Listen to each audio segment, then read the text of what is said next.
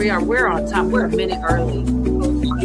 Oh, crap. Minute early. Do I get overtime for that? Yeah. Do we get extra credit? But you guys didn't even clock in yet. Man, and plus I have all of them. Cheryl, baby. Yeah. Happy. Willard. Willard has a bromance on Jeff B. I just want you all to know. Oh, wait. I hear somebody's voice in the background. It's Pooty. Trust the plan, baby. Stop it. Trust the plan. Oh, shit. There's a way to, there's the secret. You can stop I hear a background noise. Is it Pooty? I'm gonna say, He always gets blamed even when it's not him. Hold on. Might be me. I should have got a book, Jeff. huh? I'm sorry, Pooty. Look at what mine says. No, it's Pooty. No book. All right, cool. I need to put colas up on top. Oh, that's funny. Echo. Echo's first. Holy Pooty. crap. Come on, Pooty. Come on, Pooty. Oh, yeah, I am getting I turned it down. Where's that coming from? Somebody's got a browser open with. I don't. Wait, you know what? It wasn't Pooty. It was me. Oh, no. I'm sorry. You fucking idiot. Okay, I so totally blame Pooty. It was me. I'm sorry. I don't care. Sorry, I got Pooty. a Regina, short, baby. silly video to share real I quick. was, Vicky, setting, baby. I was setting up Pooty. Mary, baby. Imagine your child leering math right here, or perhaps leering science over here, or leering the future language of Minnesota. Well, imagine no more. Welcome to Leering. At the Quality Leering Center, we strive for greatness, not only for your child, but more importantly, for our luxurious lifestyles, our terrorist friends overseas, and Democrat politicians right here in the U.S. To achieve that greatness, we follow the 5 fundamental tenets to success: fabricate everything, receive government funds, act the victim, undermine the opposition, and deny, distract, demonize. All of our dedicated teachers are former Somalian pirates, so you can be sure your child is in good hands with someone whose IQ is equivalent to a school zone speed limit. Speaking of pirates, Democrats, members of Congress, and even Governor Walz fully support our business operations. Rest assured, absolutely no one will be held accountable. They don't just turn a blind eye for the sake of money. They crank their head 180 degrees and jam it up their own butt. At the Quality Leering Center, we recognize there have been an abundance of fraud scandals, coincidentally, right here in Minnesota, also involving billions in government funding and also run by Somalians. Therefore, to solidify your trust, we promise to lear from their mistakes and ensure your tax dollars reach the right hands in Somalia.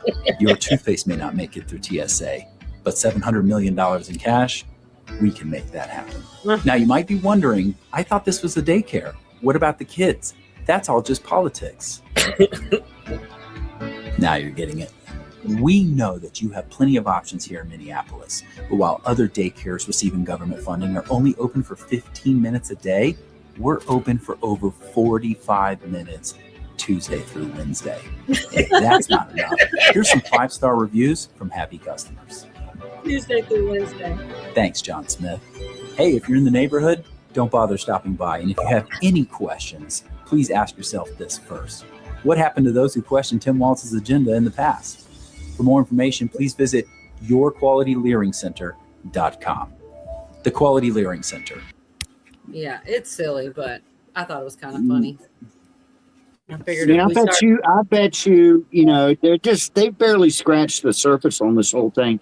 And, they're talking about other cities and states, of course, California, but I bet you every town out there in every state has something like this going on.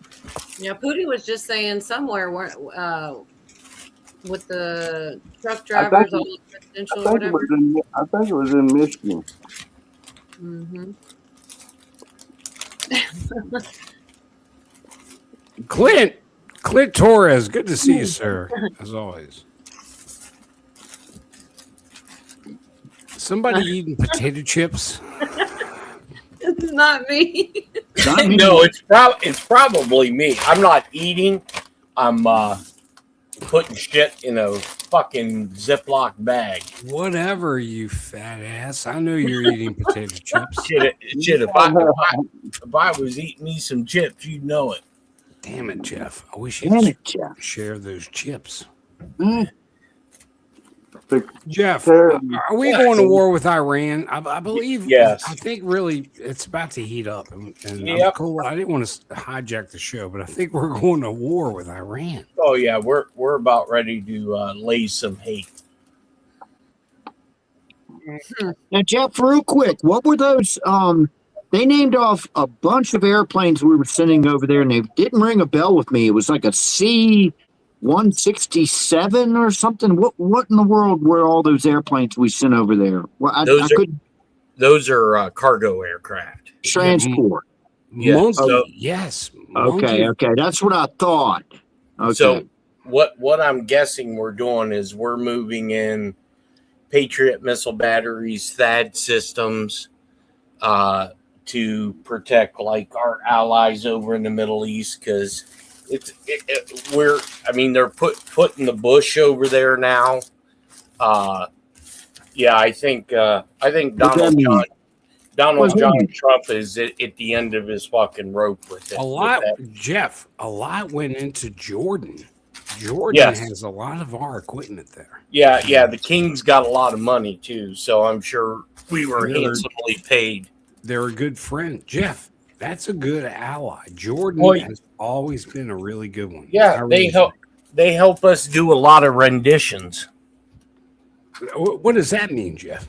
That means when you want to get some answers out of some fucking terrorist, but you don't want to do it yourself, so you have plausible deniability, you send them to fucking Jordan so they can be waterboarded. Oh, by the way, Count Yorga is a legend, Clint. He's already Yorga. Would you like legend status? Even though you already I wrote in the chat. I was a legend before they even had legends. That's what I'm saying. He's already been a legend. What about Jeff B? Can we make him a legend? No. Jeff, you That kind of was are a easy. legend. Cut that shit off. No. Maybe not a full bird, but like a lieutenant legend. You know, Dude, Jeff, if you go like back, a 3-star. you're more of a legend than Yorga, maybe. Wow. Oh, we're gonna do a legendary Wow. guitar. Are we gonna?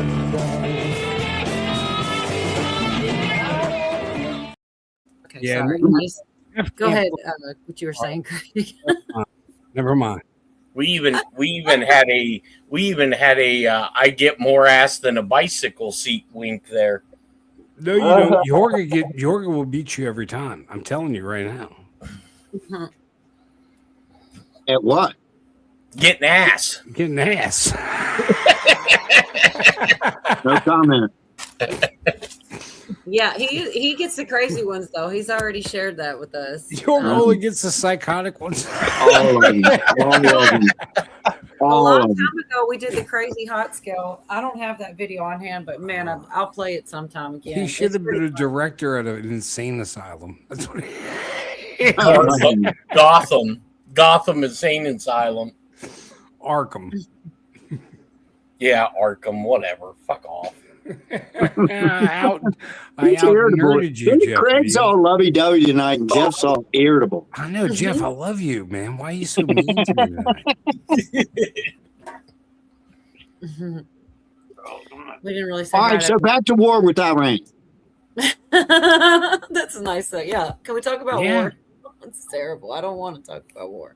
Well, Joe, they go keep ahead. poking. Okay, so Netanyahu really wants it. You know that. You got to keep that money coming.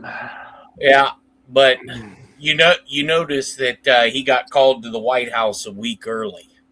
Yes, I did Mhm. notice that. But did you Yeah. Did you also notice the Kushner, the other two? They went over. There was a delegation that went over to Iran, Mm-hmm. but apparently that failed. Correct. Mm-hmm. Look at Pappy Two Bears. Jeff, are you sending out the latest shipment of anti-ice schmeckles for the protesters? Yeah, Jeff, who's in charge of the Schmed? No, that's Yorga. Yorga's on. Yorga's the shipping manager. Right. Yeah. And this is for We you. got a new shipment in. But Oh, Jeff, hey, we need you to sign. Yeah, hey, did y'all see where they thought that they had all the freaking the rubber schmeckles, and they thought it was an ice vehicle, but it was one of them, and they schmeckled his vehicle. They took He his was going, sign. I'm one of y'all, and they kept throwing him in. It was hilarious. You know what somebody needs to do? They need to go there and put bumper stickers on all these fucking people's cars that say, like, I support ICE, or that way they trash their own fucking vehicles.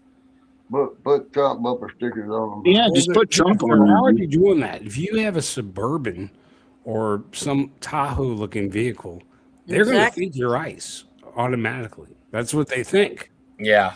because that's what they roll in. So. Zach said the true legend just entered the chat. I know. Oh, Zach, good to see you, sir. Everybody, check out Unique Prepping. Zachy Baby is a legend now. He's got a point. Legends. You know what? I didn't think that the I'm sorry, I'm getting sidetracked. There's so much going on in chat. What's going on with the USS Ford? And In relation to what? I'm not sure, but also, well, we'll skip that one for now. BB was in OZ the other day too. Why? All right, so there's talk of capabilities from Iran to attack our aircraft carriers. Yeah, good Correct, luck. Jeff? Yeah. But go ahead and believe that bullshit and watch Yeah, what. I don't believe that. That's what I thought, Jeff. When I heard that, I said, "What?" Yeah. Okay, the big news is what's going to happen to Secretary of Commerce Lutnick Berry by e-file at Craig. That was for you, Craig. Thank you, Belvin. It's Belvin, everybody. Or it's really believing, but Jeff B used to call it Belvin. Ludnick didn't do nothing. Oh, by the way, 420 Wild Dragons here. Long on, sir. I finally caught up. That's good. Yeah, I saw someone answer you too way up there, Yorga, about what kind of planes or something. I have to go back see if I can find it again. But I didn't want to. Oh, by the way, if you're watching right now, please subscribe to Cola's channel. All right? I mean, come on, folks. We're trying to get her above 1,000. Cola, you should be well above that for sure. I'm creeping there, I think. Yeah, but she still gets more views than subs, and that's you like get the more views algorithm. than all Freaking exactly. gold, man. So if you go by ratios, Cola, you're kicking all of our asses, even Jeff B's. Jeff B doesn't stream. A lot of people want Jeff to stream. What's up with that, Jeff? You're never going to do that? You know, it may just happen one day. Jeff, Huh? if you do a stream, I will What a definitely be tease. your co-host if I could. I would love to be your sidekick. Sorry, Craig. I already signed the contract. Damn it. Yeah, you have to go through the project manager, which is 10. Oh, dude, well, I got to end. She doesn't even like you. Yeah, I Jeff, know. you're not even going to be on your own show. I know the payroll's nice. I'm just kidding. She The loves you, Jeff Beast Show, starring Craig the Hunter. Yeah. Oh, great with special guest Count Yoga. Yeah. So, Sidekick. Deluxe. so what do you guys want to talk about? Well, I tell mean, us so what's many going on. things. What is the latest intel? That's what Well- everybody wants to know. I mean, Well- dude, it's a crazy world. Everything's happening at You one were saying time. maybe some surprises or something. You never, I feel like you didn't fully elaborate over Oh on well, you know, yeah. There's all right. Smeckles were being thrown and all kinds of things were happening. And I don't think you Yeah. finished. So let's talk about the special guest appearance at the White House by Tulsi Gabbard, unscheduled. Haven't heard about it. Never heard of it. So you remember I told you about the raid that was done in Puerto Rico? Yes. I did. Some Puerto Rico stuff did come through my feed. I actually have some clips for Yes, later. but I did see something today about FBI and the raid that they did with Tulsi, They Georgia. finally got their Well, unsealed. now there's an FBI agent that's probably going to see the other side of the courtroom. Ooh. Oh, no. Because that FBI agent decided it would be a good career move to tip some people off that the raid was coming, and the guy was already under investigation as it was. So, dummy, you were already tapped. Damn it. Yeah. Dang it. So anyways, Tulsi Gabbard took a intelligence brief to the White House, and there was a meeting with him. I believe JD was there. The big chair was there. Ooh, Cash, the big chair. yeah, Cash was there, and the only thing that I was told out of the meeting was the comment from Trump was, "Holy shit, this is bigger than what we all thought it was," and that's in reference to the 2020. Ooh. How could it be any bigger? Well, think about it. Oh, it can. Oh, yeah. Think about it. Everyone just thinks about the top ticket, president, vice president, but they're not thinking about down ballots, sheriffs, all that other stuff. Oh. And, the guy in Pima County, that sheriff, he's starting to do a little wackadoodle shit. So I think we're on the verge of the constitutional crisis. Of what do we do? Because the FBI put out a statement today. And it shocked me that they come out and said it, that they have 100% ironclad proof that the 2020 election was stolen and Donald Trump was the rightful winner. And we all knew that, Jeff. Well, Jeff, we all knew. A I blind know, man but could them see coming that. out, they came out and said that officially today is what Jeff is saying, and that's a big deal. That is a big deal. Yeah. So would it be fair to say Feeling the walls closing in on him? All the walls closing in on him. The walls closing in on the end. The walls are closing in. The walls closing in. I'm sorry. Closing in. The thing about that is that was all during Trump when they were going after Trump. That was Correct. the Mockingbird media then. Oh, the walls are closing in on him. Of course, they never did. And now it seems suitable, but they're not saying that now. It's kind of They funny. took down our channels. They took down our speech. They wouldn't let you. We had to talk in code words. We all knew we were being bullshitted. Right. So, whatever in the national intelligence memo that was delivered to the White House, there's. I couldn't really get much out of him because he said that whatever was in there, this shit's going to be huge. And then not only to top that off, have you guys even looked at the DOJ's website on the 2.8 million documents that they put up about Epstein? No, but there's all kind of everything we saw in the Great Awakening, Jeff. Look, like the people on the tables looking like turkeys. No, that's not even. All right. So if you go and you do a search in the portal that they created, all right, you know how they talk about hot dogs and pizza, right? Yeah. Yep. Okay. Have you ever heard of the term jerky? Yeah. Oh, Yeah. And they walked it over, Jeff. They walked it over to him. Yeah. Dude, look, if you go do a search for the term jerky, and it's fucking unbelievable. And I think this is what Q meant by these fuckers aren't going to be able to walk down the street.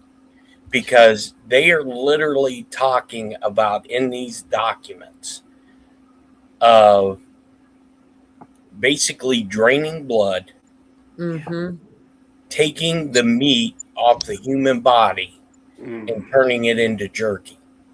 Or I think jerky is just the code word. I don't think they're turning it into jerky because they said that we have some, we got to keep it in the freezer, blah, blah, blah. I think that's just the code word. It's the human meat, right? Yeah. Oh, yeah. Yeah. Or blood. Or, No, that's a different context. So they give that a different name. Okay. I think they call that the juice. Yeah.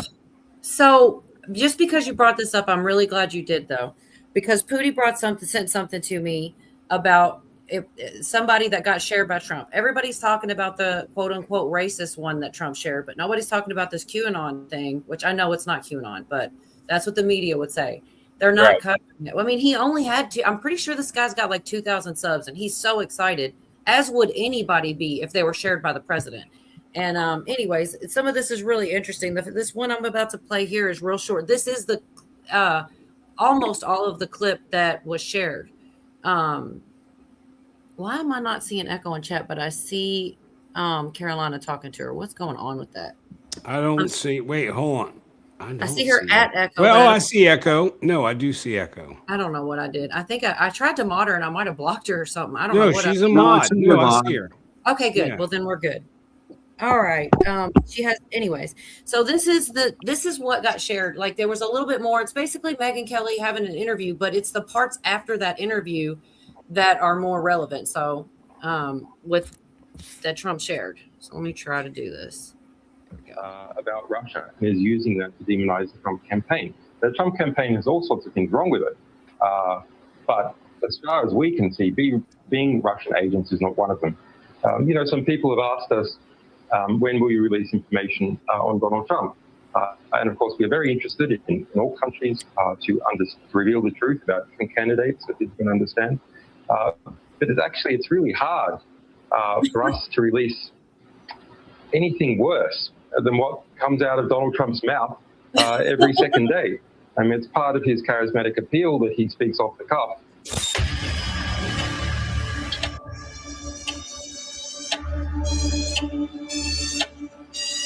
People should not be afraid of their governments. Governments should be afraid of their people.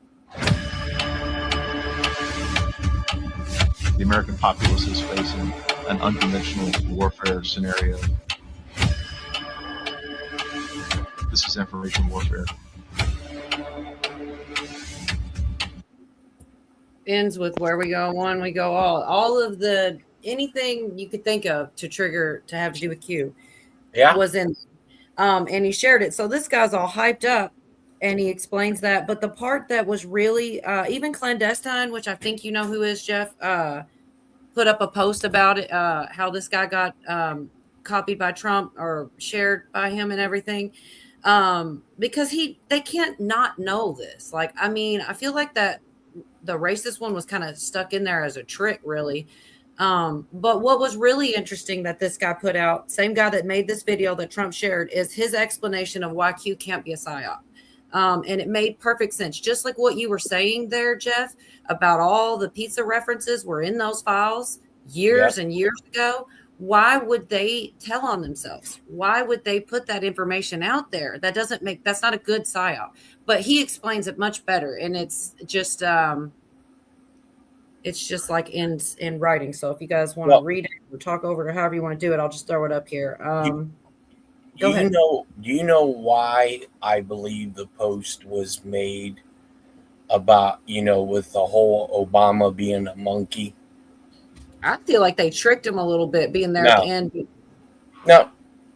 Other people think that he knew more people would watch it because they'd hear the fuss and they'd go watch the video and they'd have to watch the voter fraud part at the beginning. Well, then he said that on PBD. Well, in order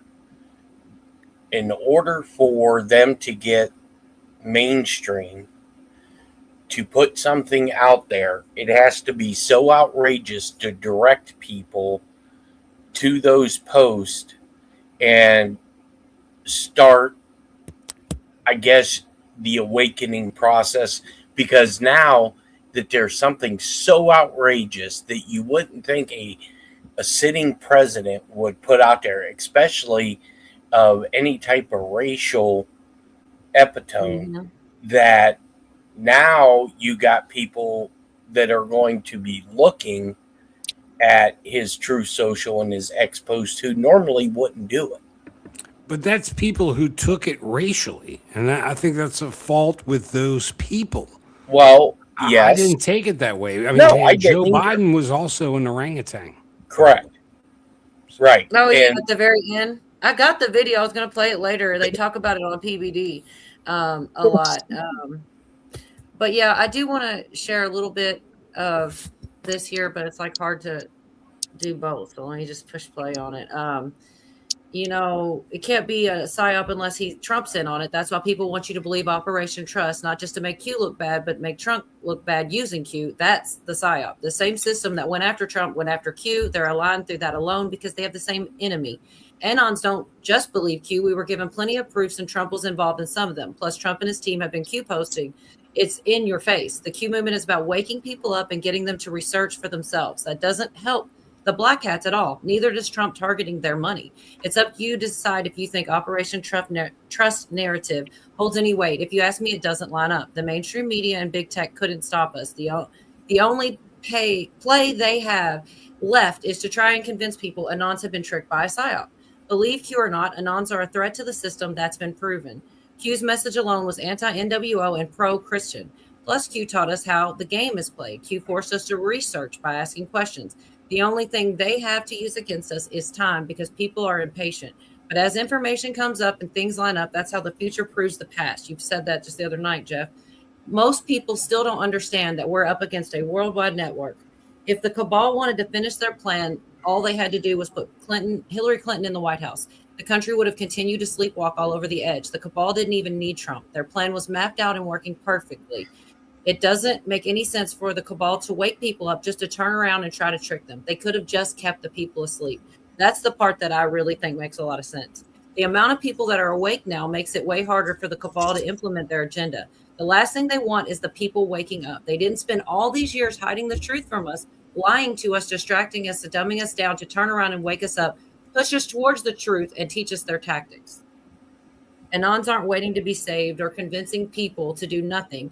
The same tactics of warfare that are used to destabilize countries are being used against the people. In war, you have to face your enemy on every battlefield they're standing on. I think they're meaning the digital battlefield. You know, if enemy controls every major avenue of information, how do you fight them? You have to build a digital army, a big network, big enough to compete with the government, the mainstream media, Hollywood, and big tech. That's where the Anons come into play.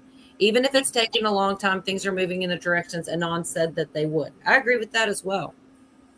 You have to make one move to get to the next move, one step at a time. And I believe that's, well, brick by brick. Jeff B is part of the resistance. This was a good find by Pooty. This guy is like such a small creator. And the fact that he got all the way up there to the big, not the big chair, but the man himself is kind of phenomenal. There's a little bit more where he explains that he believes it was intentional 100% and that Trump could have done it. He could have, he says, he points out his name because it's non. Trump could have downloaded the original, but he downloaded his instead. He also left his outro in the video instead of trimming it, which was the when we go all. He said, I double checked and I didn't post that video on Truth. The video was saved from X and posted on Truth. It would have had to been just as easy for Trump to find the original, download it, and post it. He chose my video over the original. When you look at my name and outro, it's obvious he picked my name as a tip to Anons and a confirmation that Q is the real deal. And I feel like they're doing it left and right. And people can't, seem to see that there's all kinds of trust the plans and patriots are in control and, all kinds of stuff coming out from all directions. And I think I just had to play this because it was a really good find by Pooty. That as little as this creator was, he still shared his stuff. And he's hyped up, I bet. So excited. I would be too. He also said, it's also time for people to stop listening to people who say they are Q or know who Q is. None of them are Q, started Q, or know who Q is. I'm telling you that as an OG. Anyways, I did want to share it. I thought it was a really good find. Yeah, Q is Q group inside of NSA. By the way, there's a video out. It's an AI video. It's called a Epstein explainer video.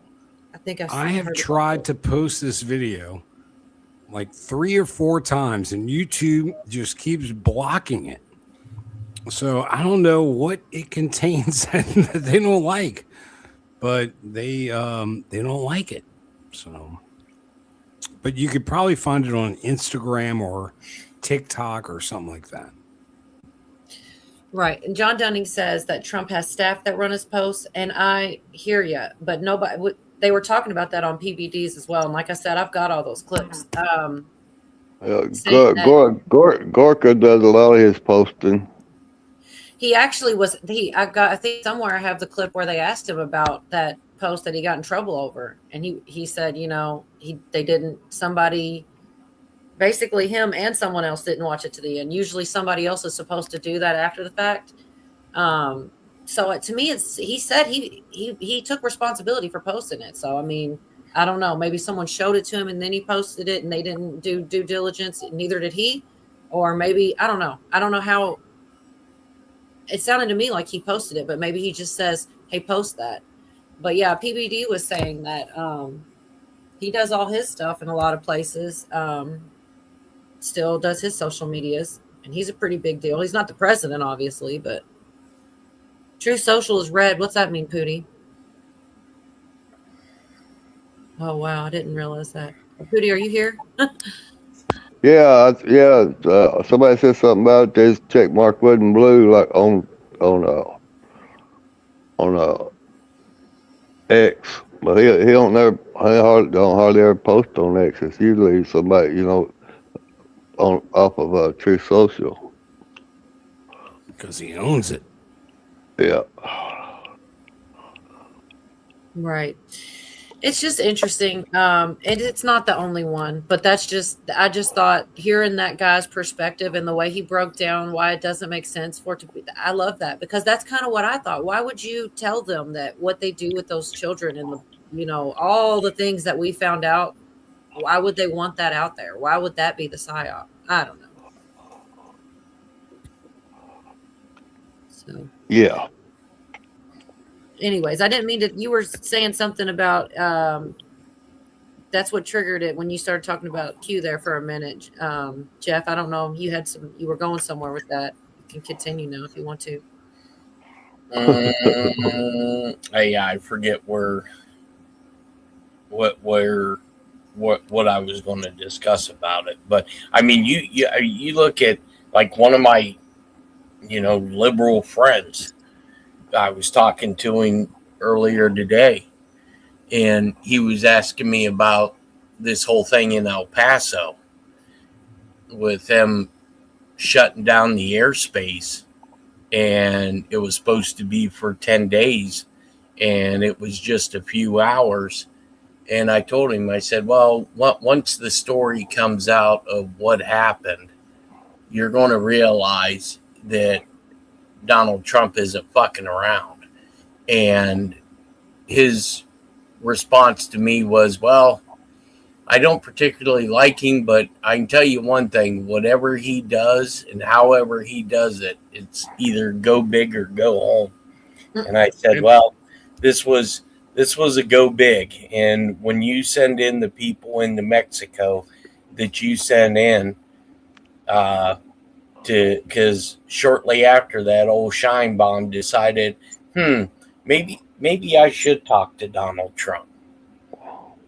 Well, and Jeff, did you notice Pete Hegseth released a statement that we were going to do offensive operations into Mexican cartels shortly, like today, like after that incident? Well, it was later.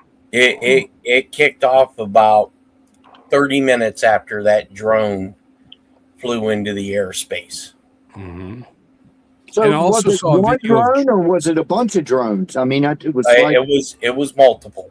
Yeah, because I saw a video. I saw a video of multiple drones carrying drugs. Because I mean, 5 drones would be one thing. 25 drones is a whole nother story. Well, it was enough for them to scramble fighter jets. Wow. And start taking them out. But they did take some out, right? Oh yeah. And then they took out some other shit, interior Mexico. Oh, good. And then, okay, now that you put that dipshit's face up there, did you see what he said? You know, Trump withdrew us from the World Health Organization. Right. Now, Governor Newsom said, well, no, California is still going to participate. Yeah, I've seen that. It's crazy. Yeah, well, you're probably going to start, I don't know, probably start getting a little talking to. Well, Trump will cut their money off. Really badly about Trump too, in public, and I mean, I guess, or was it not him? I guess you're allowed to do that, but it's not. I don't think you should talk about your. Well, you know how you can tell that something big is about ready to break loose. I have felt like that for so long, Jeff. I hope it's actually true this time. But you're not seeing Trump as much, are you? No, I'm not actually. There you go. I heard him respond a little bit to that stupid thing he shared. Yeah, Pritzker said he was going to participate in who too. This right here is why I don't think that calling Q Operation Trust or a PSYOP makes sense, because this is where I found out about that right there, and all we're finding out is that shit's true. It's 100% true, and I'm sorry, but it does not make sense to tell all your dirt, and then none of that makes sense to me. And I do remember wishing this. I wish this wasn't true, but there's something. There's too much there. And you know how Congress knows that something is about to fucking break loose. One, you know, it came true what the Speaker of the House told the American people last year is that Donald Trump helped the FBI with Jeffrey Epstein. I saw that. 2006. We're going way back. Well, way back.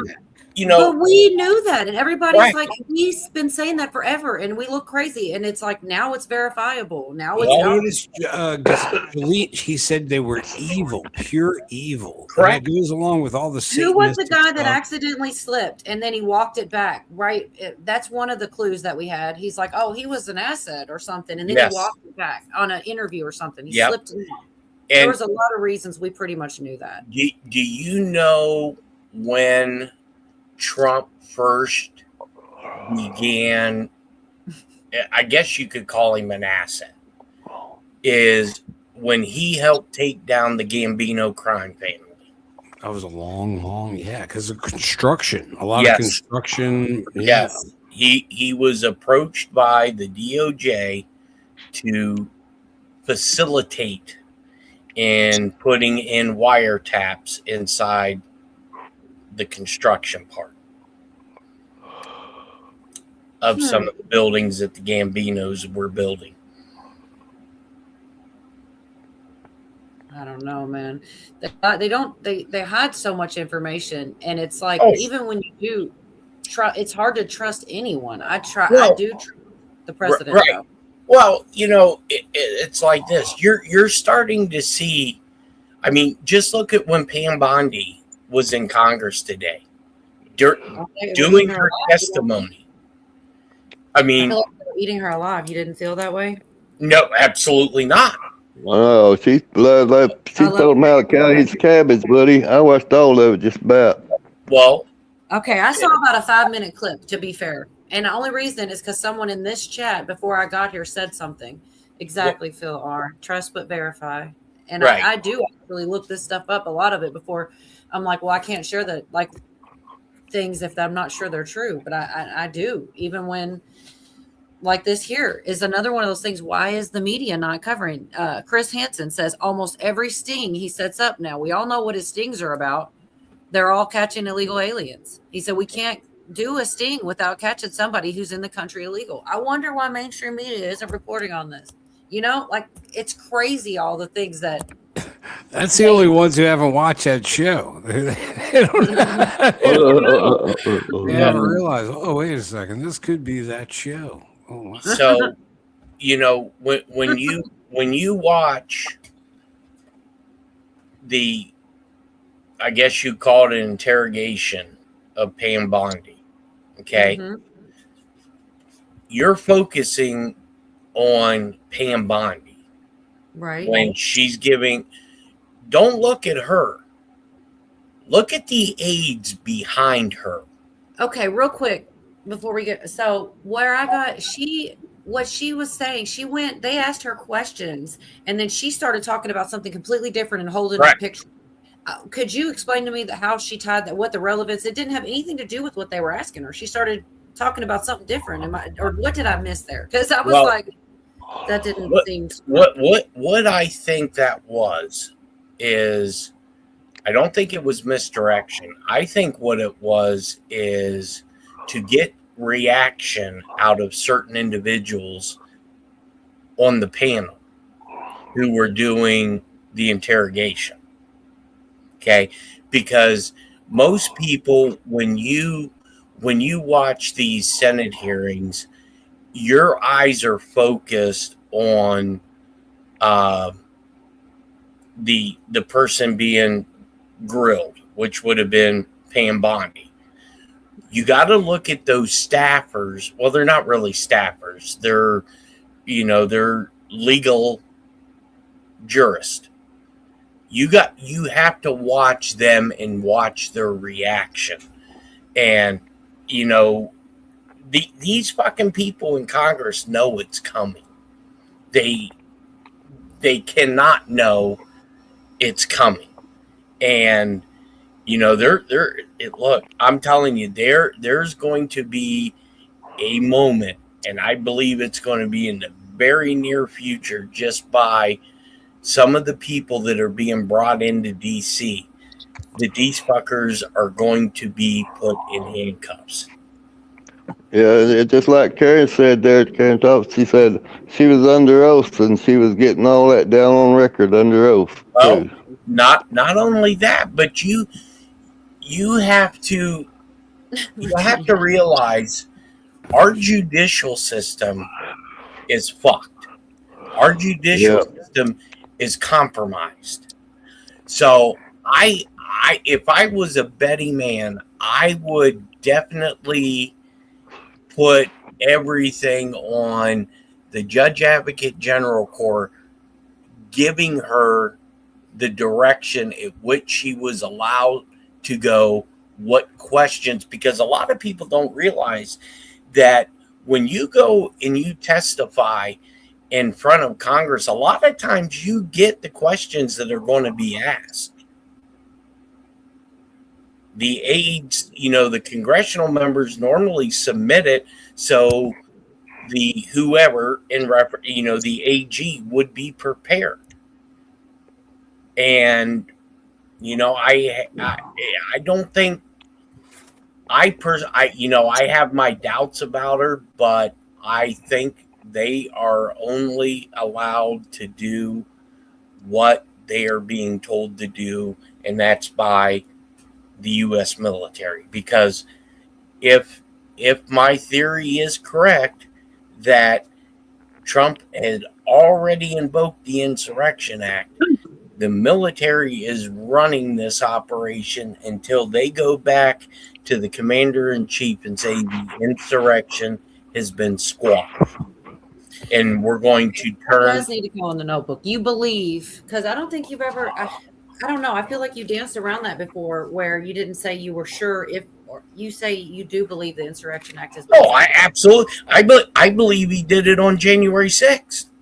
Because if you go and you listen to his speech that they green screened in front of the White House, he check marks all the boxes that are required by the Constitution prior to him invoking the Insurrection Act. I think it was the 9th, 10th, somewhere around the 9th or the 10th. But right there, for sure. So you guys are saying this January, which like when when Obama Jeff was could be elected. right. Jeff could be right because they freaked out about JC. Yes. Look. So you're saying during the January 6th is when he did it. Well, Probably shortly so. after, remember that night when he told people, you must go home peacefully. Yes. That is a requirement in the Insurrection Act when the President of the United States prior to has to make that notification prior to turning the country over. Because think about it. If you follow the timeline, right, Donald Trump's on his way out of the office.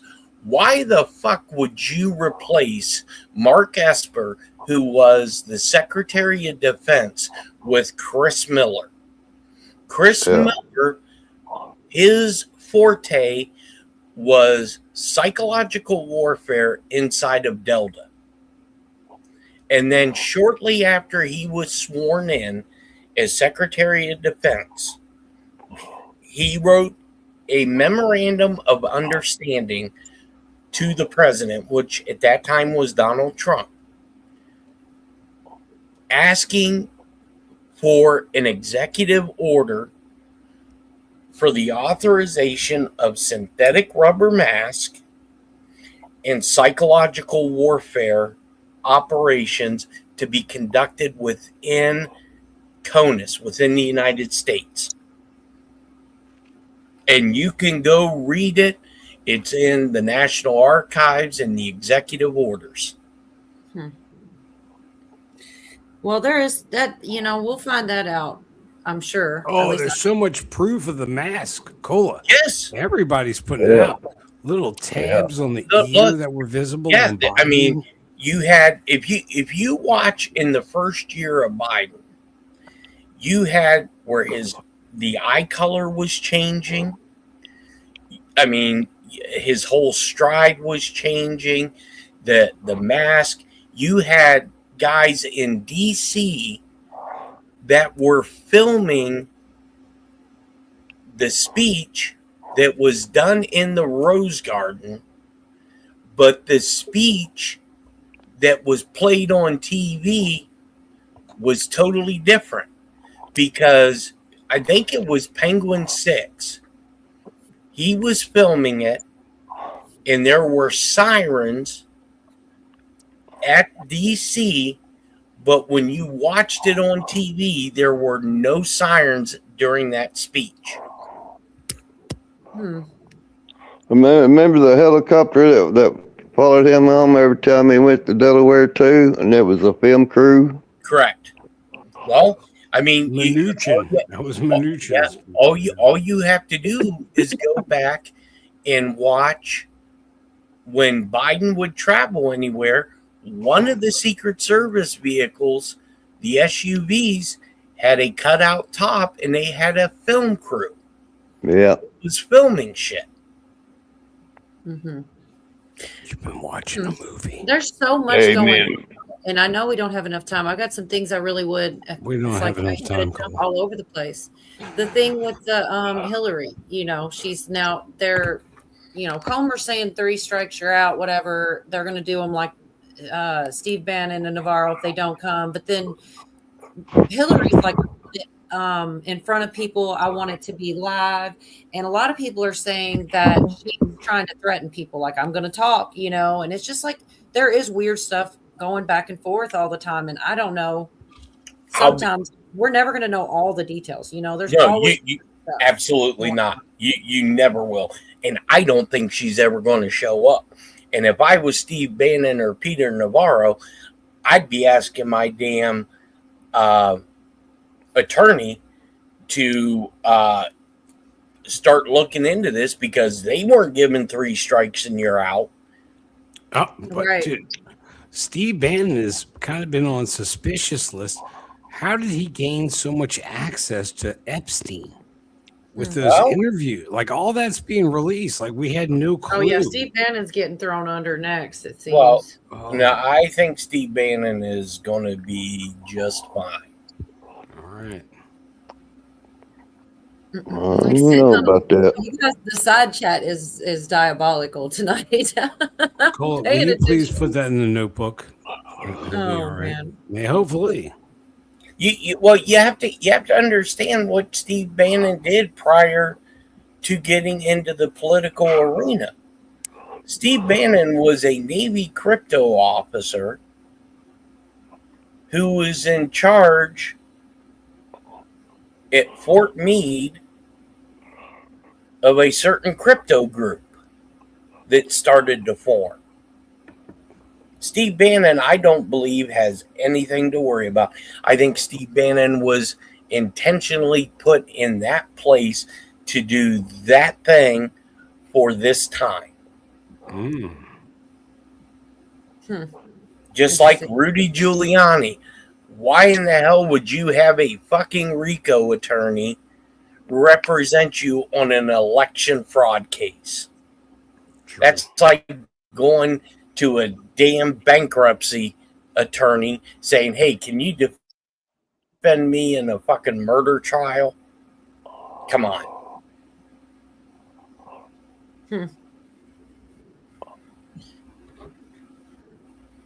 Steve Malsor Bannon. Oh Lord. I got a minute clip of good news, like homicide rates going down in DC, and it's like 1 minute. To me, seemed good news to me. Well, might need volume for it though. And, you know, the mayor has always believed in making the city safe. What the president has done and what the attorney general Pam Bondi has done is they've created the equation and the pieces to the equation that get us to the point where we get a good resolution. You know, my office is working every day on unsolved homicide cases. We've got more solved homicides than we've had in decades in the district. It's all about focus, partnership, and being serious and making sure that you don't say, well, this is a little different. You know, it's good enough right now. It's still not good enough, Martha. It's never good enough unless there's no crime. 30%. Robbery down 58%. The burglary down 47%. This is a huge one. The motor vehicle theft, all those kids that were running around taking people's cars, that's down 57%. All crime is down 26%. I mean, like I said, short and sweet, but that's little small good tidbits of good news nobody, you know, thinks about. All the things, small things going in good directions, because it's too much other big, you know, fighting protesters and all the things else going on. We're not paying attention to the good things that are happening, the crime that's going down. And it's like, it makes you think. It's like, I don't know. I got to be careful with it. I don't want people to think, Jeff, you know, do you remember when those bums stole your car? You remember that? When you got, what was it? What was your car? I forgot. It was like a Chevy or something. They stole it. What? You don't remember that? What the fuck are you talking about? When the bums stole No. It wasn't. No, it was a Ford Edge. Yes, outside the restaurant. Yes. Man, that's right. I made up a story that bums were having sex in the backseat. I'm sorry, Jeff. I got my imagination caught up in your. Yeah, no. They stole. It was. I had parked it near the restaurant, but it was actually over at the warehouse. You know where our showroom's at, and yeah, they ended up finding it down in Mexico. Yeah.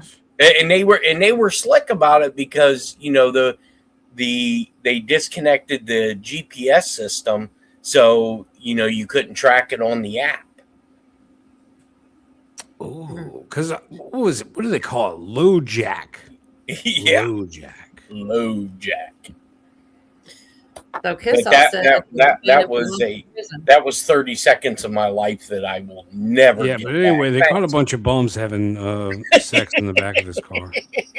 And Buffering says that Bannon never saw anyone get a tan in jail like Bannon, and Kissoff says that he belongs in prison. So we got some Steve Bannon haters. I don't know all the details. I've listened to his commentary, so that's what the short that I know. But then of. again, Trump goes to him. Think about it. Before the bombing of Iran, before the nuclear facility, Trump went to Bannon for some reason. So why? Oh my gosh. Why? Billy said, "What about the poor criminals? They're just trying to do their crimes." Good grief, Billy. Well,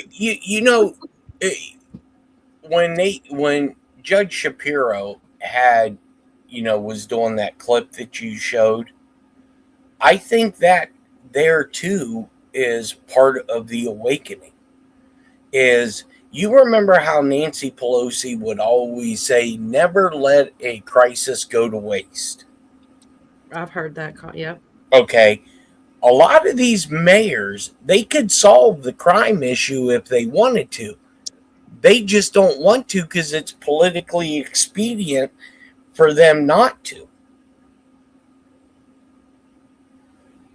Especially like places in DC, keep the natives restless. Right. I agree. He's right. I totally agree that, but they are working with them now. They're going to give the everywhere. It's like there is a little shift going on there. Yeah, they don't have a choice. It seems that's like something. That's the beauty of it. They don't have a choice. Well, that's a good thing, I believe. Let's see. I'm messing with Virginia Roots in the chat. Oh, Sorry, good to see you, Virginia. You do the Bugs Bunny dance. So there was John said, where did I lost it?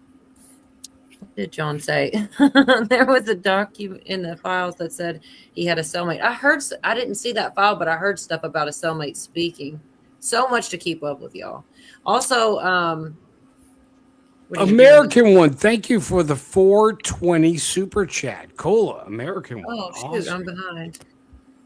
Let's see. Awesome. Love you. Thank you. Thank you. Thank you. Really, truly, thank you. It's very cryptic. 420. I don't know what it means. It's got to stand for something. I'm maybe sure what's going on. I'm sorry, I should have done that. No, you got to keep playing that one. That's the best. I hate those fucking ducks. I told you.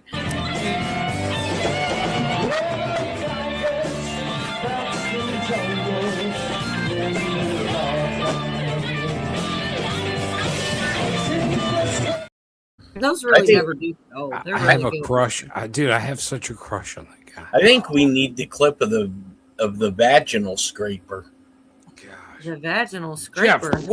Jeff, you never played any instrument like Yorga has. The American one said Pam needs to be fired. Well, a lot of people are hating on Pam. How dare you?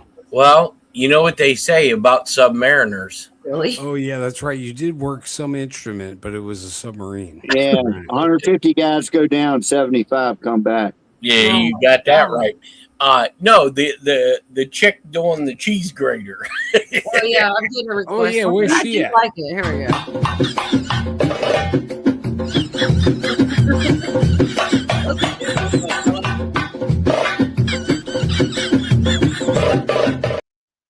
It's that smirk at the end for me. Cracks me up every time. She's like, I know. Yeah, Where did you find her? That is so weird. A lot of the stuff gets sent, and I can't resist it. And save it. Oh, good to see you, SE, Arkman, Wildman, Marla B. We never really did say hi to Is Ark Wildman here? Good to see you, sir. Buffering's here. Good to see you, Buff. Mm-hmm. John Dunning. Good to see you. So that's talent. I agree, man.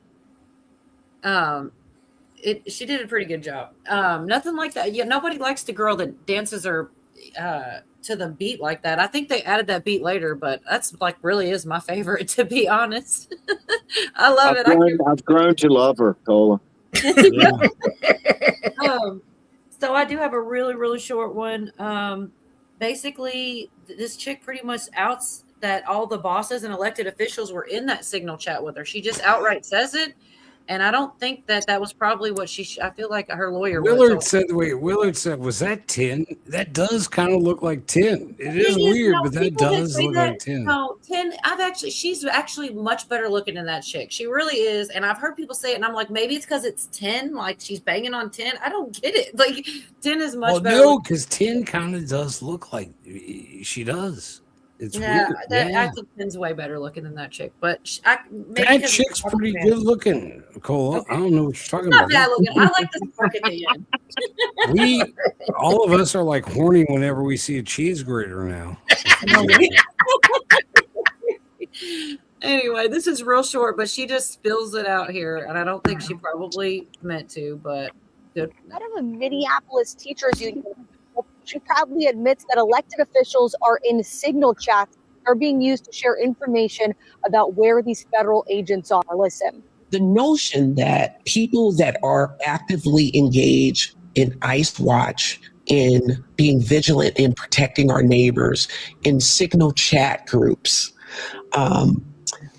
running plates in their cars, doing patrols, that somehow we're ashamed of that activity, that somehow you could call our bosses or show our faces and then we would be shunned by our community.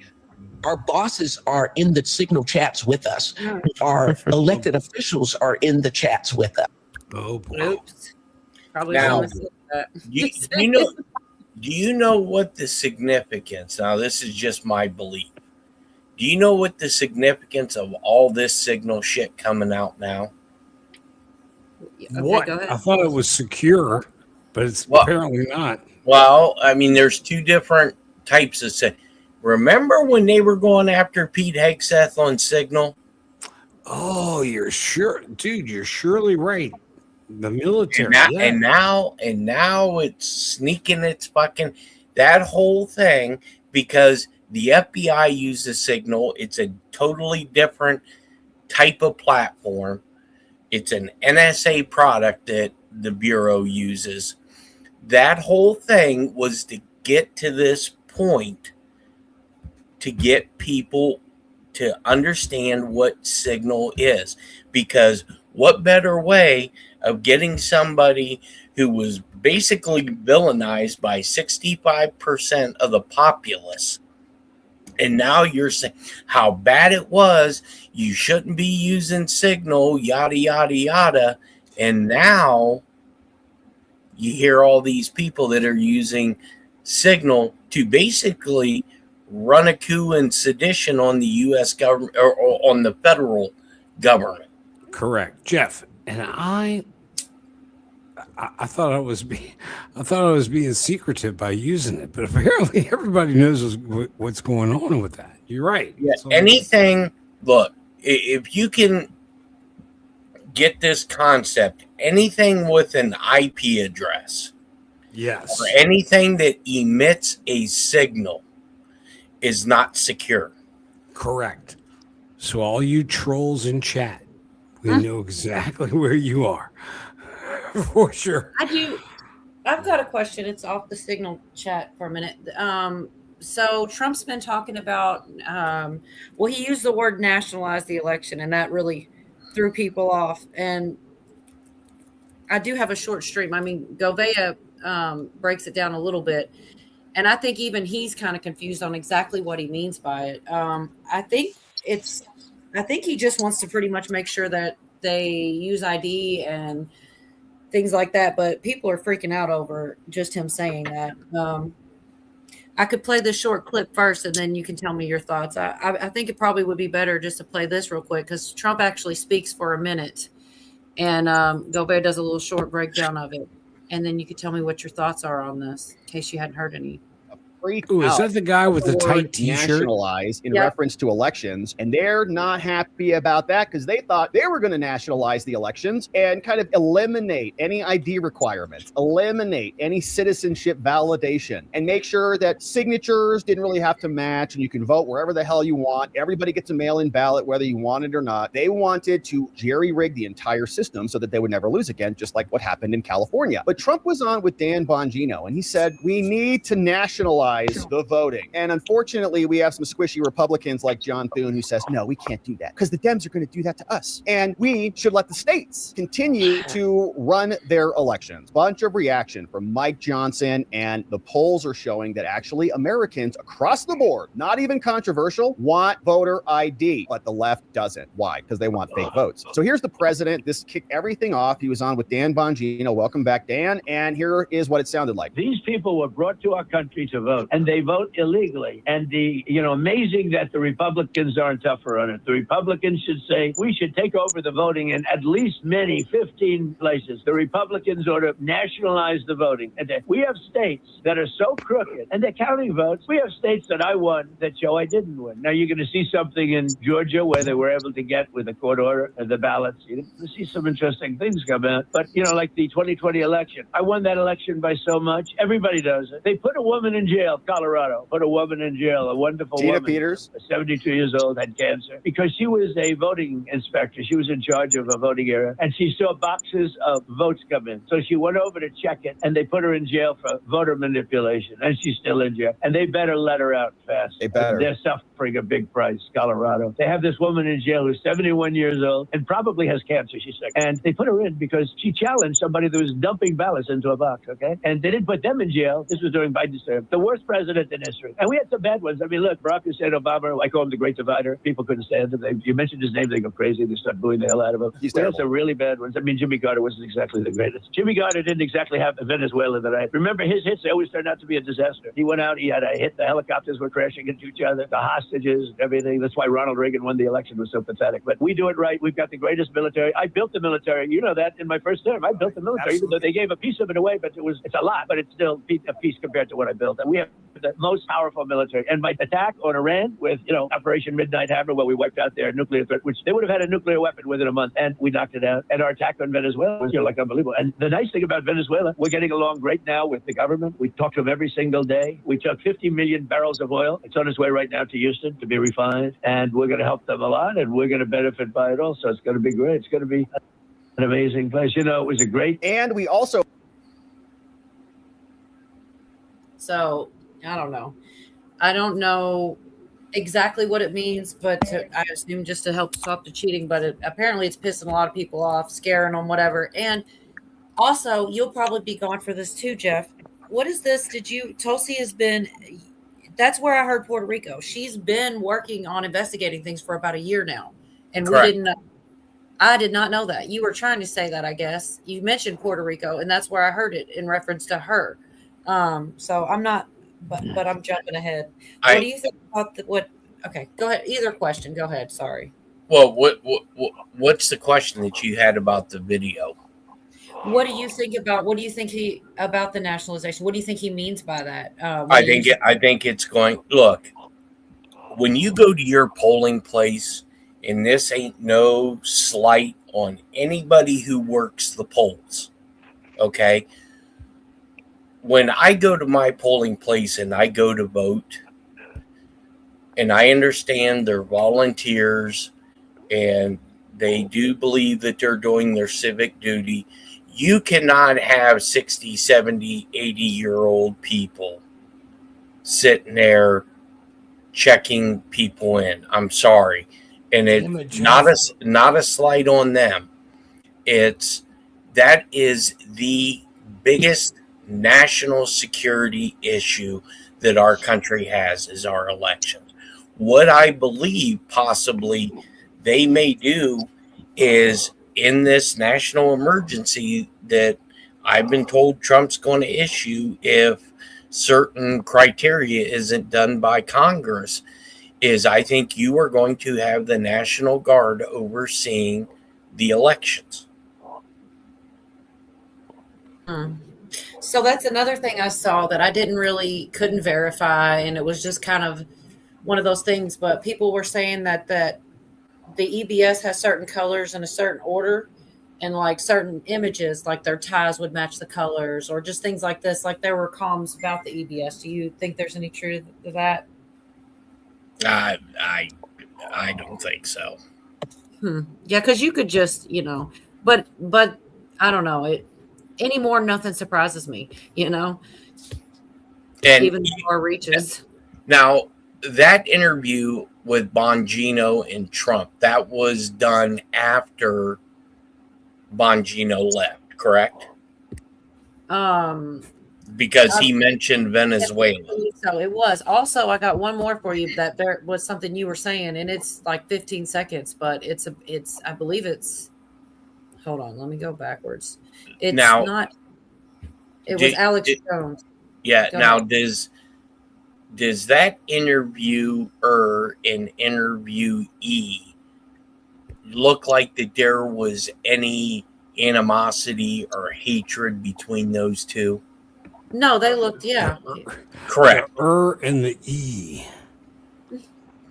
So this one's just about 15 seconds, but you were saying something about Epstein. I didn't realize Alex Jones, I guess, is saying the same thing. All this is, gosh, I haven't said very many allegedly tonight. So basically everything I said tonight's allegedly.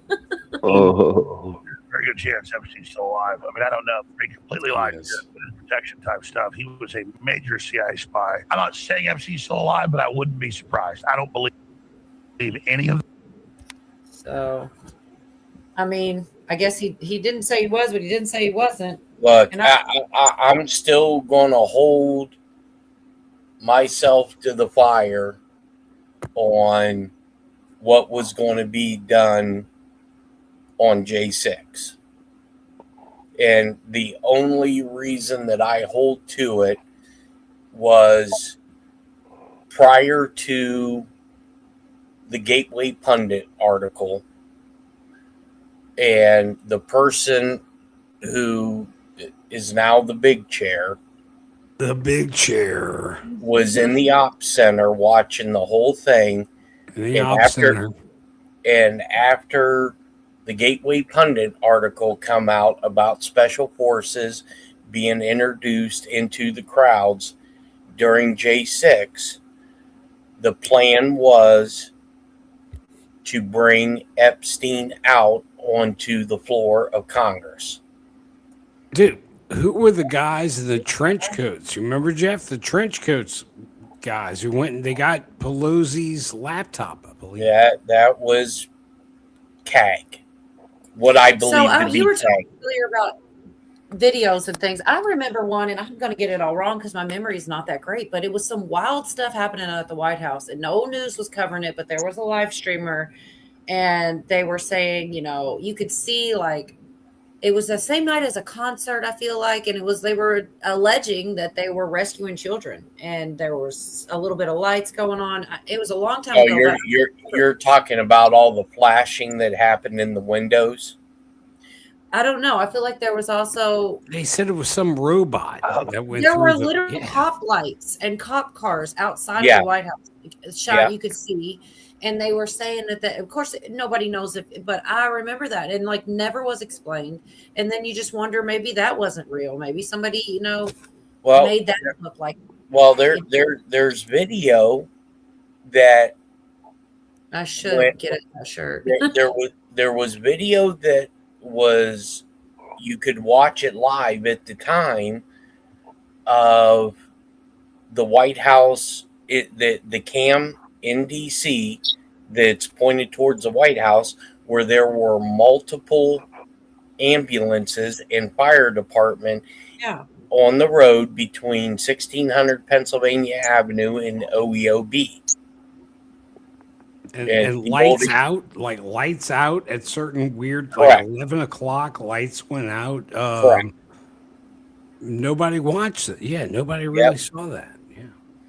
And, you had darkened out buses that were leaving the compound. And that's normally U.S. Marshals because they transport and tinted out buses. It was wild. I'll never forget it. That always makes me think about when Nancy Pelosi was being brought into some function. They have U.S. Marshals were there, and they said, "Don't speak to the cameras." And she said, "I won't." I won't. remember that too. Yep. I do. And- Because she did. You audibly could hear her say, okay, and agree. And you're like, what the F is really going on? That was And wild. I forget what show I was doing, but they played that clip, and I said it would be a cold day in hell that a protector would tell a principal or a protectee anything, especially the third most powerful person in the world, unless you're not in custody or unless you are not allowed to talk. And Jeff, that was after Pelosi went and asked the military to step in, like almost she did an illegal act. Saying, Like a coup. Yeah. It was Yep. a coup. So this is also way off topic, but I would like to ask you more because like a lot of times our talks are short and they switch to other things. But you mentioned the S weekend. I don't even know if I can say it. You know, the one where you take your own life, S weekend. I don't know much about that, and I was curious if you would talk about that some, so that I know if it's to be expected or did that came from the Q stuff, right? I thought so. Well, I think what you're going to have is part of this Epstein.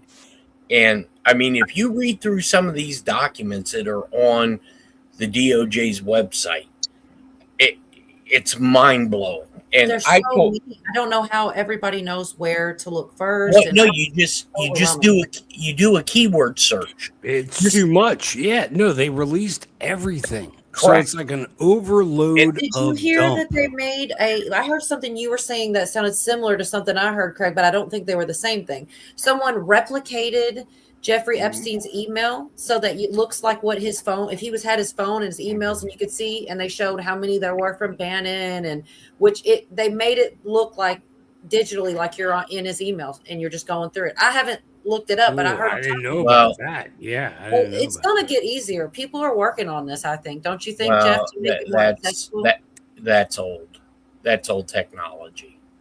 Well, not to us. I've never used it. See, so much for being on time, girl. Good to see you. I know. I'm sorry. No, you're good. You didn't have to be. I was Thank just you for shaming me like that right away. No, because I started thinking about it, and I was like, maybe something came up. She's not coming. At least you're here. Yeah, that's what I should have said. I'm just happy you're here. Squirrel. I totally have a crush. Yeah, I'm sorry. We interrupted Jeff. Can you please continue? Sorry, Jeff. I'm sorry. So, I mean, think about this.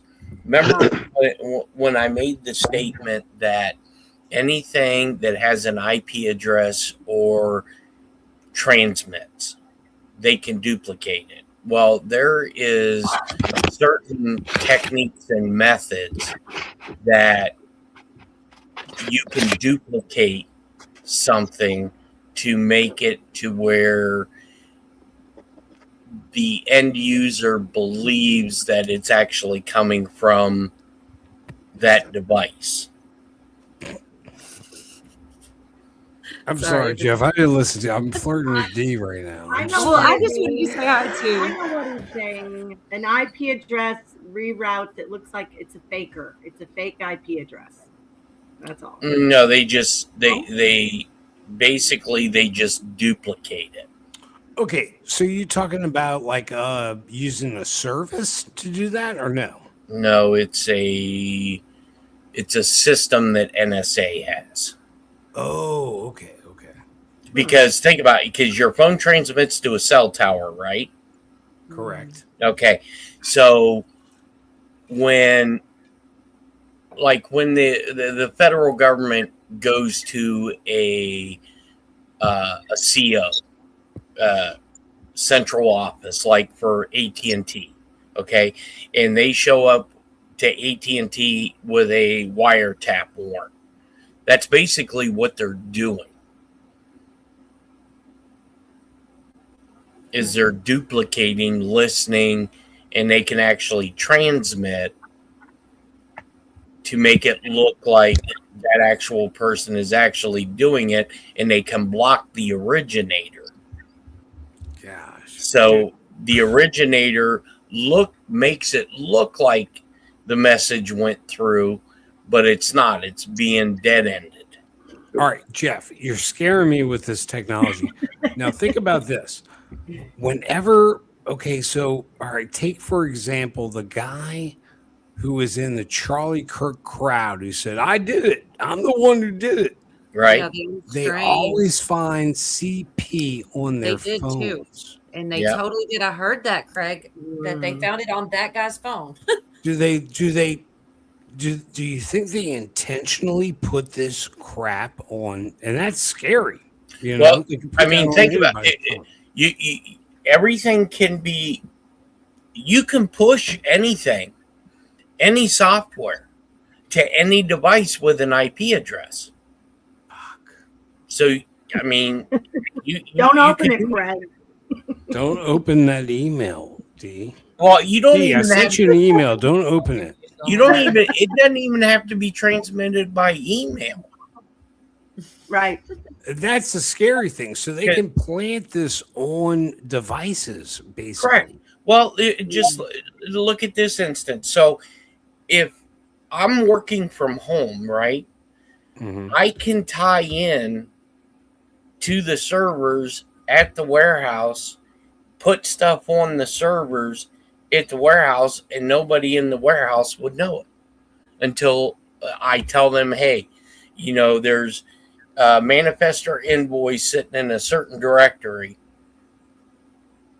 They wouldn't know that I was there unless they're looking at the admin side log. Yeah.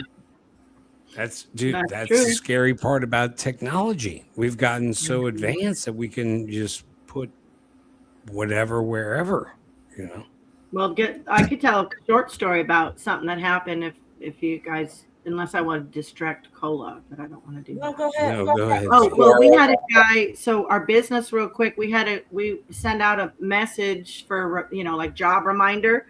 And we had a guy that sent a text message to everyone on our crew, his crude, nasty stuff. And so my husband filed a police report, and my daughter went into the back admin side of it and deleted all the messages from the crew before a lot of them could even get to it. So I know exactly that's a layman way of how that's done, Hold on, D, I'm sending you a picture of my junk real quick. Oh my God! Don't say that. Your ass. Don't you send me your bullshit. D, Let me see. Here you go, Craig. I want to let you know that sometimes you gotta shut the fuck up. And this current time is just one of those times you gotta shut the fuck up. I don't think you're a bad person. I just don't want to hear you talking anymore.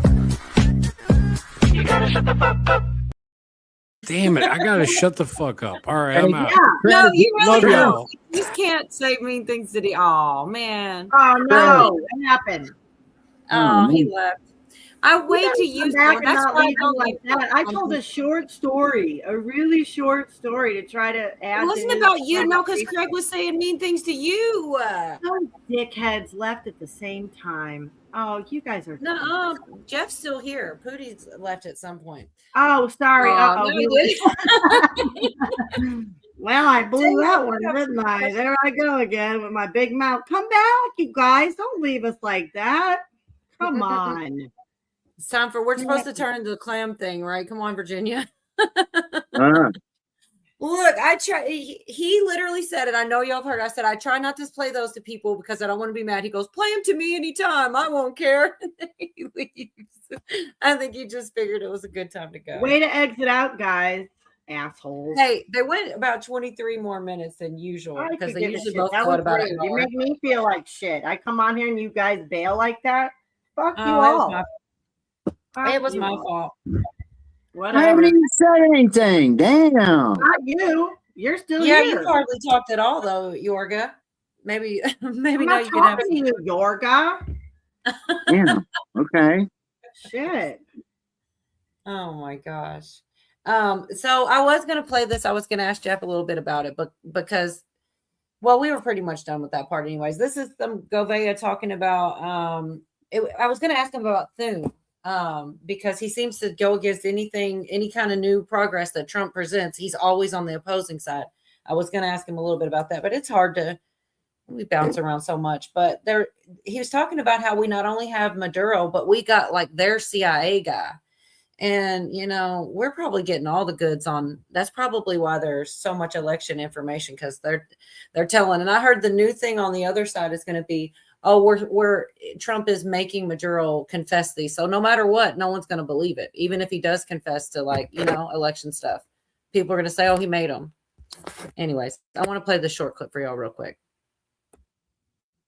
Also have their director of their version of the CIA in federal custody. That's the same guy who wrote a big letter that we read here that said, oh yeah, we're rigging your elections. Maduro is responsible for that too. Maduro's in custody. So is that other guy. And hopefully they're spilling their guts about what everything they did and how they did it. But while all this is happening, of course, the Republican senators just can't help themselves. John Thune, the Senate Majority Leader, now rejects the president's call. He says, well, the Dems tried to do this. And so if we do it, then they're going to do it to us. He said it's harder to hack 50 election systems than it is to hack one, but he does support voter ID requirements. I don't know that Trump is saying that the federal government runs the elections for all 50 states. I don't think he said that, but we do want federal rules that are broad, that go across all of the states, that say you cannot vote if you're an illegal alien. You have to have an ID to vote. You have to vote on a paper ballot. We're not doing QR codes. We're not waiving signature requirements. We're not doing drop boxes or any of the garbage that we saw back during COVID that resulted in Joe Biden getting the most votes ever.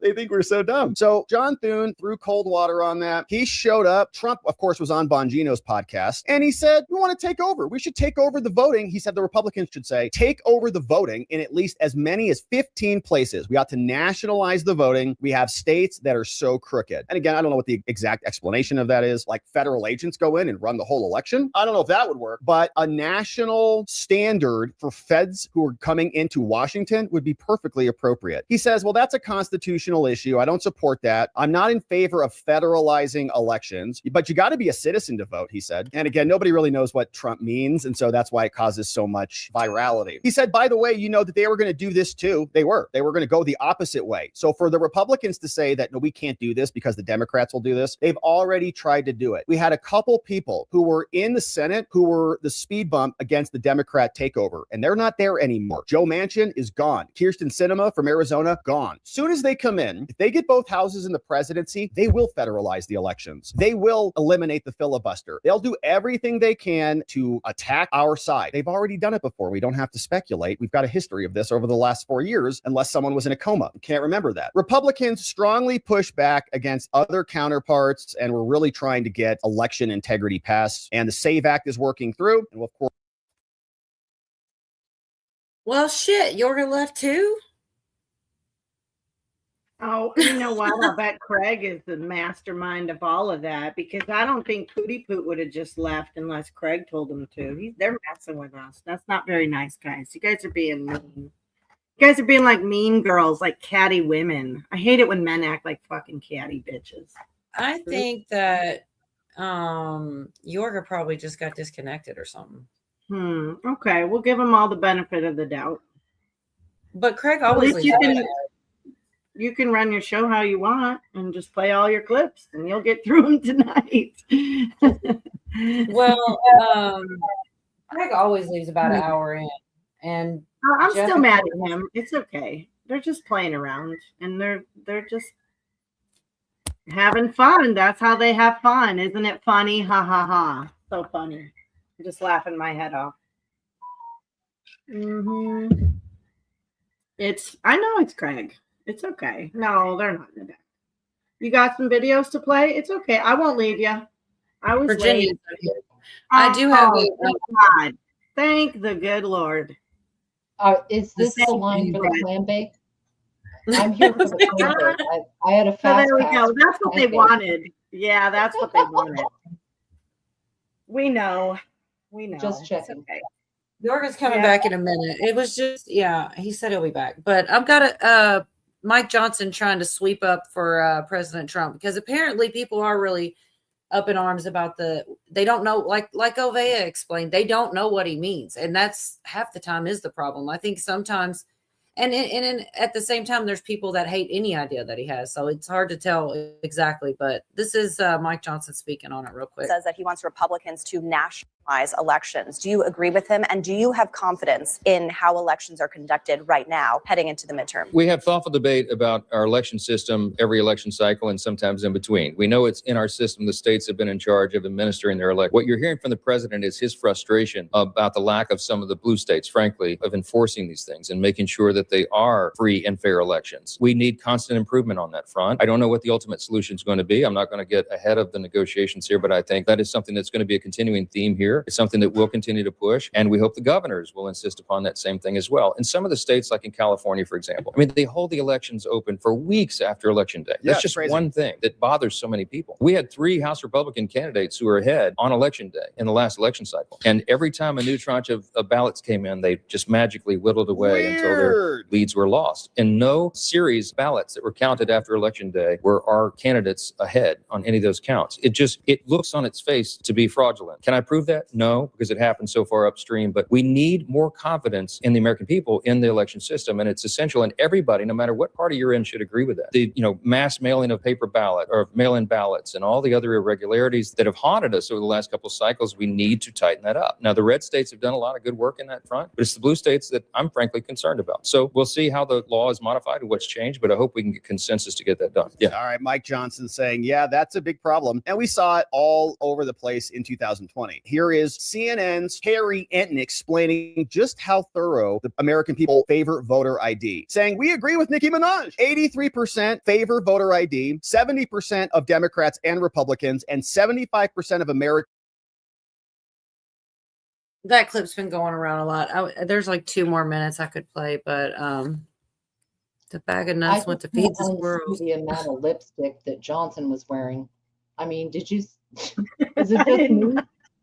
I did not. I'm sorry. Dude, go back and look at it. It looks like he's wearing a full face of makeup, lipstick, Good night, blush, Judy. long eyelashes. They all wear it, I think. I mean, they all wear it, I guess. They do. It just made me think central casting. But like, I think we can all agree on the voting integrity in this country. It's a problem, and a lot of people are working on it. Assemblies are working on it. People that know how our foundation is supposed to be, they're working on that. It's 6 years later, but you are seeing some things coming about. You are seeing them. Oh, well, look who's in the chat. Hey, right here to Hunter. What the fuck is happening right now? I got your number. What? Look at so look, I really did. He totally gave me permission, said I can play those anytime. I totally avoid doing them because I don't want people to take me seriously, like they're jokes, right?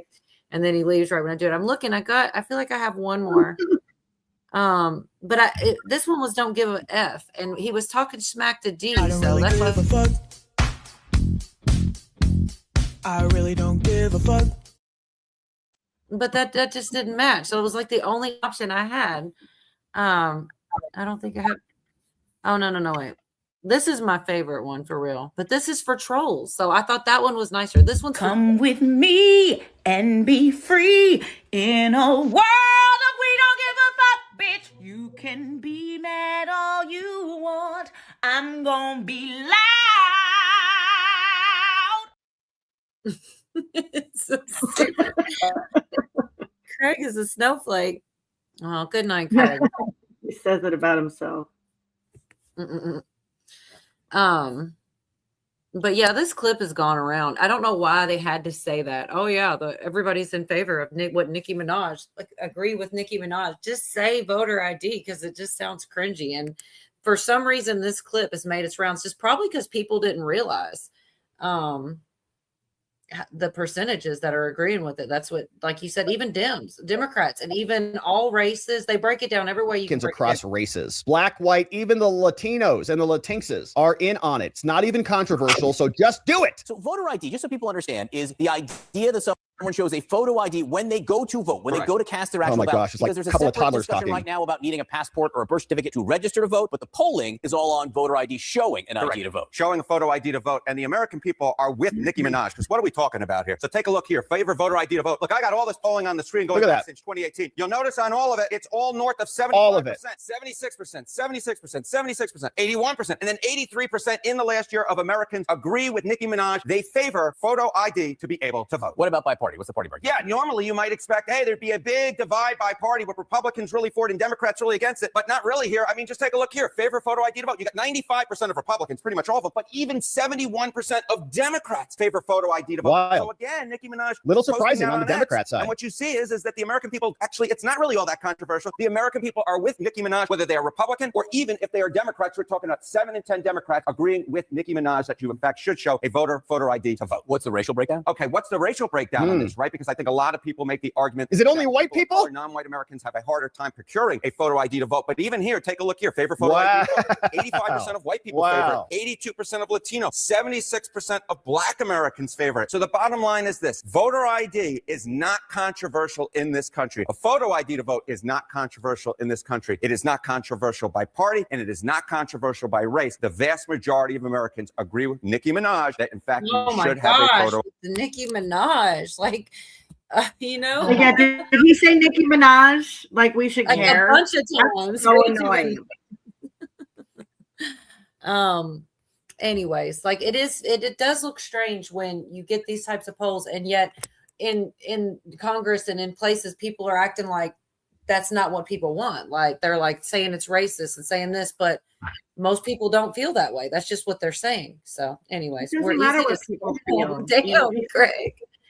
People should stop looking at people like newscasters like him to figure out what our laws say. Nobody should care what anybody feels. You know what I mean? That is, I hate being talked dumbed down to like that. That is so insulting to me. It's like, oh, but we have to, I feel like too, don't we? We have to have Nicki Minaj. Well, polls, you got to remember, polls are taken from a certain sample. So they might go to a college campus and take a poll and then put it on the news. Or they might, okay, short story.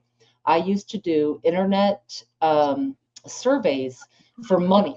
You really didn't get money, but you would get gift cards to like Walmart or Amazon or whatever, right? And so one thing I noticed is you would get 200 questions about shampoo. And then at the end, they would ask you political questions. What do you think about this topic or this representative or this whatever? How is the government doing, right? And right then I knew. I was like, oh, you sons of bitches. Isn't that funny? You're going to give me $20 for shampoo. But really their goal, that was the poll, was at the end, right? And I've been in polls. Sorry. What's that? Sorry, John Dunning said he's 62 and he's never been in a poll. I have had a couple of poll calls. You know, I gotta agree with Echo on that one though. Okay. Nikki, no, Nikki is in agreement with the American people. Yes, I love that. I like that too. Well said, Echo. That's why you're the shit girl. So, I did. This is another one of those things. I was so close to getting an opinion on this one too, but this is Tim Pool talking a little bit about apparently, like I said, this sounds to me like they're saying Tulsi Gabbard's been investigating stuff for about a year now, and I know it's a weird place to find it. This is just where I found it, but this is I think they even mentioned Puerto Rico, which Jeff did just the other day. That's why I was going to, but I can't ever get through it all. There's still a bunch. Problem if you want to send Tulsi Gabbard to Puerto Rico, just start looking at voting machines, which is what she is doing. And now we've got Democrats all in a tizzy, calling it a scam. We are getting smears of Tulsi as news emerges that, in fact, for the past year, she seems to be investigating something related to this, and we don't know exactly what. And we're only actually learning now. But we know she's investigating something to do with these elections. She was in Fulton County, Georgia, when they seized these ballots, reportedly, and she was in Puerto Rico for similar reasons. One theory is that with the capture of Nicolas Maduro from Venezuela, they will force a confession where he will say, yes, Venezuela did interfere. And the Democrats are saying it's a scam, it's a trick, it's not real. But hey, welcome to politics. I don't know exactly what we'll find, but power is power, and convincing the public of something is really all that matters. In this circumstance, we are seeing the raw exercise of power and the willingness to use it. Well, that's really the question. Is Trump willing to come out and say, our voting machines have been compromised by Venezuela, Maduro's confessed, and the midterms are now in jeopardy? The perspective of many of these people on the left is that Trump will not allow a midterm defeat because that will mean impeachment, and it will mean prison for a lot of other prominent conservative personalities. Steve Bannon said just as much. If Trump really wants to win, it seems it will require a raw exercise of power. But what if it's true? What if Venezuela really did interfere in some way? We entertained Russia, why not Venezuela? And if Trump does uncover evidence, he can show it. Here's what'll happen. The left will just say it's fabricated. They won't believe it anyway. So where does this all go? Your guess is as good as mine, but you know what my guess is going to be? Either way, this story is getting crazy. The deep Venezuela 2020 conspiracy theory is here. Let's dive in, my friends.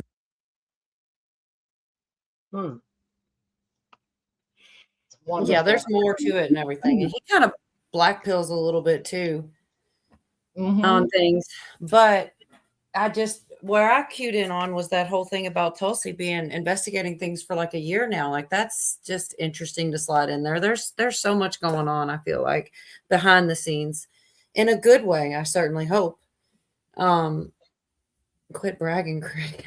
Well, I will say I do see a lot of good things happening. I can't deny that it feels like we're always just 1 week away, or 1 week from the big reveal. And that is definitely what is maddening and exhausting. And I think it makes people feel hopeless. I do hear a lot of hopeless people talk, but it's always kind of felt like that, but who knows? We don't know until it's over. That's just what I say. I reserve the right to be undecided. Right. With it all. But I pay attention to what's actually happening, and I'm not sitting here thinking in my mind, like, I got it all figured out. I know exactly what's going to happen. I think that's crazy.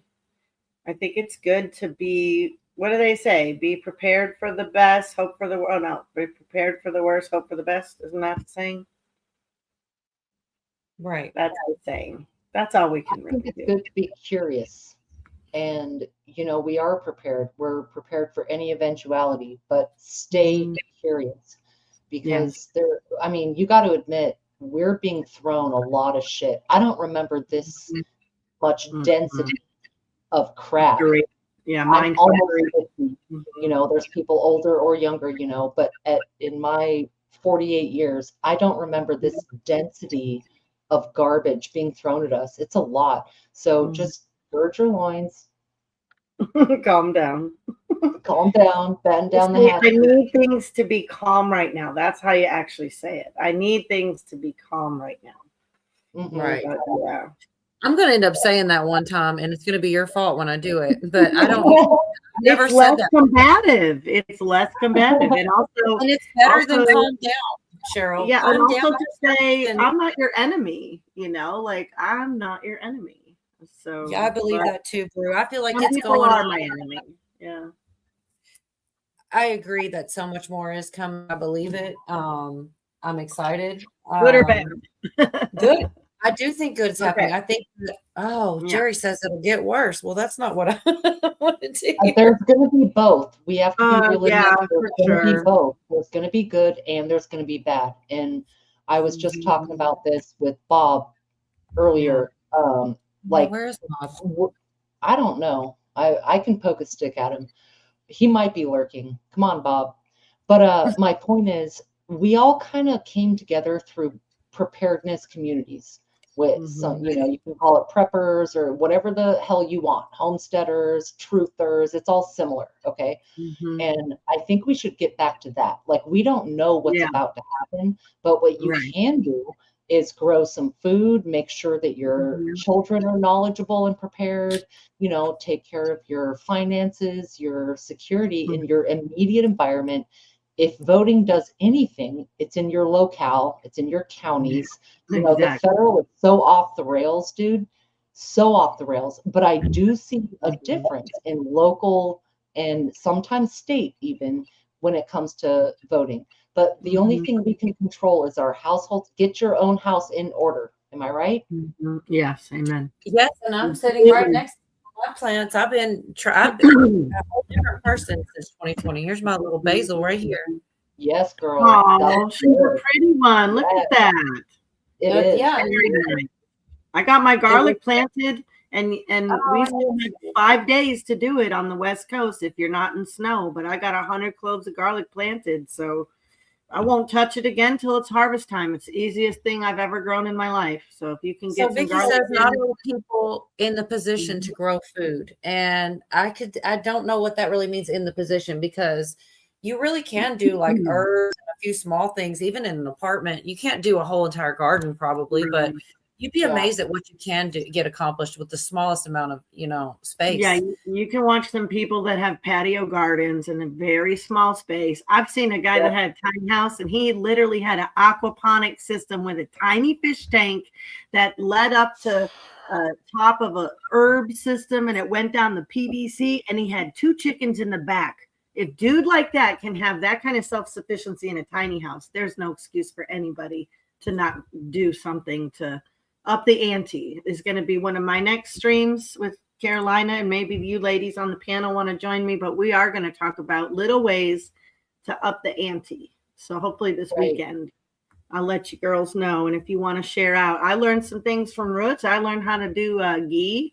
I watched Cola grow her watermelon with amazement this summer. I've tried 3 years to grow melon. I got a tiny little baby one this year, but we're all tried for the last few years. We've all upped our ante a lot. I just want credit for not giggling through all the melon talk, big ones, little ones, and in between ones. And Yorga's not here when you start talking about that, because I'm telling you, that's what, or no, he calls them coconuts. I'm sorry. But I agree, and I would love to I want to address what Vicky was saying. Not everyone, you're right, girl, not everyone can. And in apartments, it is very hard. But if you think about it, when you go to the store, some of the most expensive things are the herbs, some basil, some thyme, whatever. So maybe you can't grow a big garden. I can't. My soil is difficult. I have to have raised beds for everything, or I have to do pots. So I do kind of focus on herbs and some of those things. But what you can do is learn how to can or preserve food. Is, you go to the store and carrots are 40 cents a pound, can a case of them, things like that. Like you can even pickle if you don't want to do canning. Yeah, you can pickle, ferment. It doesn't have to be a garden to be. No, and also, sorry, Ruth, I'm sorry. No, that was it. I got excited. It doesn't have to be a garden. Yeah. Also, you could join a community garden. That's what a lot of the, if you watch immigrant communities, they put us to shame. They tear it up in the community gardens. They're like, we're they're in apartments. So they go out and they volunteer and they help each other grow food. And it's, some of those old ways too. I've learned a lot of things from Carolina, so, and that's what she would always call it. Well, these are the old ways. I'm like, aha, and I like the old ways. I like that's what we know. It's cheaper. It's healthier. It is easier. There's certain things you can't do everything from scratch, but there are some things that, man, if you make a pot of beans versus buying canned beans today, shoot. Right. Yeah, you buy a pound of beans at the dollar store, you will get at least 4 or 5 pints worth of beans once you hydrate them and use them that way, So it's I understand the gardening point, because it is hard. There are only a few things I can grow where it's worth it as far you got a as windowsill, soil and effort. You can use your windowsills if you can, if it's facing the right way, but you can also get grow lights too. And I do that too. And I've got yard. I have plants everywhere. And It is crazy because I did not grow anything prior to 2020. I was just assumed that I would kill anything, and I didn't even try. And now I'm like, man, all this time that I wasted, I could have had all the. It's probably good. addicting. My house is full now. Imagine if years had gone by. You got the hiccups, or no? Maybe you just skipped a beat. Not One yet. thing I will just say real quick, Vicky, is nobody wants to. I certainly do not want to shame anybody. Like for if you. I'm seeing that a lot with truthers right now. I'm seeing a lot of gloating and shaming and one-upping and just told you so and it's really yucky. And so I think with the up the ante, we'll just be talking about things and hopefully people will understand. It's I don't think everybody can do everything, but hopefully some little tips here and there, we can help each other that way and encourage each other, but certainly not shame anybody. And I don't think anybody here did that. But I'm just seeing that a little bit right now with truthers, and it's kind of disheartening, I agree. Identify what you can do. It might just be preserving foods. Maybe you can't grow a damn thing because of different stuff, right? But when cucumbers go on clearance and certain herbs or certain other vegetables, learn the brines, vinegar, sugar, salt, stuff. And so it's more about it's more of a mindset of maximizing what you have access to. How can you stretch that out? Whether you grow it or you buy it on sale or you get it at a food pantry, whatever it is, maximize, Good, Vicky. Well, I just want to make sure it's a theme I'm seeing. It's not even just this. Thank you for coming back. I think Dee was taking it personal. I'm glad you came back, Yorga. I think Dee was taking it personal. A little bit. I did get my feelings hurt a little bit, but I got over it. You got to unhurt them because it was just. I'm tough. I can take it, man. I'll kick their ass when they come back. Don't worry. He can't avoid a clam bake. He named it. You know what I mean? He named the damn thing. Proper clam bake, that is.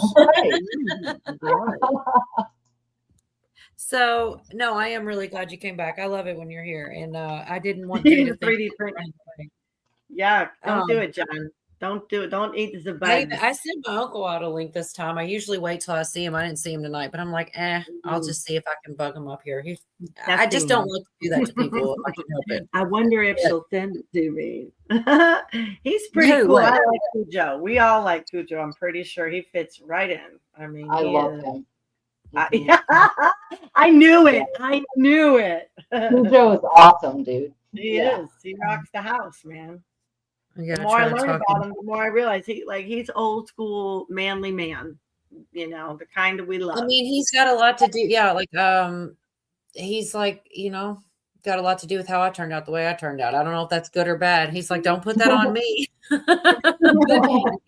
Was a big influence. That's okay. He was a big influence over my life. He's the reason I could never be with a guy that was like, and they need to be like a guy. You know what I mean? Like I just don't. No soy boys for you? Yeah, girly men. Skinny jeans. Billy don't wear skinny jeans, does he? Does he ever wear skinny jeans? My man never wears skinny jeans, girl. He would never wear skinny jeans. I wore skinny jeans. You know why? Because I could pull it off. Because I could pull it off, baby. That's right. You wear it with a leather jacket, and you're like, yeah, you like what you see. Because I can pull it off. I know you do, baby. I know how you roll. You see, Dee knows what she's talking about. We sure do.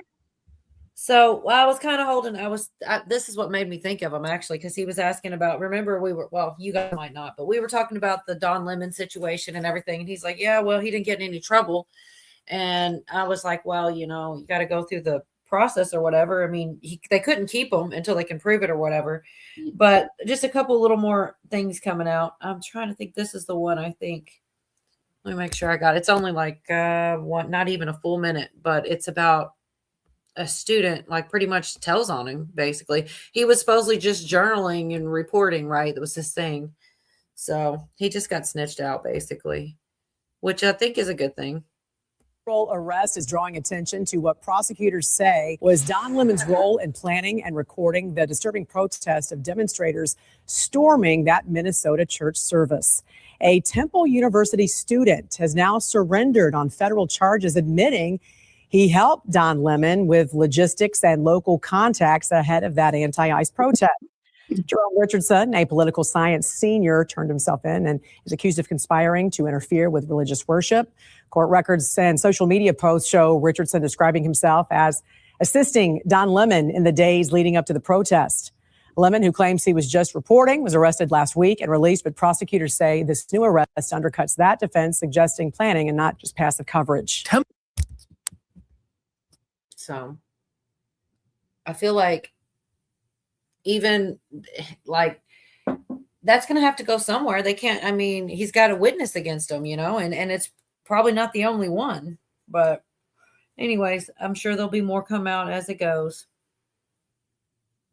I think they're going to drag it out, and he'll get off one way or another, whether it's his white partner or the fact that all media is CIA, including Don Lemon.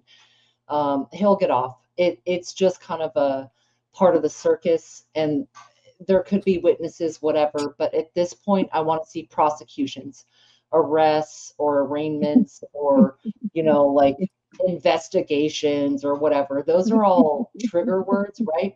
But what is Yorga giggling about? Nothing. Oh man, that's something. Continue. I didn't mean to. I was just kidding. I figured you were laughing about something that was going on, so I wanted to ask before it was gone, but you're not going to tell us, so okay. Whatever. I think things will get interesting with prosecutions, just like with the Diddy case we talked about for a hot minute, right? And then it came down to, this is what he was prosecuted for, this is the time he got. So when we're looking at cases in the future, that's what I'm looking at. Like, okay, what charges are going to stick and what time will there be, if any? Don Lemon, he's not going to suffer a day in jail. Not one. That's my, get your notebook out for the black pill notebook. We need a black pill notebook. I think you will. He looks a lot lighter than I remember, but maybe it's just me. I don't know. Dude. I hope he does. I mean, we just saw somebody literally just snitch on him, and like, it's going to fall under press. He was being an agitator, but they are going to file it under press because of the Smith month partially. But I'm saying black pill notebook. I want to make a notebook, a Jeff B notebook and a black pill notebook, and we'll compare those in a year. Man, I'm to the point where I got to compile things into a different notebook, and it's like it's kind of crazy because I don't even know. I think I need to start a new one. I got to start over. I'm an online one, an online something. If we didn't hate Google so much, I'd say that one. But where we could all look at it in real time. We have that ability, right? All we need is the color-coded tabs. You remember those where you could write it down and then slide it into this little color? You would write it on a tiny little slip of paper, like 1/4 inch by 1 inch long. Then you slide it in the plastic tab on the side to make your different subjects for school. Oh, yeah. Oh, you know what I'm talking about? Anybody? Old Am I too school. old? You're Shit. going old school with it. Oh, I am going old school. Yes. You know what I need? What I truly need, oh my God, I'm telling you, people would tune in for it, but I'm not doing it. I need one of those big old boards, and I need a bunch of tacks and red string, and then I can make this. I can make this like, that's a great idea. Yes, girl. It will be yes. Russia hoax, and it'll be Mar-a-Lago parade. Yeah, and it'll be this string ties. By the way, that actually did. I have something somewhere. If I ever get to it, I have a big marker board, you guys. Maybe I should just bust it out, and we'll just make our own little mind map with it. In real time. I love it. All the stuff we talked about, all the rabbit holes, all our conclusions. Wouldn't it be nice if it did just all tie up with a bow?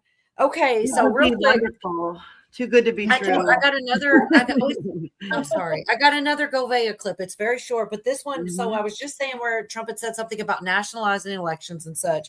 Well, there was something with the FBI invited all of the people in each to have this.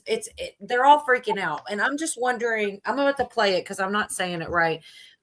It's basically, I guess, to tighten things up, but anyways, I'll let Gouveia cover it. He's going to do a better job anyway. But I'm wondering if this is what things like this is what he means more than I don't know. We're going to find out together, I suppose.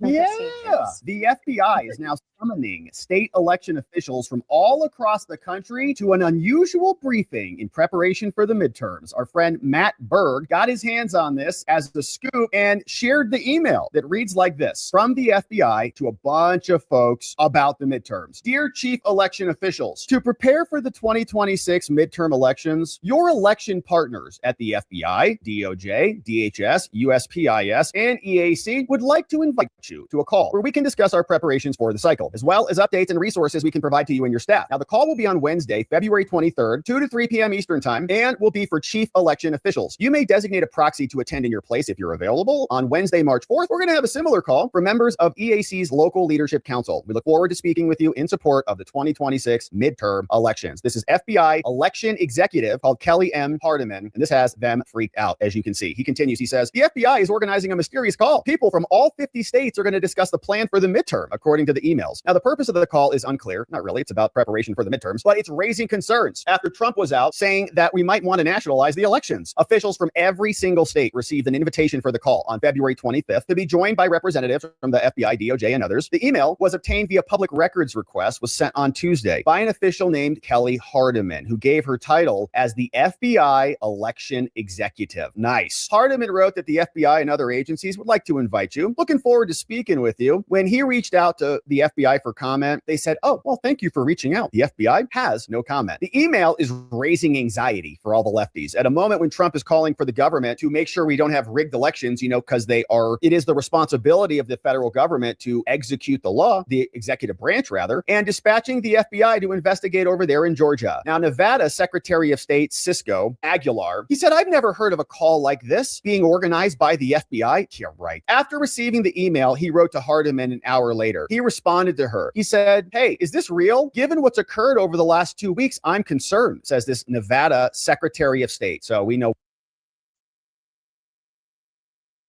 Anyways, that's just what I've been looking at because it's going on. I don't know what they're going to say in the letter, what they're going to do. But if what Jeff's saying is true and the EBS type thing, I don't know. It's like, I feel like there must be things that could be interchangeable, I don't know, because they're still trying to do it on the ground too. They're still trying to clean up the elections in every way they can. I don't know what they're going to do with this. I'm going to keep looking to see if they cover it on what they do find out whenever what is it? What did they say? I didn't write it down. February. Maybe I did. 23rd, February 23rd, and again something on March 4th, which isn't that they made a big deal out of March 4th years ago. Just I remember that.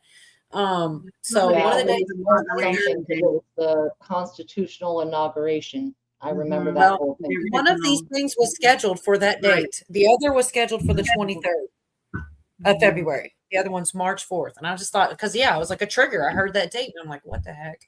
But I don't know. We'll have to wait and see what happens at it. But I do think they're trying to make sure that at least we have no fraud and cheating.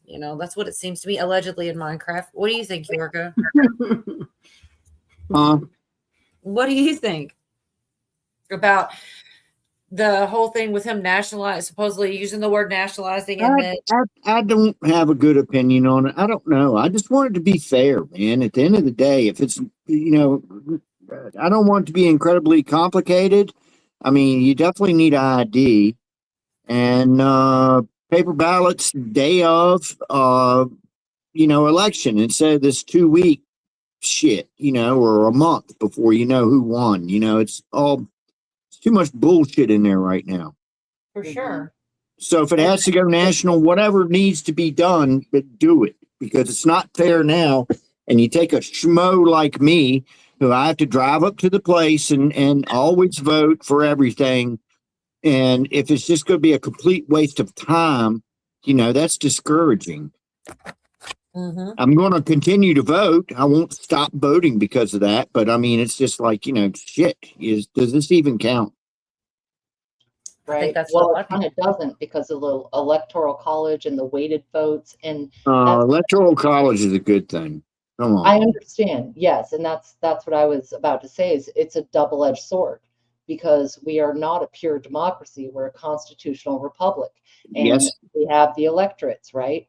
And it's like, okay, unfortunately, the electorates are being bought off.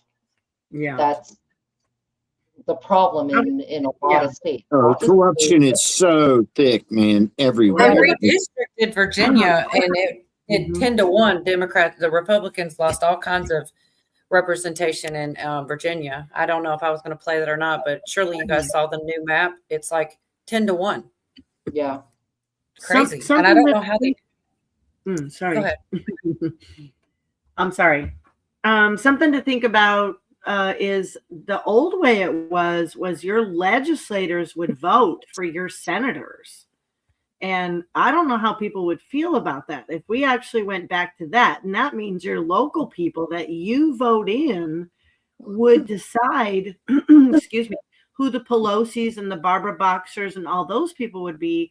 It would be our representatives. And it kind of makes sense because they know who the people are that know how to work in that stuff. And if you trust your local legislators, in a sense, you should trust who they want to put in for the state. But I don't know. I used to be in a band called the Pelosi's. We sucked. No. No way. Was it a clam bake? Did they perform at the clam bake? Yeah, we all had to dress in drag. Yeah. Oh, whatever. I don't believe that for 4 It was seconds. horrible. We sucked. No doubt. No doubt.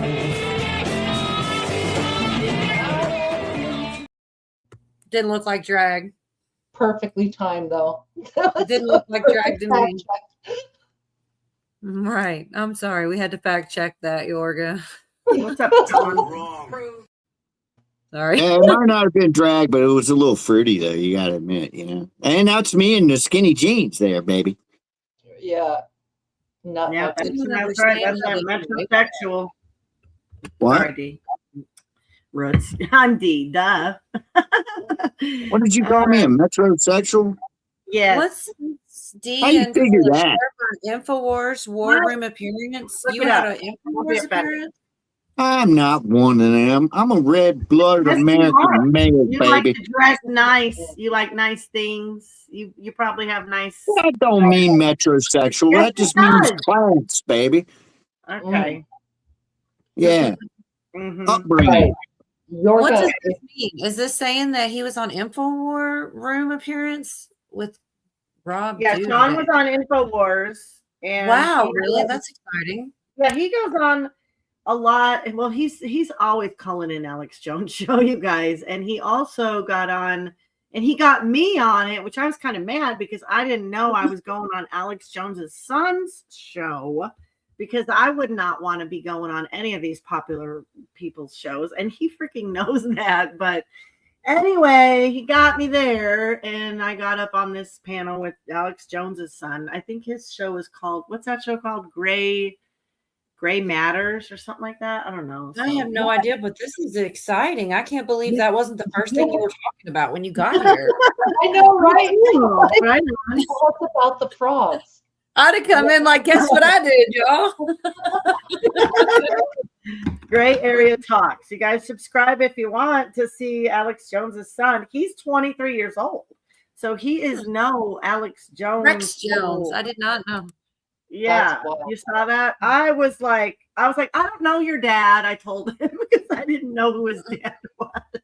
So I sounded like a dumbass who didn't know who Alex Jones was. But that ain't nothing new. So, I'm used to it. Well, if he's right about the frogs being gay, he's pretty much right about anything less ridiculous than that. You know what I'm saying? So yeah, I would love to see that. Yeah, Sean loves Alex Jones's show. I mean, he's like, He's always kind of telling about things he's shared, and he reserves the right to hold out, whether he's a double agent or whatever. But I mean, he's followed him a long time, so. Alex. Yeah, he's mild mannered compared to his dad. Yeah. He's one of the gatekeepers. What's that? They were a little muffled. He's controlled opposition. 100%, just like Candace Owens, all of that. Alex Jones is controlled opposition. However, I agree. We have to admit that he has shared quite a bit of legitimate information. I love Alex Jones, man. He's full of shit sometimes, and he's definitely over the top. He's hyperbolic. But a lot of people don't know it, man. He's been around for a long time. And do you know how I got turned on to him? Believe it or not, was shortwave radio, man. Oh, yeah?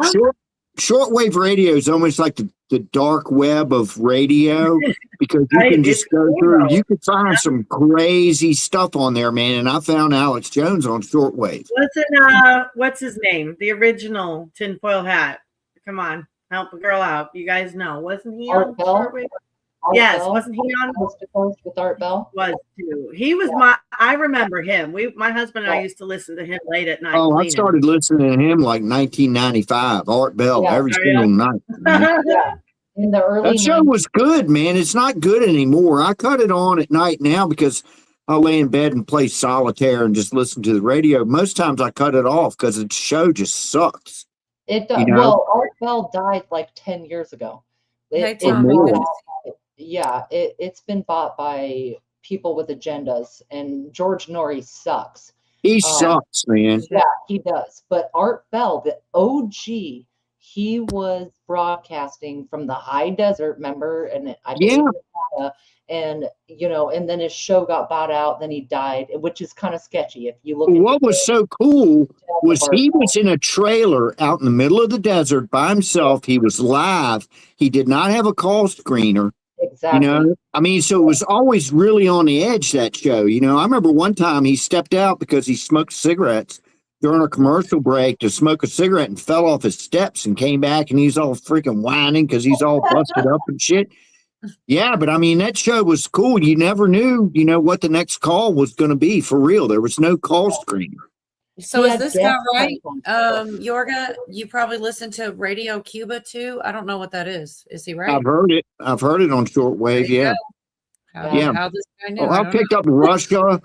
There's English speaking news shows out of Russia, which are kind of interesting to hear, that side of it, and all kinds of places. Most stations are in foreign languages and you can't understand. I can't understand them.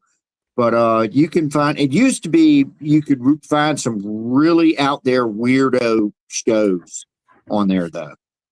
So I used to love listening to shortwave. Yorga, have you ever heard number stations? Yeah. Oh, yeah. Yep. I don't know what they're saying, but that whole thing kind of creeps me out, man. And they're still out there doing that shit. It has to do with like spy networks and stuff. 100%. And I've got a couple of emergency radios. So when the power goes off, I'll like scroll through the shortwave or whatever. That's it. That's funny because that's the one time I really do it if I have a power failure. Because I do not have a generator, but I've got heat and I've got everything else. I can cook. I've got camp stoves and stuff. So I'm fine. I've got tons of candles and whatnot. But I go straight to the shortwave. Me too. Because I don't know why. It's just because I can listen. I can find out what's going on in the whole world, man. It's cool as shit. You'll find a bunch of people talking different languages, but the OG number stations, this is 70, 80 years old spy methodology, is you had to have the key. You had to have the decoder ring, right? But it would just be some random voice, and it still is to this day. You can still find them. A random voice just saying random numbers, like 2, 7, 0, negative 420, and you're like, "What the fuck is this?" But if you have the key, the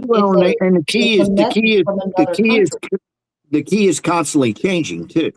Yes. If they're talking to submarines or whatnot, that whatever the key is good for, I don't know, maybe a couple of days or something, and then it changes. So Yeah, it's like compartmentalized. It's person to person, and it's different countries, Russia, China, whatever you want to think of. They all still do it because you have a key and you're the only people with the key, and it's intelligence, straight up. It's a code. It's an old school cipher. It's cool as shit though. Just, It you is, know? it is. When you find one, it is cool as shit. It's like, Yeah. damn, man. I wonder I what just- they're saying. I think that panel going usually goes berserk. That doesn't sound terrible. Like, I feel like as much as it sucks to be the one running a panel that goes berserk, people love that. People love a train wreck. So even if it goes a little berserk, I bet the numbers are probably better when it's berserk. Oh, definitely. John said they love define drama. berserk, and he has Yeah, to they love define drama. No, Oh, yeah. I'm just curious because that sounds like a show I would watch. If it goes the panel, usually goes. See, let's check it out. Funny. Yeah, I might be able to figure it out. I remember his channel. He does multi streams, and I'm trying to think what I was watching. I feel like definitely maybe the J6, and then maybe some riot stuff. I don't know. I'm trying to look up his channel. Tommy. I'm looking at right now. He's a big deal. He's got 9.1K subs. Big deal. He is. He's a big deal. Yeah, But we don't get, all worshipy around here about big deals. We're glad you're here with us. We're glad you're here with us, police. Yeah, It's like, don't he play doesn't him want to any be worshiped anyways. I know that. He's a cool. I think he's all right. I think I remember this. Okay, I've never heard of Tommy Temper in my life, but No? Tommy Temper, what I'd like to know is, what do you think about Mel's hole? And Oh, if he's a true yeah. OG, he'll be able to answer me. Yeah, I don't know. I'll be honest. I've heard a lot about that. Probably everything there is to hear. And I don't know if it's true or not, man. But I will tell you this. I'll tell you this. You know me, I shoot from the hip. I used to work with a guy that grew up in the mountains in West Virginia. And this is back in the 90s. I was kind of talking about Mel's Hole or whatever because it was on Art Bell. Yeah. And he said, man, we had a place because he grew up on a farm up in the mountains of West Virginia. He said, man, we had a place that was this hole that just like did not end. And nobody really thought much about it, but they all would take, like, if you had a bad washing machine or dishwasher or any kind of trash, that was their dump. Everybody threw shit in there. And he said you could not hear anything ever hit.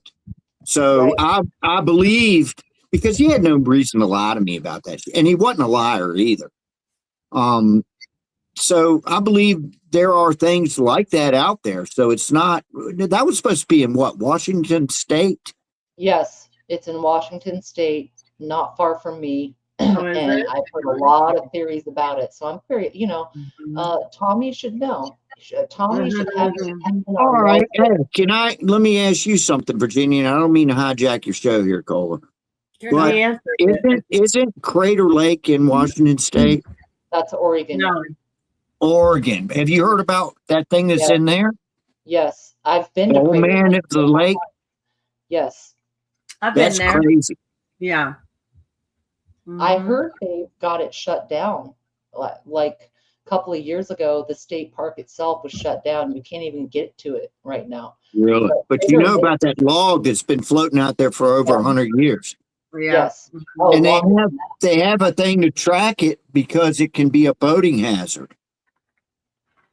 But for anybody who doesn't know, it's a log that's out there, waterlogged, floating straight up. It's been out there for over 100 years. So it just looks like a stump coming up out of the water. And it's been floating around. It moves around and goes to different places of the lake. It's been out there for, again, over 100 years. So it's kind of crazy. Crater Lake and Mount Shasta in California. Yeah, a lot of weird stuff with Mount Shasta. Lots of weird stuff.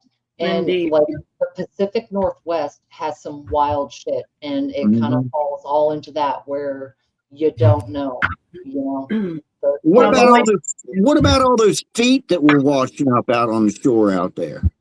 The that does happen. Feet. People's feet were Ew, washing. God, no. Yeah, oh yeah. That does happen, and a lot of times people unalive intentionally, and things will get scattered. And so along the coast, whether west or east, you will find that around bridges, around shorelines. You know what I'm saying? Okay. So yeah, that's Yeah, like still wearing a tennis shoe. Okay, Yeah. look up our news in Humboldt. They've pulled 2 bodies this week, one from the bay and one from the ocean. Okay, that shit don't happen all the time, but it's happening quite frequently these days. Just saying. Just saying. Do you guys ever watch Canaan Missing People Missing Project? 411. Yeah, I've Yeah, seen probably all of it. Yeah. David Paulides or whatever. Pilates. Yeah. Yeah, that's some interesting shit. It's interesting, but he is kind of dry. Yeah. I wish there was somebody else kind of telling the stories. You know what I mean? I mean, I hate to say that, but he's all Well, it ties right. into Art Bell sort of lore, you know, missing people. What is it? What happened? There's footprints in the snow and then nothing. And so Yeah, I he was just just going vanished. full circle as far as weird shit. David Blythe or whatever. And they'll search a giant area for weeks, and then a month later they'll find a body somewhere they already searched. Right. You know, it's all kinds of crazy stuff. I listened to some guy tell some stories about people going missing in the national parks. I don't remember what that. Yeah, that's what it is. Missing 411. Okay. Okay.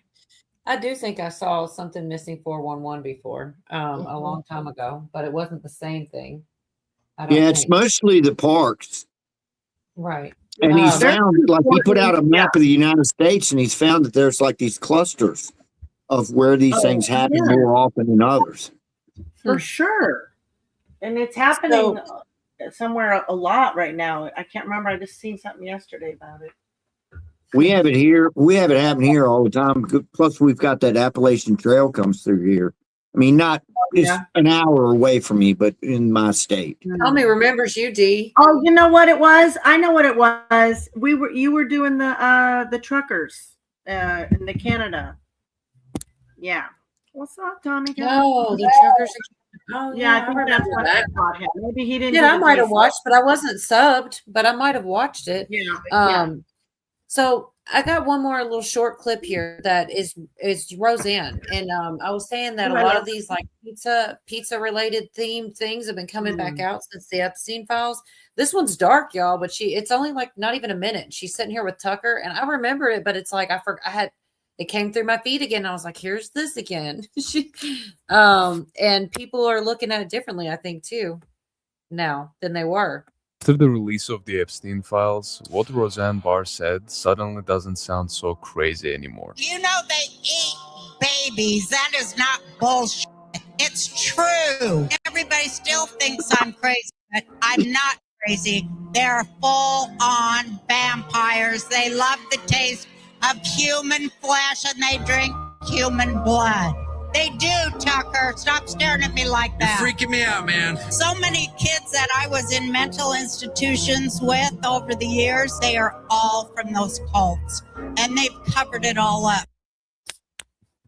Man, like she Fire. does these podcasts and Yeah, stuff, and that's she fire. doesn't ever come out like that anymore. I remember that, but anyways, it just Right, showed back up. unfortunately. What's up, Miss Minor Sue? So A lot true. of them. I've got a lot of them, but they're all dark because they're all dark in that world. A lot of it. Mountains on the coast look like a giant.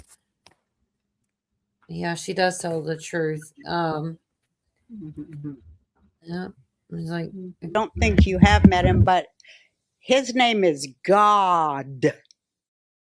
I freaking love her. Yeah, me too. I do. But yeah, like I feel like people just thought she was crazy, but now you put it in, new information with I'm gonna stop calling it pizza, call it flat veggie or something other. That's not I hear you. That's a good idea. Cause I mean shit, I like pizza. I don't even want to say that now, Right. Yeah, I never Well, think of just that. so y'all know, I don't hang around no vampires like that. Me Okay. neither. Fuck those people for sure. Absolutely. Yeah. Watching StreamYard, you found Cola by searching. Really? Wait a minute. Tell us about that. What do you mean you searched StreamYard? I didn't even know you could do that. I I thought you didn't were. either. It Somebody lets else you said that. find That's other something streamers. Shut up. Is he what? serious? I don't know. What if you I could thought find other streamers? What? Because YouTube sure doesn't do any help. she turned down the invites. I agree, Sean, and that's why she's not really. People still know her, but all she really does is those podcasts and like sponsorships and stuff. She doesn't really do anything Hollywood anymore. But yeah, I love Roseanne so much. Well, once they canceled her show, she was probably like, you know what? I'm done with you guys forever. You know? Yeah, Do they my totally. own That thing. was crazy. I still can't believe that. How that went down for her. The whole thing was crazy. First, they bring her back. The way that they killed her off too, like made her a drug addict. I don't know. It was just nuts. Anyway, I'm sitting here looking. They there's did. this They killed her off that she was a drug addict on the Roseanne comeback show. Yeah, when she on the Connors, it was the Connors. Yeah, they killed her off. You and know said what? she, I didn't even watch. I said, "Fuck them." I'm not even watching it. I didn't even know they did that. There's so many. I've got to go gather them up sometime and play them all at once because she's done so many clips that will crack you up when you really listen to her tell her story. They tried to get her. Their show started tanking so bad. They tried to get her to come back as like a ghost, and like she did. She turned that down. And then Good. I'm there's glad just she so did. many. Yeah, there's so many weird things about how she got done. Yep. Sorry. It's funny. She called Hey, Valerie y'all, Jerry. I gotta go to bed, y'all. What? Good night. Yeah. Okay, good night. Yeah. I wish I could stay. I wish I Bye. could stay, but that would keep me from leaving. So, Okay. Yeah, we get it. We all know right, how that all right. works. Okay. All righty. Bye. Good night. Good night. Thanks for hanging out. Thanks for coming back too. Thanks for coming back, Yorga. He's a real man, not like those other pussies who didn't come back. Fuck you guys. Good night, Yorga. All I have to say about that. That's all I have to say about that. Damn. I missed the Meow Fest. I came for the clam bake. Yeah, you missed it. They Like bailed everybody on left me. Yeah. But it was really my fault because I played a silly clip, but I was, just kidding. And I feel like it was more me than you, D. Honestly, Craig and Jeff always leave at the same time. They have a dance. It was Craig's fault. Mm-hmm. And then he took Pootie away too. Or no, who left first? Him and Jeff, and then Pootie left. We're like, oh, Pootie's still here. And then Pootie freaking left. None of them said goodbye. They all just dropped. Like, we could see totally it as a classless. compliment too. It's hard to Classless be way with to strong go. women. Kiss your Irish ass goodbye. But look, we are all strong women. So Yeah, they're intimidated, clearly. something to think about also, Yes, Ruds, you're right. Well, I'm not mad anymore, only a little bit. I do have a little bit more to go through if you guys want to. Yeah, run It's, through it real quick. Yeah, go through it real quick.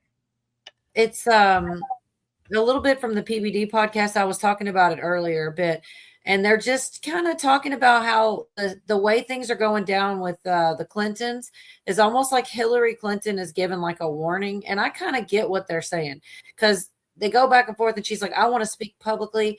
I don't know. They go in a little bit better depth than that. I'm probably going to get an ad because I keep trying to get it to the exact moment. And it's like, I should have just, if I get an ad, I'm sorry. And Jorg's won't even be here to say some sarcasm for it. Well, Sean might though. Sean said he could round the panel out. I'm just saying, Sean Stryker. That'd be kind of cool. Oh, does anybody have information to send him a link? I could. I do. There you go. Have an email. What does Hillary want to say for those cameras? What does she want Sorry, to y'all. I'll curtain wait. here? But I did think this was what he said. He had made a good point here. I backed it up probably too far now, but which I didn't want to cut you guys off. That's why I backed it up. Oh, all good. If Dee can text it, that'd be awesome. Because I don't have like a phone number or something. I'd have to. I just text him. Excellent.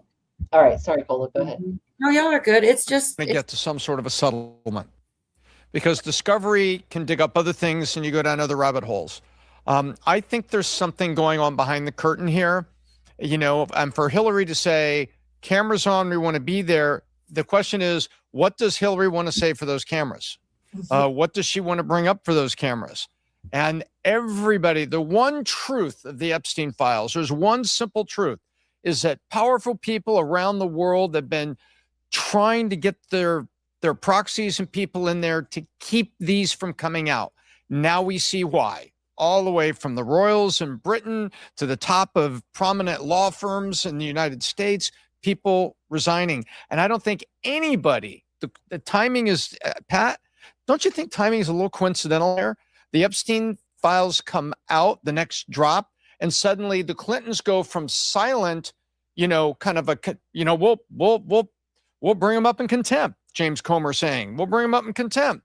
Clinton silent, speaking through proxy, saying very little. The files come out, and she's like, okay, you want a hearing? Let's have a hearing. Get the cameras on. What are you saying, though, Tom? What are you saying? I think she's sending a warning to people, says, I could say things. We know things. We know things. Do you want to go down this? I think there's a piece of that. Because, by the way, Hillary is not in the files. There's no pictures with Hillary, right? Hillary is not a part of this. There are pictures with Bill. We've all seen them, right? So the Republicans, including Hillary in this, was an overreach. It had nothing to do with the Epstein subpoena. It was like, oh, you know what? Let's just try to do Hillary too, And so Hillary's like, you want to bring me in? No problem. I'll have that game. And what she wants is she wants to show that she'll come publicly. Hunter Biden did this too when they wanted to subpoena Hunter. He showed up to a hearing, and Republicans wouldn't let him talk in the hearing. Hillary wants the American people to see with the cameras. What Comer's been doing is he likes to do these depositions in a basement. And then he comes out mid-deposition to the camera and says, here's what's going on in the room. I do have to stop it right there because I watched this whole thing, and I swear this guy had beef with Comer in the past. He said Comer called him a smurf. I was like, now I can't hardly take you seriously when you're talking smack about him because you already admitted you got beef with the guy. Well, in anything wild, there's a little bit of truth, So sometimes, even though things seem outrageous, to me, I look at what are they saying between the lines? Like when you mess with somebody, what is really the underlying thing? You know what I'm saying? Right. The underlying thing. Yeah. So, always I just thought it was an interesting way that he said it was almost like she was threatening. And I don't really think it's Trump. I think it's other people in positions of power that have say-sos that maybe have dirt on them. It's like she's threatening them, like, I'm going to talk and I'm going to do it publicly. Maybe you ought to try to find a way to pull the plug, call in a favor, whatever, because it is weird the way that she came back. He had said like right after the files come out, she said it like before that, she was more not that way. I don't know. It's a lot going on. Hello. Hey, how are you? I'm doing all right, Cola. Hey, Virginia. Hey, Dee. Hey. So looking at that stuff with Hillary, I don't know if you want my take on it or not, but you guys remember that she and Bill were at one time lawyers, and she was, as we'll hear about often, she was known for getting people who abused kids off the charges by way of tampering with evidence, but she also would take those victims and have them on the witness stand and make them the criminal, and accuse them of being crazy and unreliable and, trying to lure the men into bed with them and all that other stuff. Like she's calling her a Jezebel would be an insult to Jezebels. I mean, so if she may be at that part of her life and her career where she wants one last dance with fame in a courtroom setting, that would be, if she could get her revenge against Trump for 2016, she with her ego she'd jump all over that. If she's televised and it's live, she's going to take so many jabs. She's going to throw some things. There's no way she won't. So, but it's ultimately up to Comer and I learned this from listening to these guys. He's the one that gets the final say on that, on whether if it's in public or not. But she's saying that they should, basically. Well, here's a different thing. We do know Bill went to the island, but there are women who came out. I'm drawing a blank on the name of one that was interviewed on InfoWars. There were women that have been abused by Hillary as well in Huma Abedin. It's not just the frazzle drip allegations. There are actually women who have survived and have allegations about Hillary. If there was a way they could bring those women tangentially into the case, not directly as Epstein victims, but as victims of what Hillary had done and Huma had done, that'd be interesting. I don't know what mechanism they could do, because that would be kind of like a separate case or separate charges. I don't know how they would be able to lump that in. But the other thing too is they could always.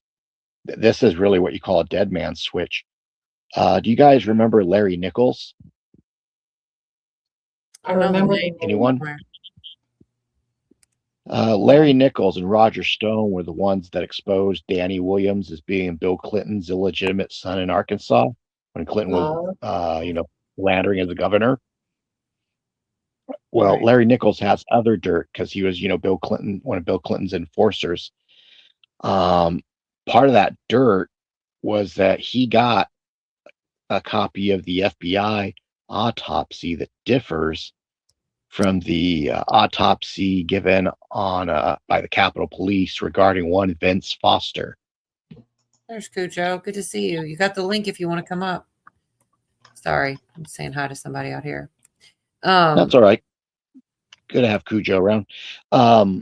You get what I'm saying about the Vince Foster thing, is that Larry Nichols had proof that Vince Foster's body was moved from a carpeted setting into the park in DC that he was found, and his shoes were in pristine condition other than the carpet fibers found on them, suggesting his body had been rolled up in a carpet before they put him on the park bench in the middle of a hot summer day, yet he wasn't bloated from the heat.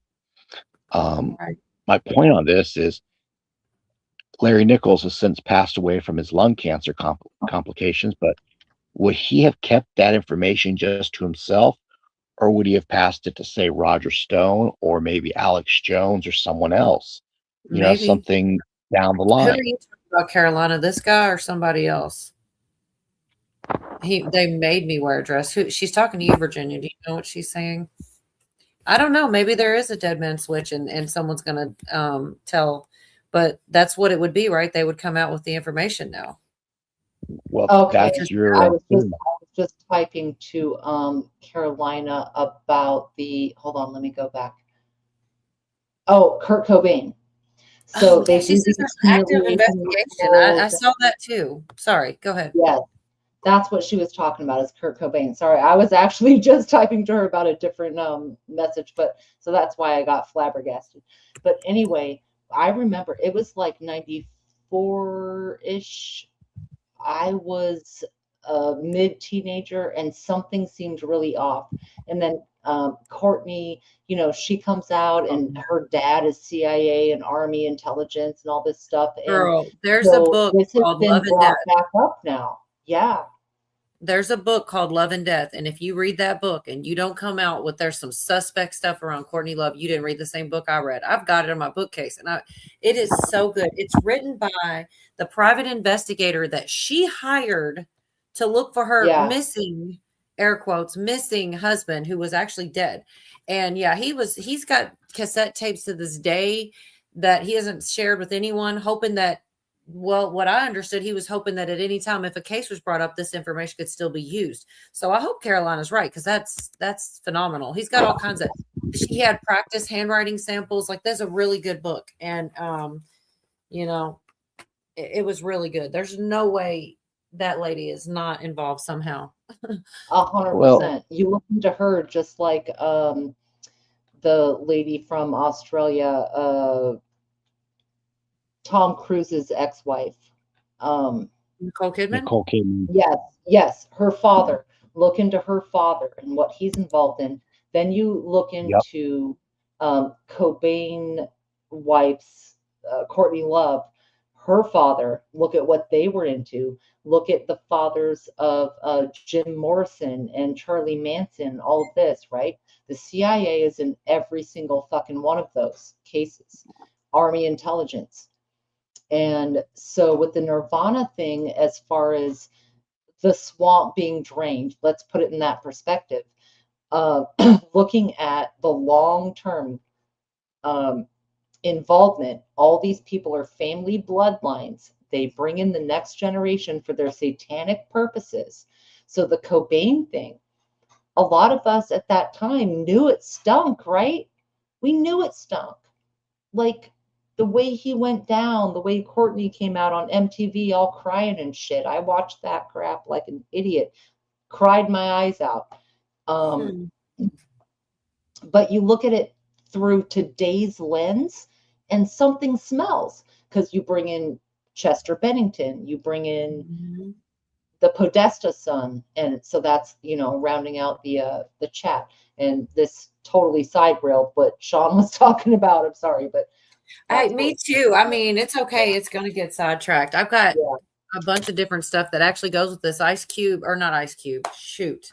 Some rapper that was Lil Jon's son. I got clips of that. Like, there's some crazy stuff when Hollywood, there's all kinds of weird stuff happening in Hollywood all the time. And I do think that this list is probably, they paid a lot with the Diddy stuff to keep their stuff from coming out. You know, that's how come we didn't find out a lot of the stuff, because they bought their own tapes and everybody was talking about it. Everybody knows that that happened, you know? So we might not ever see that, which I don't really want to see it. I would just be interested how debaucherous it was. Like if it's just being a freak or whatever, fine. But when it starts involving kids, like, yeah, they should be exposed. If they're still sitting up there all glamorized and stuff like this, and they're doing vile things like that, they should be ousted, you know? Well, yeah. But Did you see Jay-Z at the football game? Sorry, Did you see what was that? Oh, did you guys see Jay-Z at the football game? Was it Jay-Z? Was that who it was? It was a kid. There was at the end of the game. Maybe I thought it was this game. Bad Bunny. It was Bad Bunny, right? No. But I mean, at the end of the game this year, they were showing. I thought it was Jay-Z, but I don't know. We all do, Carolina. It's all right. If I'm not I sure. may. Yeah. Sean. Jay-Z was supposed to, Yeah, he's the and- reason Bad Bunny was at the Super Bowl. Somehow they had him in charge of it, and he chose Bad Bunny. They're trying to diversify and get the youth and things like this, and they somehow thought Jay-Z would be a good choice to do all that. He's been the head of that for 10 years. The halftime shows, the whatever. Look into the people that have been running this for a hot minute. Jay-Z and a few other investors have been doing the same for a long time. And this year, that's who they chose. But Right. it's not new. It's not like just right now Jay-Z was involved. That's fucking at least a decade old. But that's who's dealing with all this Bad Bunny. He's the reason for the Bad Bunny thing. I'm not saying it just started. I'm just saying he's the reason for it. No. I think the clip with him, if I can just say, and I know Sean asked for the floor, but the clip of him was he had his hands all over a very young girl, and it was from this game. And somebody had said, how is it that this, you know, megaphile, whatever you want to say, is walking free? You know, that was the clip that, and I have it. I know. I'll put it in the next blog or something, but I don't really care. I try not to follow those fucks. But sorry, Sean. Okay. Sorry. Were you still saying something, Sean? I didn't realize that we did derail him. I thought he was done. He was saying, "May I?" And then we all just talked over him. Yeah, we did. Well, that's the clan base. Yeah, that's how the guys are when there's a bunch of guys on panel. That's how they do the girl. Correct. Before the clam bake boils over here, now you got me from 1 to 3 points, so I'll go in reverse order here. With Jay-Z, I saw footage that came out during this last Super Bowl weekend. I'm not watching them, but in different media feeds, Beyonce had, I believe it was their daughter, and the little daughter's dancing around, flouting the pyramid hand side. You know, they're supposed to be a rock. But we know with them, it's a diamond. It's not the diamond cutter from Diamond Dallas Page where the thumbs are distinctly down. It's a straight up triangle they're doing. So we know they got their children into their little cult, and we backtracked a little bit further. There was a period about a year or two ago where Courtney sounded like she was going to come out and start whistleblowing, and she was already talking about that stuff critically as it was, and then she just went right off the radar. And my point I was going with Foster earlier, if somebody has that material on Foster, there's no statute of limitations on murder. They could get Hillary under oath. They could do fishing expedition questions on her and then pop the Foster thing on her and get her finally arrested. That would be quite a big piece of cheese. And I don't really think that will happen, but it's within the realm of possibilities if, we're living in a timeline where everybody gets justice for their crimes from the 90s to current. So we could see a lot of stuff come out of this. The problem we have is that the GOP is just as compromised as Democrats. So there's really not a lot of what do you want to call it? Actual opposition. It's more like they're just trying to clean up the operation and maybe find out who they can throw under the bus that's expendable. And one of the things was Hillary, if you guys remember in 2016, the party elite in the Democrats deemed her as not. She was running in 2016 because in 2008 they didn't want it to be her term. They wanted Barack Obama because they wanted him to be the face of the New World Order. That's the one thing that she did to the Bernie crowd is she came in all entitled, and basically instead of having Bernie say as her VP, she basically ran him over and pissed off the Bernie bros and got Seth Rich unalived. So we look at that situation. There's a very good chance that we're watching this show go on where the Clintons are the expendables, and there'll be some token Republicans thrown in as well. Like Pam Bondi's performance today. That was a terrible performance if you are looking for justice for the Epstein victims. But the other flip side is that in theory, if you don't want to deal with salacious stuff and you want to look at the economy and the jobs market being saved and so on, she was spouting good info because in a roundabout way, when people have money, crime goes down because they don't have to be desperate. And when crime is down, these criminals, this second, I don't want to call it an underclass, but these criminal operators have less business because they have less customers, for the lack of a better term. I don't know if I'm making sense with that, but if Bondi had not been cut off, she probably would have gotten to that point. You did, but you're shifting us into Bondi now. I want to go with the whole. Sorry. We got to land the plane. Get the plane. Land the plane. I'm about to. That whole DOJ, I don't trust Bondi to do the job, but I really look at it as the middle element, the career people with pensions at the DOJ, the bar attorneys. Someone asked us in the chat. There's a twofold thing here. When those folks swear to the Constitution that I always talk about, they're swearing to the United States corporation. Those of you who know about, the capital letters, lowercase letters, there's attorneys who actually have snitched on it on YouTube. And yeah, they admit there's a difference in capital, lowercase letters. So they've snitched that out. Good job, attorneys. You're so confident that you rat your own business out. But if they aren't sworn to the corporation, people have asked about the oath to the British Crown, and I would say someone who's as serious as a heart attack. And Dee knows I have some connects. They are aware there are actual oaths to the British Crown from American Bar Association members, but they kind of made it less public than they used to. But there used to be some that were so arrogant they would display those oaths on their wall just like they would a college degree. So yeah, our bar has been compromised, and I made a good example today on the War Room that when Rudy Giuliani started exposing the election nonsense and actually did the right thing, they suspended his bar card, his bar license.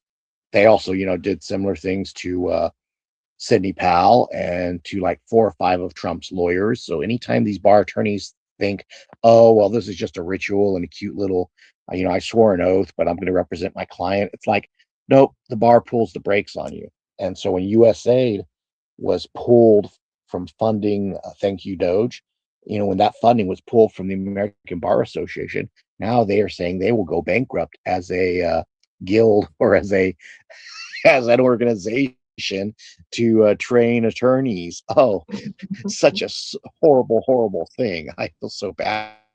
So the Doge is the way to go, folks. We got to investigate and audit this, whether it be celebrities or politicians. So I'm going to yield on this, hearing what you're covering, because I've missed out on space news for this part morning. You're kind of chopping up anyway. You're breaking up like roboting. We can't understand. Yeah, problem with this phone when I charge it. We got kind of off topic there for a minute. There's just a little bit more about Hillary on this PBD podcast. I thought this part was actually kind of funny. I like Benny a lot. But real quick, it's not a long one. Well, shit. Quick, Pat, if you don't mind. Adam, when you said earlier about Hillary Clinton, that's a big poop. And she's like, hey, we don't have anything to hide. I don't think it's that. I think it's, hey. You meant well, like WELL. I'm sorry. I had a you guys open your mouth. Maybe. I'm going down and pulling everybody down. But the one thing, Jed, I want to know your opinion. Yeah, but she didn't go to the island. That was funny when I thought of it. Absolutely. Anyway. But the main thing, I think, Bill Clinton had Jeffrey Epstein come to the White House. How many times, Rob? 11? 17? 17 times he came to the White House. Why is a known pedophile coming to the did you get rain White up House in NorCal like we were getting and in then Mark SoCal Middleton, today? the guy that hooked up the whole thing, hangs himself, shoots himself in the chest, suicide, and then they don't find the gun and it's ruled a suicide.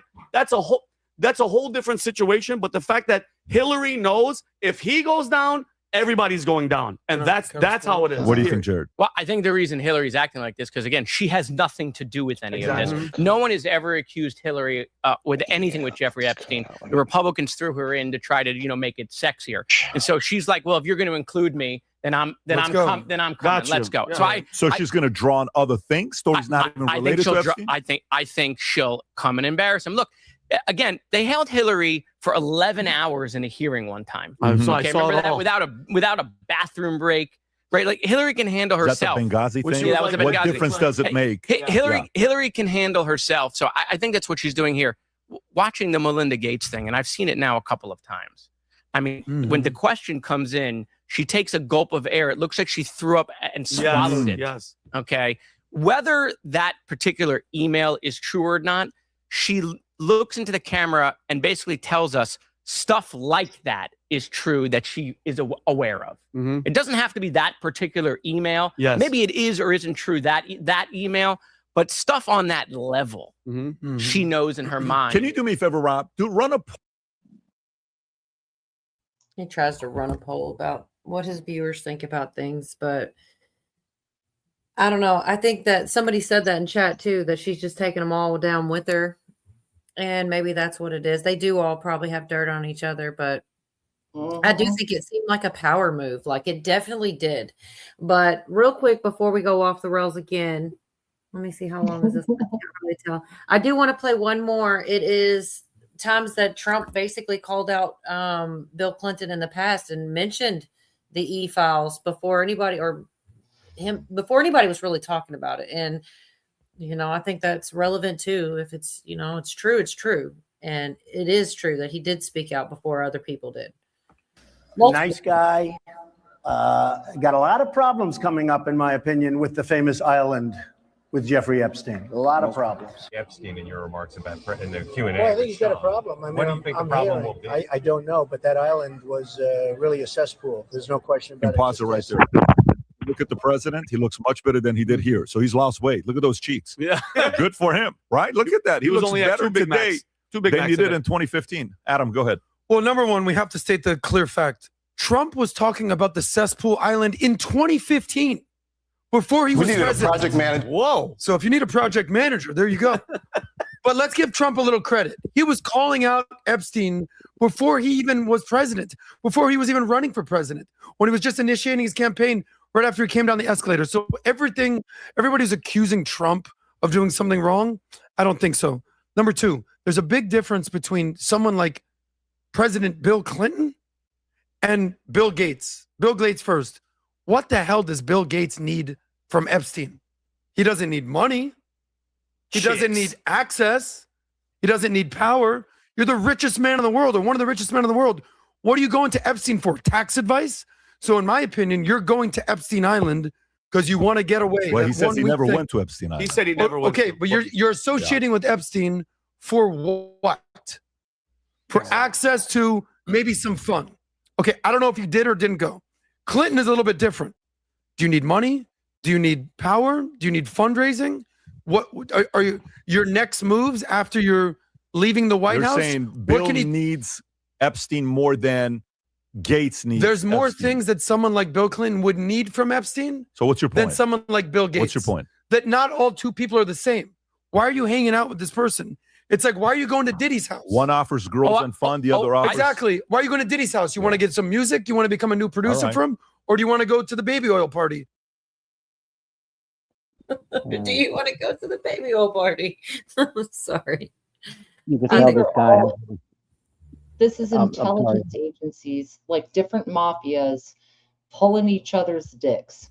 So Wow. you have a benefit from one guy, not the other guy, whatever. But Bill Gates is DARPA. He does not think up anything for Microsoft. He is not the brainchild behind it. He is the salesman. He is DARPA, just like the rest of them. So when they're talking, and they are all CIA connected, they are the ones who give the lectures, that they are the ones who sell the God vaccine, which occurred 25 years ago to reduce extremists in the Middle East. I digress. What I'm Right. saying is, Yeah. why would Bill Gates ask Epstein for antibiotics when, in theory, he could get anything in the world, right? Like, I could find street amoxicillin if I really needed to. You know what I'm saying? So that kind of doesn't make sense. But the fact is they're all fucking each other in the ass, balls deep, and they have different reasons to do it. And ironically, there's a hierarchy to the intelligence agencies that we might think Bill Gates is above Epstein, but he's kind of not. Epstein is a triple, maybe quadruple agent for UK, Israel, and the US. And Bill Gates is a Chris, you know, salesman. the boys would like it a lot better if you weren't talking about it up the woo.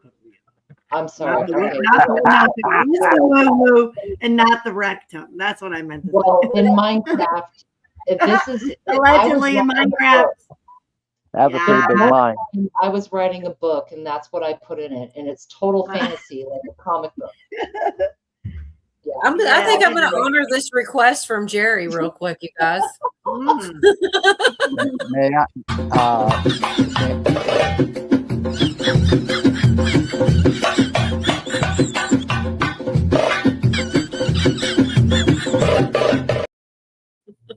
Yeah. I'm like, if you can keep your train of thought like that, yes, you may. I love cheese. Grated cheese I- is so good. Yeah. I'd like to add on to Virginia's comment about the ranking. There's something that everybody keeps missing out on.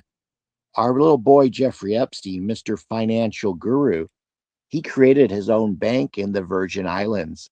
Said bank started the Clinton Foundation. Donald Trump donated to the Clinton Foundation. He, maybe he believed they were going to cure, AIDS in Haiti with all the vaccines from Bill Gates. Maybe because, hey, 4th Med Battalion, Miramar Reserve Unit, we sent people to Haiti after that earthquake to help them. And guess what? We're giving them vaccines for AIDS and all this nonsense versus, like construction equipment for the rubble, because that's what cures third world problems is vaccines.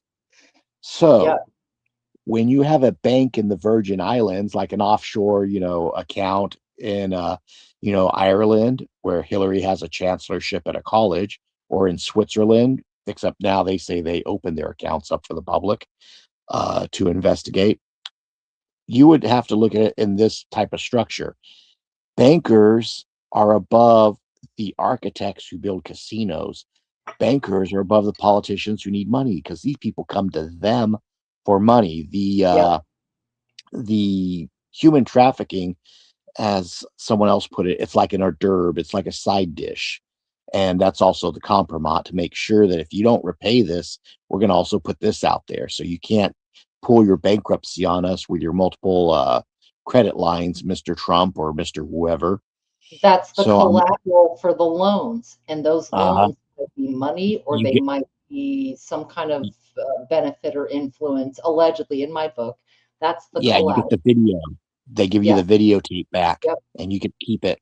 Of course, they may have copied it. You never know that. That's the way to keep you honest about that off the books loan. Mhm. But I keep having to explain to the leftists who hate Trump, and they're all, "Oh, Trump's such a big threat. He's a billionaire." I'm like, you guys worry about a guy who could collapse a casino, and George Soros essentially collapsed the British pound with all the people that were copycats of him back in the day. So who do I fear? The guy who collapses economies, or the guy who collapses a little building? You know, and You fear somewhere the in there, guy. You fear the guy whose name you do not know, because the people that are named household names, they are not the real enemy. The real Correct. enemy are family names that we don't even fucking know. well, there's Publicly. 13 of them. But Supposedly. be real though, okay? So all the rest are selling something, spokesmodels. Remember the show Star Search? They would have the Yep. spokesmodel competition. You know, the salesperson that could wait, kind of like Price is Right. They can wave over the washing machine really well. And everyone's stoked. That's what this is. The real people running shit, we do not know their fucking names. Correct. And the other thing to keep in mind on that is even if someone thinks they're running something, you can shut off, their accounts, what they did to conservatives, when everyone got deplatformed and debanked. You can do that to anyone if you have that right access, leverage, and information. That they still are not widely doing this to the general public. We're lucky Right. down here in the States. In Canada, the trucker convoys up there, they screwed all those people over, took their donations, and still haven't reimbursed them. So imagine you're some banker with a grudge, and you just happen to say, today I don't like Marco Rubio, or today I don't like Jerry Nadler, and you just null and void all their accounts. You've got something over their head. One Nation Under Blackmail by Whitney Webb. Yep. Do I would your recommend you guys look up Webb's research. go after that. Whitney yeah, Webb. she'll mess you up forever. She's another one. She's like Sabrina Wallace. Those two are enough to ruin you. And Tavares. Between those three, it's over. There's no hope. Right. There's always hope. I do believe there's So- always hope, no matter what. No matter what. Gotta have I do hope. believe there's always hope for sure. So, but out of things that have popped back up and things that we've talked about, like Chrissy Teigen, a video from, well, see, I always knew about her weird tweet she did there for a while about kids in the splits and weirdo, so inappropriate. I would never think a woman would say some of the things I saw. Yeah, she's gross. This one was a little short of her. They asked her a question and she answered so strangely. And this has been around. But it just came through my feed again. I'm getting all kinds of these weirdo videos. This is real short. I'm just going to share what she said here with you guys. On David Ching's Netflix show, you talked about the weirdest thing you would eat. Before you say that, we've got a little clip here. Uh-oh. If the person okayed it, I would eat a human. If you were at a very fancy restaurant and they were like A tiny piece of human meat. No. I think the only way you I wouldn't try a tiny bite? No. Really? Absolutely. Wouldn't try a tiny bite? No. Really? Absolutely not. When you can get David Chang to be speechless, when you can make him speechless. What y'all? Man, I like the way everybody scooted away from him. It's just that Yeah, that's little- a normal reaction to have with some freak talking that freakiness. Yeah, that's what you're supposed to do. Right. May I share something tangential to that? Sure. You guys have probably heard me talk about being about 5 minutes south of the UCR campus. One of the professors there, Reza Aslan, he's that Indian anti-Trump college professor, the one who wanted to punch the Covington boys in the face for, standing up against the protesters on the Capitol steps. Reza Aslan is the idiot that was on CNN and with that cannibalistic tribe in India ate brains they had prepared.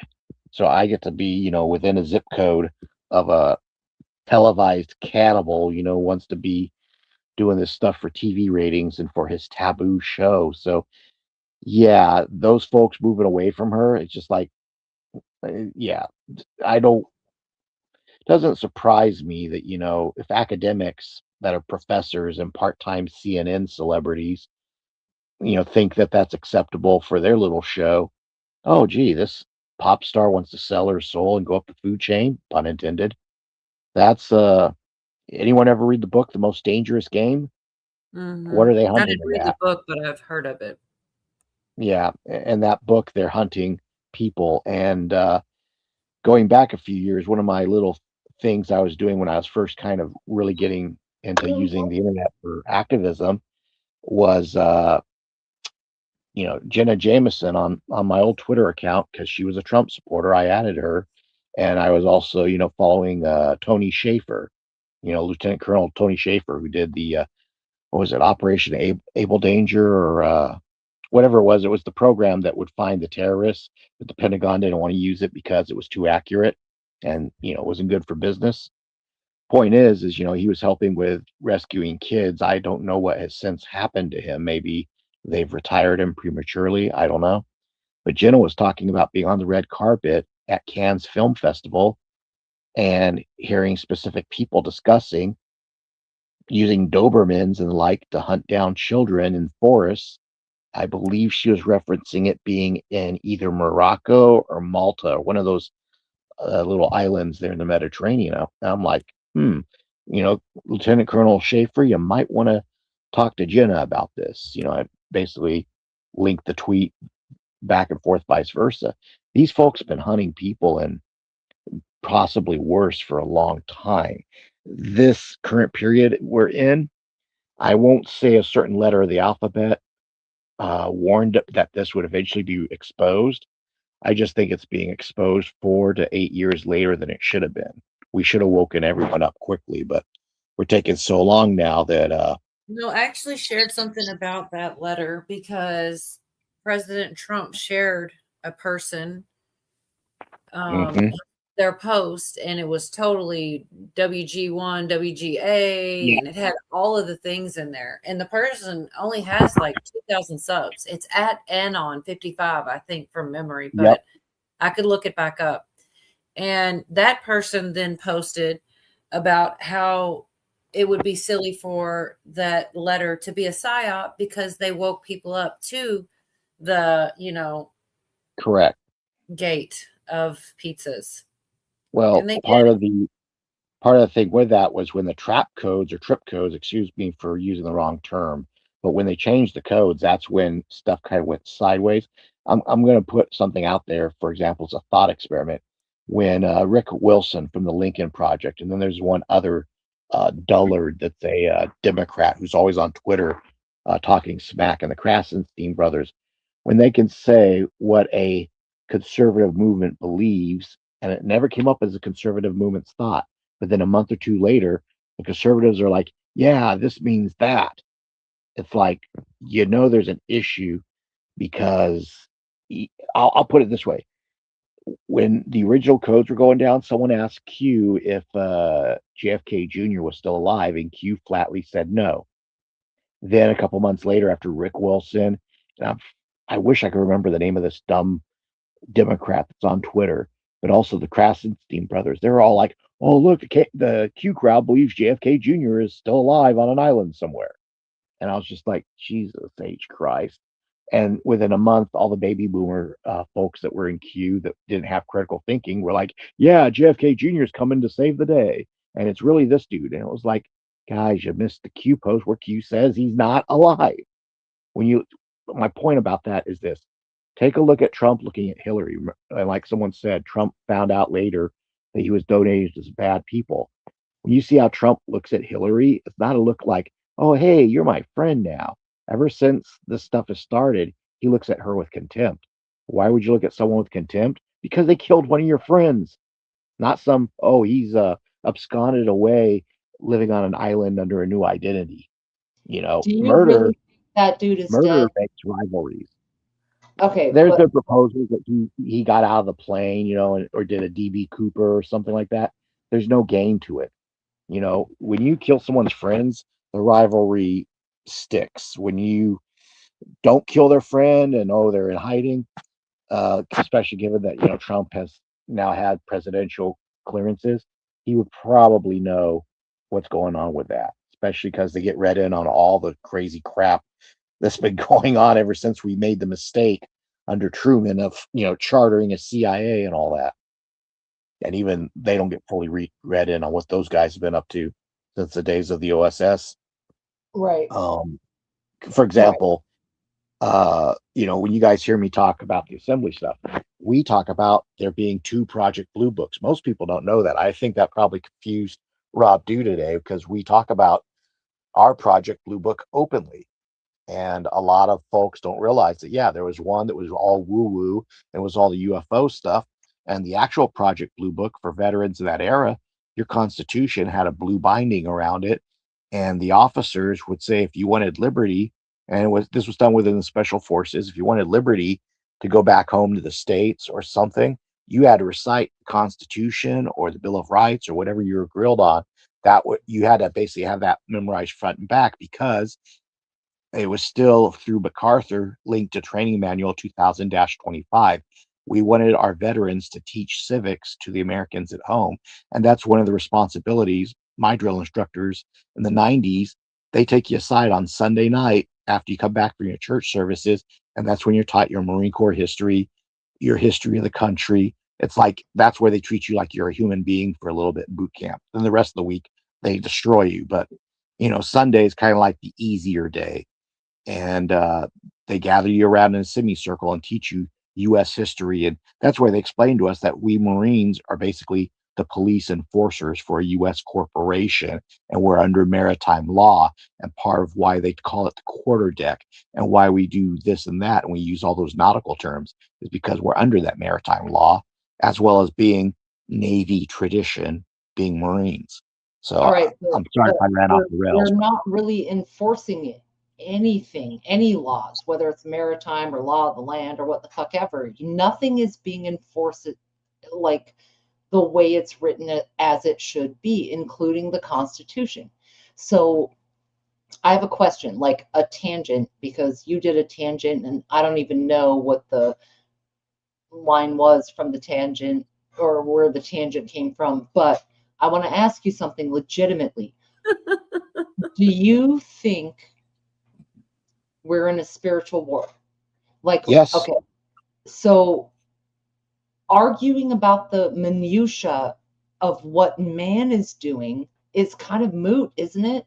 We should be under this law and that law, and what we aren't. We aren't. We are in a type of warfare that has superseded one way or the other. It's looking to lean more towards the evil nowadays, right? The spirit. Okay. Well, all right. So we have the pyramid of power. Where do you think the real power is? We can somewhat agree. Okay, we don't know the names. We know it's bankers. We know it's various countries. You know, we can point here, there, and anywhere on this flat realm. Now, where do you think it really leads? So, you know, some say the Vatican, some say all roads lead to Rome or to Israel or to whatever. I want your opinion. Who are all these people answering to? Because it funnels down. That's how power works. There is a supreme leader in this land. Who do you think it is, or what? Do you want the name? Because he or it or that entity goes by many names, you know, whether it's Okay. Baal, So you're saying the devil himself. You're Lucifer, saying, Satan. It is yeah. a intelligent negative entity or force Okay. that is sentient and hates God, and it hates the reflection of God that is called man, that is made in his image, and woman that is, you know, the side by side equal to man. They hate that we can reproduce and that we have a spirit within a body that will one day, through Christ, be eternal. But the flip side is I'm with you 100%. This all leads to the- Satan. Every rabbit hole I've been in, no matter what country, what government, what money, what power, what whatever, right? It inevitably, it ends up that we are in Satan's realm. Now, how do we realistically fight that? because it's a realm of this world, it has certain laws, constraints, and things it must and has followed. When you mentioned earlier, they're not following their laws, they are following a law. It's called piracy or the law of the jungle. You know, Certainly. that's where when Bush, Bush Sr. made that silly speech of his, he tried to wrap it up in the good Christian rhetoric of, oh, we're not going to follow the law of the jungle anymore. It's going to be a rules-based order. But then he called it a new world order. And the question then was, who wrote the rules?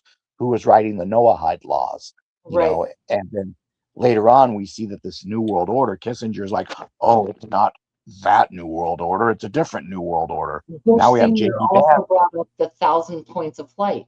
And which is the you know, that capital. it I all know. kind of comes down to the same thing, right? That we're essentially in hell. So all of this bread and circus around us, we've got to be able to see outside of that matrix. When they say that we're living in a, what do they call it? A simulation. It kind of is, because can you disprove that we are in Satan's domain? Well, Satan's domain is where Satan is welcome. Satan, again, has rules. He can be expelled, you know, the name of Jesus Christ during an exorcism, for I want to example. go back to Roseanne on this one. I really don't do. think you have met him, but his name is God. When we talk about spiritual warfare, Yes. I mean, seriously, we do need to turn that.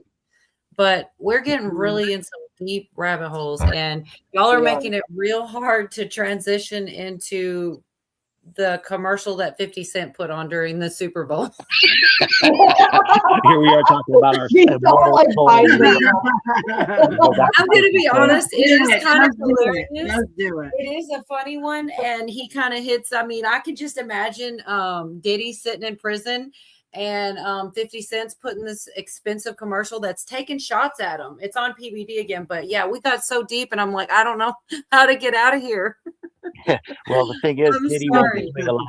I don't think Diddy will be sitting a lot in prison. Oh Lord! Oh Lord! Oh, he's sitting all right. Just ask the Ew. soap. Oh my gosh! I'm sorry. I hate to interrupt a good conversation. I really do. And you all guys No, are getting that's so we're okay. never getting Interrupt out of that there. one. We're never getting out of there. We're there for we're there for 5 more hours if we want to be. You know what I mean? Like it was a good Anything convo. wrong with Diddy and 50 Cent is Go- still going the in same re- thing reverse. about devil's domain. My point is that our spy operations have been derailed, I would say, by a competing spy operation ran by Lucifer, currently ran by let's just say the people pushing speech laws right now. And that's the scary part. Okay. Well, but I also don't like have to free say speech challenges. that there is a lot coming to light, and there is a lot of good things happening too. It's Yep. not all bad, but this is just something funny. Literally, that's just like current events just happened. And I thought it was funny, and I wanted to share it before we got out of here. I've been going a pretty long time, but I think y'all will get a kick out of it. Maybe. It's come to my attention that everyone's calling me a troll. Some said even king of trolls. First of all, I'm flattered. But I'm done with all that. I would never do a deal with DoorDash and quite literally deliver beef when millions of people are watching. I mean, who would do something like that? Delivering quality beef, it's more of an art than science. Don't want to be too obvious. It's all about timing. I'm always on time. Oh, it's Chuck Holmes. What a coincidence. No matter what kind of beef you have going on this weekend, remember DoorDash delivers. And you know what goes great with beef? A bottle of this beautiful Branson cognac, aged 4 years or 50 months. Who's keeping count? I got all of it, of course. Did you get all of them? Beef. Who's ABC? Beef. ABC is Mayweather. Remember, he used to say Mayweather doesn't know how He to doesn't read. know how to read. Yeah. He said a ABC Harry is Potter book. Mayweather. Yeah. Wow. Then it's the Comb, Puffy, Combs, And right? his prison Then it sentence. says 50 months or something. Who's counting? 4 years he's going to jail. Exactly. Wow. Dude. Wow. The fact that the NFL allowed this and they chose to do this DoorDash, Wow. that's a DoorDash. risky commercial. I know. 50 Cent has now transcended hip hop, and he's become a cultural icon. Two guys come to mind that have done this: Snoop Dogg, arguably the most famous American in the world other than Trump, and now 50 Cent. And 50 Cent has made a living on just trolling everybody and clowning everybody, and he's getting the last laugh. What do you think Diddy's thinking right now in jail, watching the Super Bowl, seeing that? Oh, you mother sucker. 50 Can Cent. you imagine Diddy's in jail watching 50 Yes, Cent? literally. Everybody's like, of course. Yeah, everyone's like, hey, man, that's not cool. You know, why would he do such a thing? You know, I don't like 50 doing stuff like, and then some people are probably taking shots, you know. Oh, for sure. What'd you think about the commercial? I love, like, to be honest with you, on Face, I never really pay attention to it. The subliminal messages, it's pretty freaking. You think he wrote it? You think he wrote it? Or I don't know if he wrote had an it, but idea. I think somebody may have given it to him and he said, hey, I sponsored this. I endorsed this. He'll take and then credit for it. Coinbase again, we can't play it, Rob, because it's singing, right? Yeah. We can't play it. But Can you we know what see it? Coinbase did? Coinbase literally put up a commercial singing a song. I went a little longer than I meant to. He actually What? talks about Well, how they all were what? I singing need the to hear Backstreet about the Boys. song they went singing. My God. You're just like I trying know. to I tell was the in the whole middle there. I was just- story. It was they go on and they talk about how at first they say they played the Backstreet clip and they all actually sing it for a minute. And then they go on to say, oh, wait, it was the karaoke version. There were only the words, but it was like all of them singing it. It's corny. I wanted to share the 50 Cent commercial with you guys, though, because he put all those little comms in there. And I thought that was hilarious. And I think if I hadn't watched it with them reviewing it, I would have missed a lot of the jokes he put in there. Well, You know? there's a concern I have That about. one was head. It's stupid. And then the last one was his jail time. He's like this long or 50 months. His jail time is hilarious. I'm sorry. Go ahead, Sean. Well, there's a concern I have about 50. I like the humor, I like the trolling, but we know he has a friend named Marshall Mathers, you know, who him and Dre allegedly discovered 50. And Marshall of the Standard Hotel was an ongoing theme a few years ago. So, What does like that I mean in said, the Standard Hotel? Huh? same thing as Adam Schiff in the Standard Hotel. Yep. The Standard Hotel is where Adam Schiff allegedly was raping a Doing young things. boy. I mean, grape juice. Yeah. And Anthony Bourdain, R.I.P., Mhm. because I loved him, Mm-hmm. was staying in the same hotel and witnessed too much. I read that in a few places as well. Yeah. Yep. He turned Marshall up right after that. and Marshall Mathers had a let's just say very young model friend of sorts that she wound up, you know, self-deleting apparently. Same Brittany hotel. Murphy? Or wait, no, she didn't self And delete. in her case, I think that was supposed to be an overdose, which is a nice way for them to cover stuff up. But yeah, the Standard Hotel had a lot of stuff going on with it. And for those who are wondering about Adam Schiff, well, his campaign donating buddy that raised all that money for him and for other Democrats, Ed Buck, let's not forget, Ed Buck was found with not one, but two dead black men on two different occasions that have been overdosed on methamphetamines that were essentially gay prostitutes. Yeah. Not that there's anything wrong with being gay. gay. but- They were Kool-Aided to death. Like, this is dark shit, dude. That's what it was. And it So- One could be an accident. Two is like it could, but not a coincidence anymore. How do you accidentally burn a gallon of grape Kool-Aid? You know what I'm saying? Like it was. I'm just not saying good. two, it makes it into, there's no way around that. I don't know. I do remember a little bit of this actually now, but it's been years since I've even heard this. I forgot all about it, to be honest. But I know John Dunning. Go ahead. Yeah, John Dunning's putting some very good information once they declare something a state secret. So when all these politicos, remember, guys, Congress has a slush fund of money to cover up when they abuse their victims. Yeah. So they're all going to be able to pay for their attorneys and lawyers that we the people can't. So Ironically, they're called black budgets. yeah. Yeah. So You know what I'm saying? Yeah. yeah, they create these budgets under color of law, and then they pick black as a color, which is supposed to be the absence of color. That's kind of, Right. humorous. Yeah, So I'm it just is. looking at it like 50's doing all this clowning. Well, he better watch out because all this stuff starts coming to light. The Marshall Mathers stuff might come up, and then maybe there's something to him, So it's the way that, like I was saying about, the intel op on the internet getting infiltrated, is that we're getting told, oh yeah, MAGA, rah, rah, rah. And yet people get mad if you investigate Charlie Kirk being taken out and you go a little bit further than this FBI that has already been proven to lie to us. These kids that cross-dress, like the character up in Canada in the last 24 hours, who is on the Discord servers putting these kids up to doing all this stuff? Oh, well, we found out with some of them that they're FBI agents or other agencies. So it makes me wonder, well, maybe there's more to Charlie getting taken out than meets the eye, no pun intended. And for people to be mad that if you just don't accept the first explanation, or you only want to go 1 or 2 levels deep. You when you investigate something, you got to go until you hit the wall. That you're People are mad believing if you everything watch that's thrown in your football way. game. Yeah. Sorry. I What? heard a pause. Repeat. I What'd you was say, jumping in there. Well, what'd you say? People are mad at what? People are mad if you watch the football game. Mm. I mean, I watched 2 videos where people were like, if you watch that, you were a part of that. Well, I'm sorry. Our neighbor who lost his best friend on the hill here invited my husband, and I almost stayed home alone by myself because I don't really enjoy football. And I decided to go, and she had made this whole nice dinner, bison burgers, by the way. And I could give a shit about Yummy. football, but I went to go be with my husband and my neighbors and not isolate myself. So that's the thing about the shaming I was saying earlier.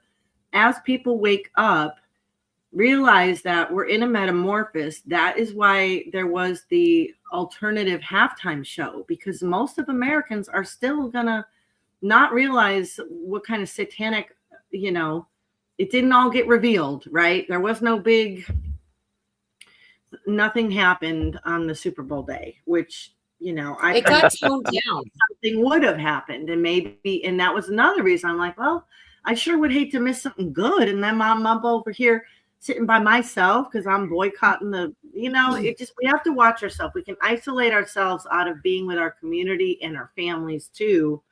And I don't worship football. I don't care about it, but I hope my point was made, Mm-hmm. Well, the thing with the football is that's just one portion of the television. You were doing the right thing by socializing with your fellow man or woman, kind of a low key form of the freedom to assemble, but it's called the right hand of fellowship, or being a good Christian and extending that sense of community to another person. As Well, you we let walked in them, our then like, oh garden. well, they just all Yeah, we walked in our Mhm. garden. Her and I didn't have to stay glued to the TV, which was really nice. It was Exactly. nice. But yeah, it's real. We have to be very careful because I think a lot of people are just waking up, and the truthers are kind of in this shaming, gloating stage, and I just don't like it. I don't like it at all. Go I try not Seahawks. to feel. Well, I try that's not to be that way. I don't. I think about people that are just now figuring Nobody here out is really. No, I don't some think dark anyone here truth, is. because we all have to Yeah. find out They're dark truth. good. Right. Yeah. I don't ever try to do that because it Uh-uh. is a process, and some of it is hard. Mhm. Even stuff. There's a point where I don't even believe stuff. People go so far sometimes. I don't know if people have really been. I've heard people say, this one and that one's been taken off to a tribunal, allegedly in Minecraft, in this book that Virginia wrote. And, Right. and I want to believe that. I would love to believe that. Like, it's already all happened. But even I have to be like, that can't be 100% right. That can't be all my eggs in that basket. It'd be great, but I don't know that I believe it. So, but I do believe some things that regular people would think were insane, Right. like all the things with the pizza and the stuff. You know what I mean? So, Yeah. but I have a line too, so I don't get too far carried away. It's hard to find it sometimes because I do try to be open-minded, but I definitely don't try to shame people that are just figuring things out, or Yeah. if Wanna they're just be still watching the careful. Super Bowl. Mhm. I mean, I Yeah. watched this. This is the first one I ever missed in my entire life. I watch the Super Bowl all the time, and I watch the halftime Mhm. shows. I didn't watch either this year for the first time, Girl. for whatever reason, for a million Mhm. reasons. But I'm not mad at somebody that did. You know what I mean? Like, that's Yeah. crazy. Yeah. I've So never watched I'm in a single agreement. one, but I watch stupid TV shows. Like I love watching Right. dumb Oh, clips me of too. stupid shows, right? So if you categorize it as entertainment, you're all good. If you get emotionally fucking hinged, then you're Right. unhinged. Oh my gosh, you got that right. Mhm. I agree Well, with you, Zach. The TV halftime was way more Christian and way more Mhm. family friendly. It was yes, great. it They did was. wonderful. But like not 80%. everybody even knew about it, And they did so good. Like PBD did a whole lot on it. I wasn't going to go into all that or play all those clips, but if you guys want to watch it, it was really they went down Sure. all the avenues Yeah. of down the Let's line what watch may it. happen. Go ahead. I Sorry. like those guys. Yeah. Me too.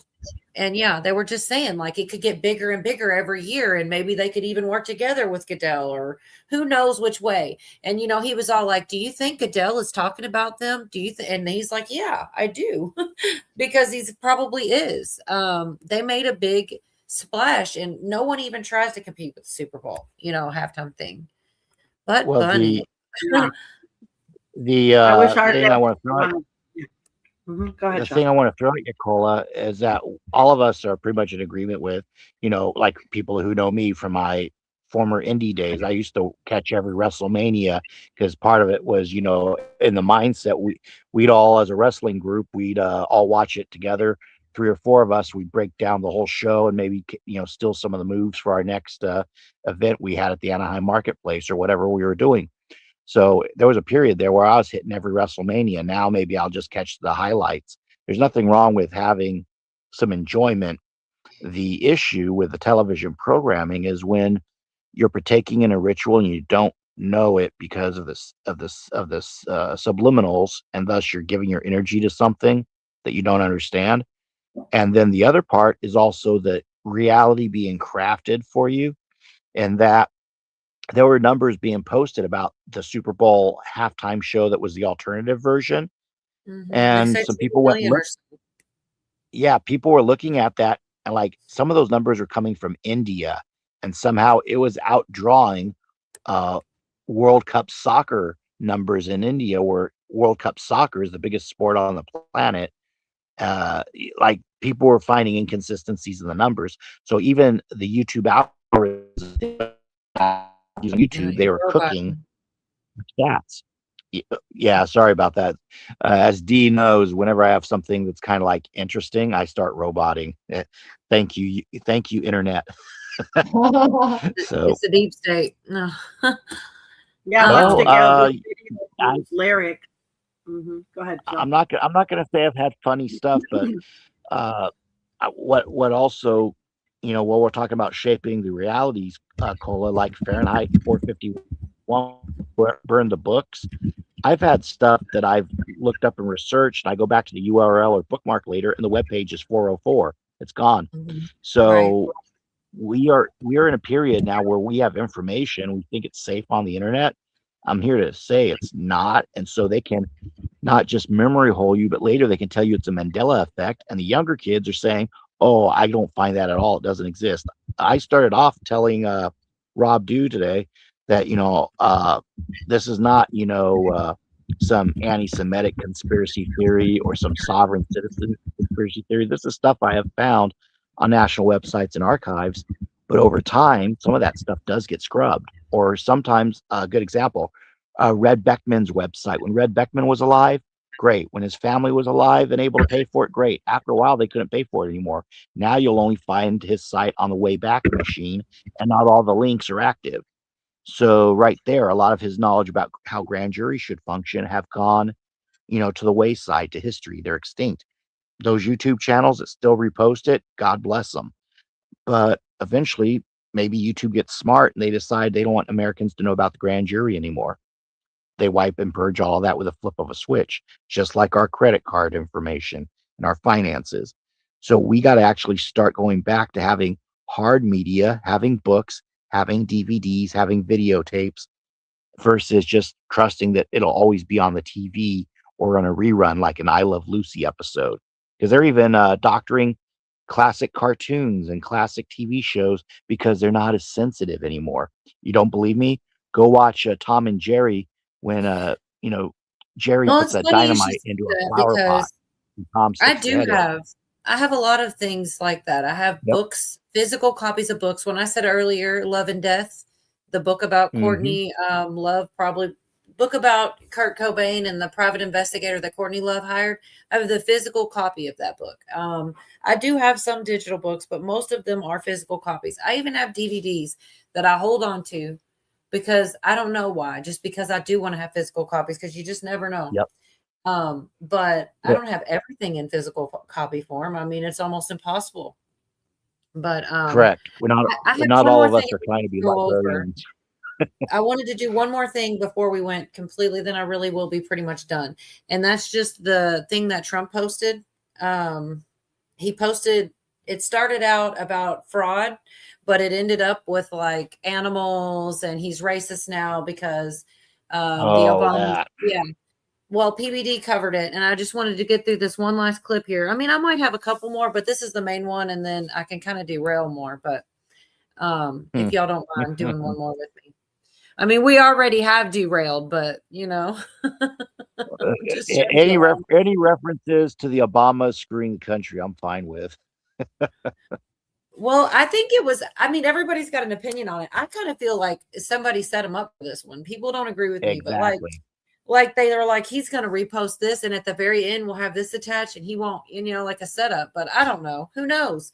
But I like Vinny. Vinny does a thing. I don't know if it's on this clip or not, but I'm going to just play it. I think they show the video and everything without the music. President that posted. You know which video I'm talking about? The video with, in the jungle, the mighty, that whole video. Okay. And you have to watch the video. Rob, if you want to put this video. So they probably didn't QC this. Click on this, Rob. Let it play. Machine that counts the votes. A Telit 4G wireless chip manufactured in Taiwan. Watch this, folks. Was discovered Wait for it. embedded into the motherboard. The voting machine tapes clearly indicate modem engagement and transmission of election data. Some of the anomalies that we noticed in the 2020 general elections, that 5 key states all stopped counting at a certain time in these key battleground states. These were all where the software, the quickly mini gets machines, the retweeted. SNS machines were used, the Smartmatic, Now, the GEMS it's about to come up. software. So when the vote stopped counting, and this has been noted in other countries as well, President Trump was significantly ahead. When reporting and counting resumed, there was a massive spike occurred that favored Joe Biden. Okay. So then that video comes up. Okay. So guess what the president didn't do? They didn't QC the whole thing at the end. And they retweeted that video. Okay. And the president was asked about it. By the way, if you've seen the whole video, Rob, if you can play the whole video But the music I would look without the music, okay, and just visualize, that the song is being played in the background. Just turn off the music. Go ahead. So that's Barack and Michelle, okay? And then it goes to Hillary Clinton. Is that Hakeem Jeffries? Yeah. AOC. And is that Newsom? Yeah. That's a bad Newsom. That's Pritzker and what's his Schiff, name? Adam Schiff. Schiff. Mhm. Schumer and Mamdani. Okay. Biden and Kamala. Okay. It's funny. Jeffries is back singing. Okay. And then there's the lion in the jungle. Okay. And the president shows up. He's the lion. Who's that? The pig? Is that anybody, Rob, or I no? think that's a content creator chick. Oh, okay. Yeah, I think Got it. So anyway, so is Rosie O'Donnell. yeah. So you got. So this is the whole clip. Whoopi is also in there. Anyways, they're not missing anybody. You can pause it right there. I couldn't believe it. Like, that's crazy. I do think that somebody set him into that trap. I do think they played the clip actually of him responding to it. Trump, I mean, responding to, and he explains it like somebody, John Dunning, or someone said earlier that they don't think he does his own messages. And I don't know. This is just, I'm looking for it exactly where he did it. It's just the way that he answered it. He kind of I don't know. He won't blamed the take staffer. He was like, it was some kind of Truth Social or whatever. He was No, he like, actually I had a speaks, too. staffer who, you know, posted this, whatever. Yep. It was kind of obscure. It was a little open to interpretation. But he said he saw the election part. He said he himself saw the election part, but he didn't finish watching it. And that's what I'm getting it. I'm trying to anyway. Because they same clip, same video. Just all right. Well, here, let me just Cola, while you got look it. that up, Cola, if that video was going to be, you know, accurate to the animal kingdom, shouldn't Michelle Obama have been one of the hyenas? Just saying. Right. Yeah, I mean, comedy is comedy. You know, what's funny is Well, funny. no, when it comes to hyenas, if you know that you know. It wasn't a live thing. It was a post. It was another post. It was like, you know, some staffer did this, blah, blah, blah. You know, Right. I would This is him never. speaking on an airplane. Why is he always on an airplane? I think he is. How much you think the president Hold on. knew? Go ahead. Mr. President.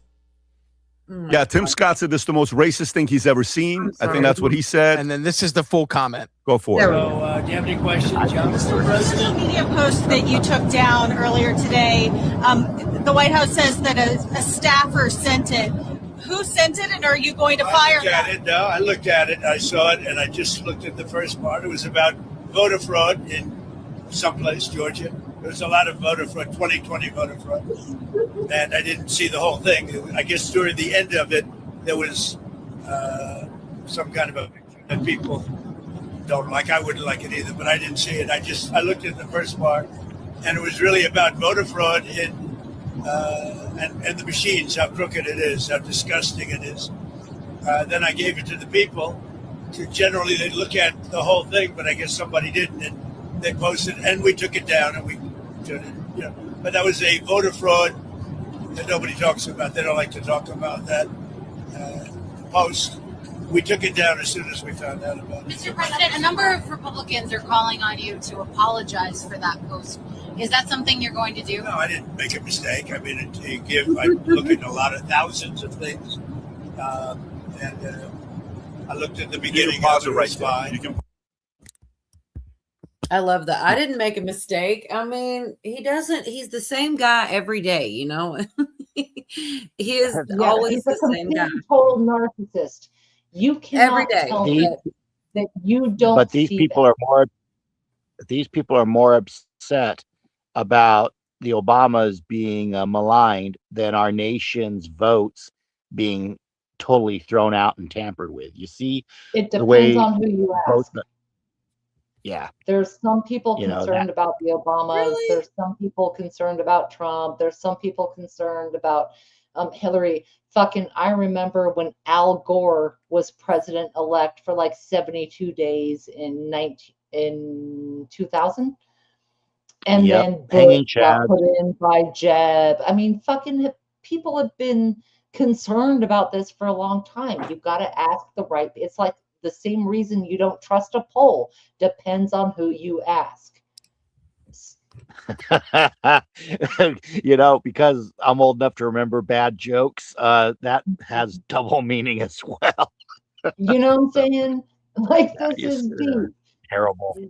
Deep Throat was a lesson. So What is was going on? Hillary.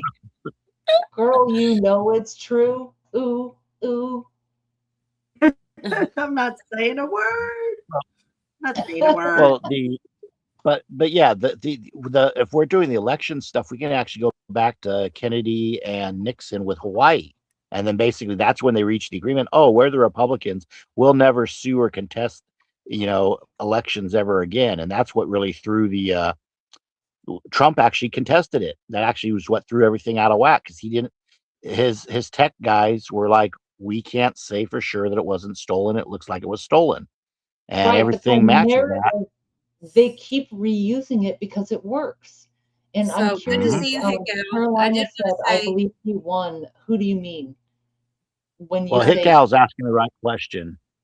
That's why I I said was they just should going be. to They say should have any been other, they hyenas. probably wouldn't have been any other animal. You know, it is what it is. But also, they had Biden as a monkey too. And that was, you know what I mean? Like, I don't know. Yeah. Um, Well, but yeah, hyenas are probably appropriate not. because hyenas transition. If you guys didn't know, so that would have been appropriate for Michelle. So if they had done the hyenas, nobody would have noticed. But the smarter crowd would be like, "Ah, we see what you did there." That would have been the subtle way to do it. okay. So, I'm just taking a look here. Well, We got a lot of comments coming so through. ever since Kennedy, which, before Kennedy, we didn't have as much for television news with footage. Correct. We had radio, we had certain things, right, for the average person. It was Kennedy, that situation, that brought in like live footage, which, by the way, the main Zapruder film and all of that was not released for years after the event. That's why it's inconsistent.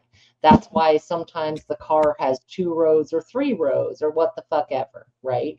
So we didn't have this in our faces until about 70 years ago with television and news, you know what I'm saying?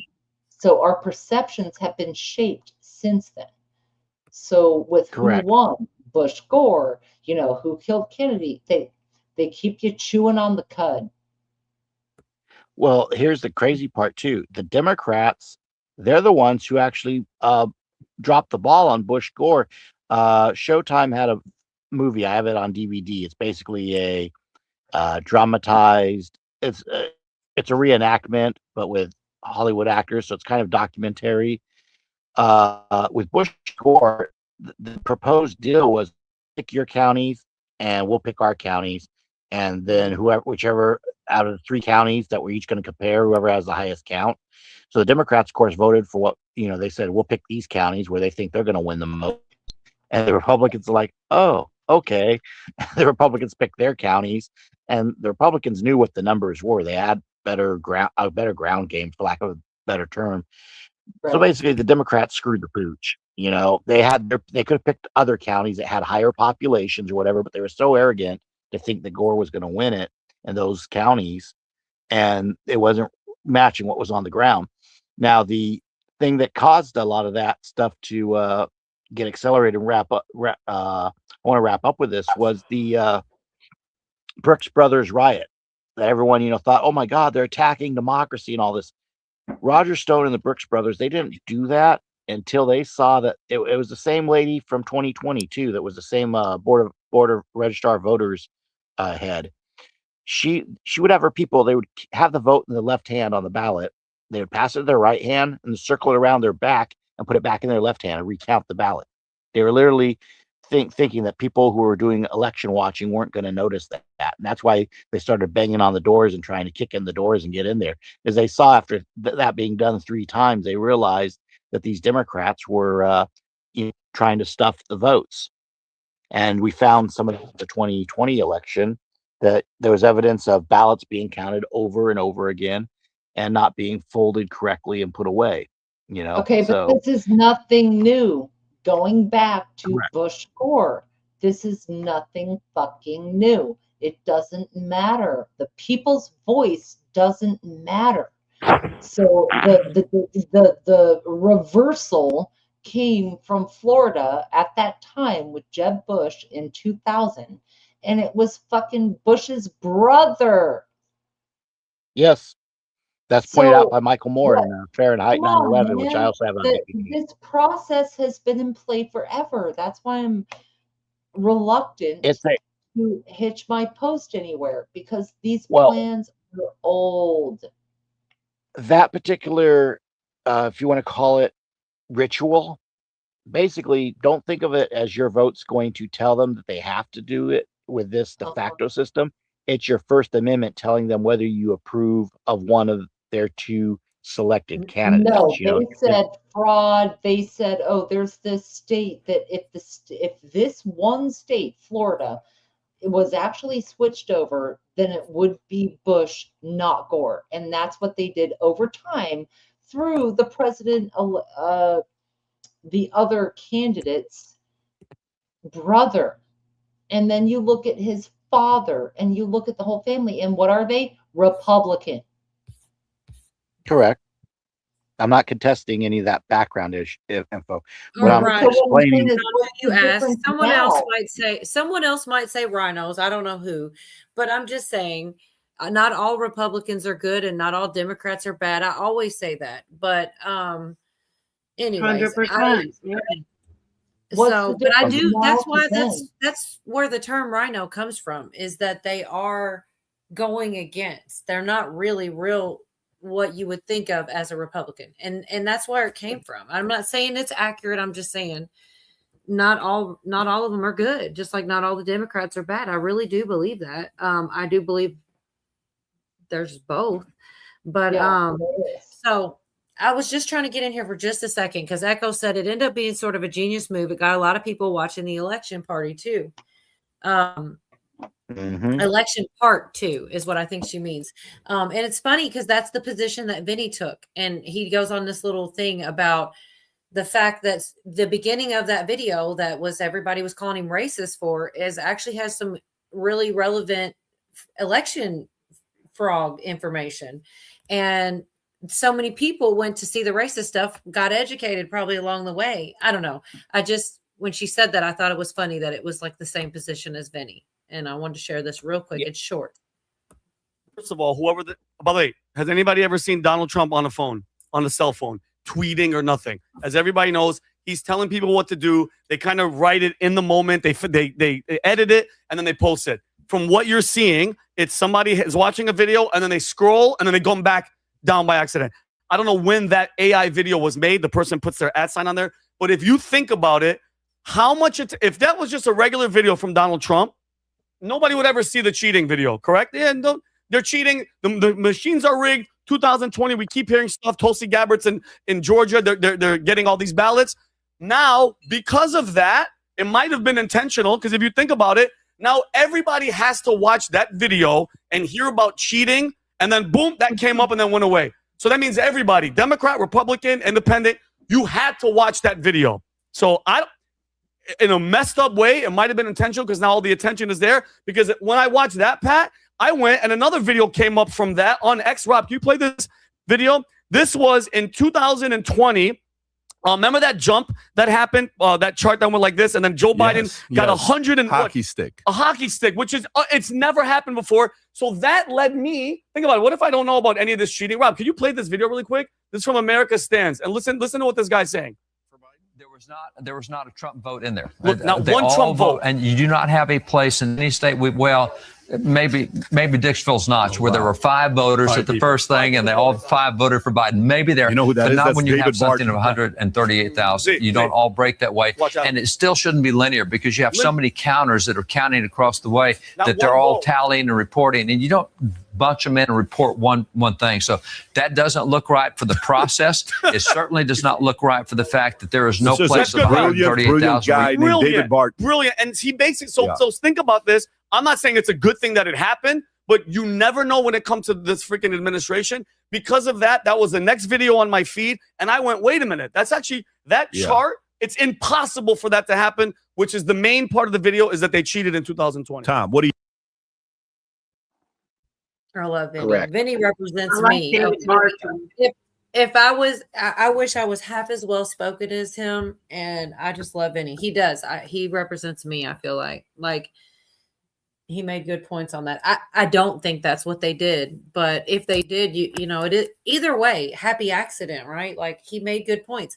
He watched it and it scrolled him onto another video he hadn't even seen, you know. Why is he shouting? I'm right here, said Brew. He gets excitable like that, you know. He's a funny guy. No, that excitement is punctuation. You know, a lot of people accuse me of being very boring. I'm doing that to try to slow myself down because Dee's heard me when I have an energy drink. I am like way too fast for people to comprehend. So if you're as low key as I'm being right now, a lot of folks will be like, all right, I'm going to bed. So That said, Yeah, you're either it is about zooming or you're 10:52. falling asleep on the call. Well, that's been a newer You've been trend with snoring the on way the my work call. schedule is. Mhm. Yeah, I I don't blame apologize you. about that. By the way, if you guys, Graveyard's a bitch. if you had to listen to No, that, it's fine. I've literally I've been passing out on the calls. I used to be the guy who was the last to get off the calls, and now I'm like the old man. I You know. know, Father Time's not being kind to me with my work I never schedule yell and at everything you. else. You never hear me yelling at you, do you? Wake up, Sean. Wake up. Well, actually, I'm not going to say anything, but I might have been awakened a couple nights ago by someone yelling in my ear. Maybe. Oh my. You got a booty call. Oh, Tell us yeah. more, Do we want to Sean. hear more about that? We might. I know Brooks does. No. It was an assembly. I was on an assembly related call, and Not someone that basically told me to wake exciting. up. Never mind. Next. No, I'm kind of off the market. I'm gonna leave it at that. I thought you Anyway. went to Arby's. Okay. That's Oh, you're off the market, Yeah, huh? You got a girl? What's Wow. that? You're off the market? No, You got a girl? No, I don't. D, if you remember, I moved from a studio into one singular bedroom, so there is nowhere to have company, if you get what I mean. I'm like living in a very. That's why my hair's turning gray. It's a very cramped environment. Okay, that's fine. So Dude, yeah, that's really and you can't bring a. that this is No, But you're not in your mommy's. You're not in mommy's basement. Well, that's the thing. It's like I'm in half of a basement. That's even worse. Right. Sorry to laugh. And I still have all my book. I have all my books and my DVDs and my media that I'm trying to keep because I'm not going to throw out my copy of the 5,000 Year Leap or my Idiot's Guide to the Constitution or Good to see you, Doug. Hairy palms. Too much. Well, no, it's actually also it's 10:52, and I'm normally waking up at 7:30, and I'm realizing I'm starting to get into my sleepy brain state thing. So that's why Did you make him stutter? I mean, I called him out falling asleep. What can I say? It was just funny to me. Other people might get funny, yeah. take it personally, but I know what graveyard shift is like, so I never give people shit that are working graveyard shift. Well, I'm working mornings and graveyards. That's the thing. And normally my mornings start at 7:30, like I did today, and I haven't been to sleep all day so far. So yeah, you sound my body doesn't know if I don't know if I'm supposed to stay up for the rest of this chat with you guys, or if I'm supposed to take my leave and go to bed and leave it to just the three of you. But well, thanks for coming anyway. We had fun messing with you a little bit. And yeah, I'm thinking time to be over here. Yeah, it was really fun. Yeah. But yeah, one thing for all of us though, as fans of media or whatever it is we're fans of, get your hard copies. Don't let these kids on the internet tell you that your memories aren't your memories. You show them the Star Wars that came out in 1977 before George Lucas re-edited it and screwed with it, or you show them the original Return of the Jedi where Darth Vader isn't screaming no like some kind of moron, you know? I mean, yeah, they're rewriting our history, folks, in live time. You get what I mean? So right. Preserve what you can, because reality isn't just the narrative they tell us, it's the narrative we witness and the narrative we're part of. So okay, I'm getting grouchy too now. I realize. I apologize. Snickers. Sweet dreams, baby. Sweet dreams, honey. Yeah, thanks for coming up though. Have a good night. Yeah, definitely. Yep, that was fun. You guys have a good one, safe one. God bless, and keep fighting whatever fight you're fighting, and win. Win some more. Yep. Talk to you tomorrow. Navy vet hit the point. Perfect way to end it. So, past was erased. The erasure was forgotten. The lie became the truth. So, guys, have a good one. Bye. Good night, Sean. I can't remember this clip. with the Right, guy, you got a bitch talking about taking out the testosterone. I feel like I've got to hear it now. I can't remember it, but I know You can't take a fucking testosterone away from a man. No. If you do, you got a bitch, right? Yeah. Yep. I guess that. I love that dude's clip, dude. Play it again. Let's see it now that we're ready, please. One more time. You can't take a fucking testosterone away from a man. No.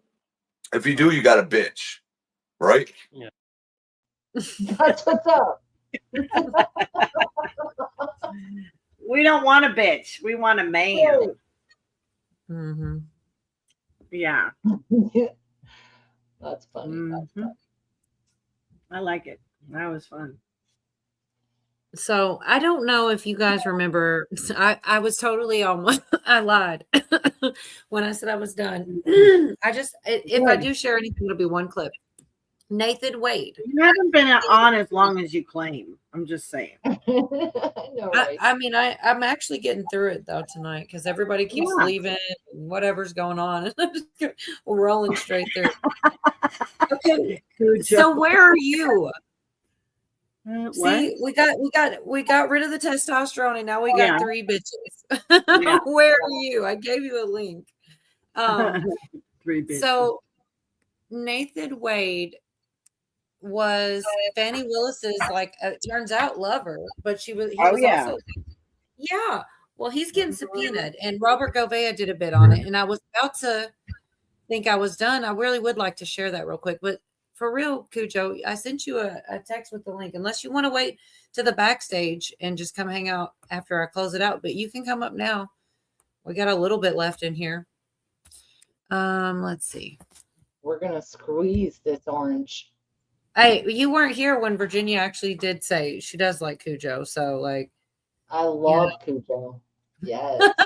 She's gonna lay it on thick. So you should come up here. But this is just real short. Elsewhere, you saw Senator Greg Dolezal. He said, dun, dun, dun, dun, subpoenas have been issued. The Georgia Senate Special Committee on Investigations has subpoenaed Fannie Willis's special prosecutor and lover called Nathan Wade and the assistant DA called Jeff DeSantis. Amazing. So they're ordered to appear February 13th, one day before Valentine's Day. Fannie Willis is like, you better be home by tomorrow, all right? Because we're going to the Bahamas on a cruise. Georgians deserve answers about how Big Fannie, the biggest Fannie in all of Georgia, maybe the Southeast, ran a politicized prosecution funded by taxpayers and riddled with conflict. So Nathan is going to get another subpoena. And Dolezal was out. He was explaining, during my 4 hours of questioning of Big Fannie, her unhinged behavior was on full display. And boy, was it unhinged. She came in there with that fur coat and that like $11,000 purse or whatever it was, slammed it on the ground and just started screaming at everybody on the committee. Now we've subpoenaed Nathan, her lover. Wonder what she thinks. Who was on the phone with Biden's White House for 8 hours, and they hired Jack Smith to go after President Trump. So they were getting information passed to them. Nathan Wade and Fannie, they are not smart enough for a 19-case defendant RICO case. So Jack Smith had to give it to him. The J6 committee had to give it to him. They just passed all that information over, and then they gave it to corrupt DAs like Fannie and Tish and Alvin, and they all prosecuted the president. Georgia voters deserve the truth, and boy, is it coming. Good to hear. Here's Dolezal. We learned that she's an unhinged lunatic,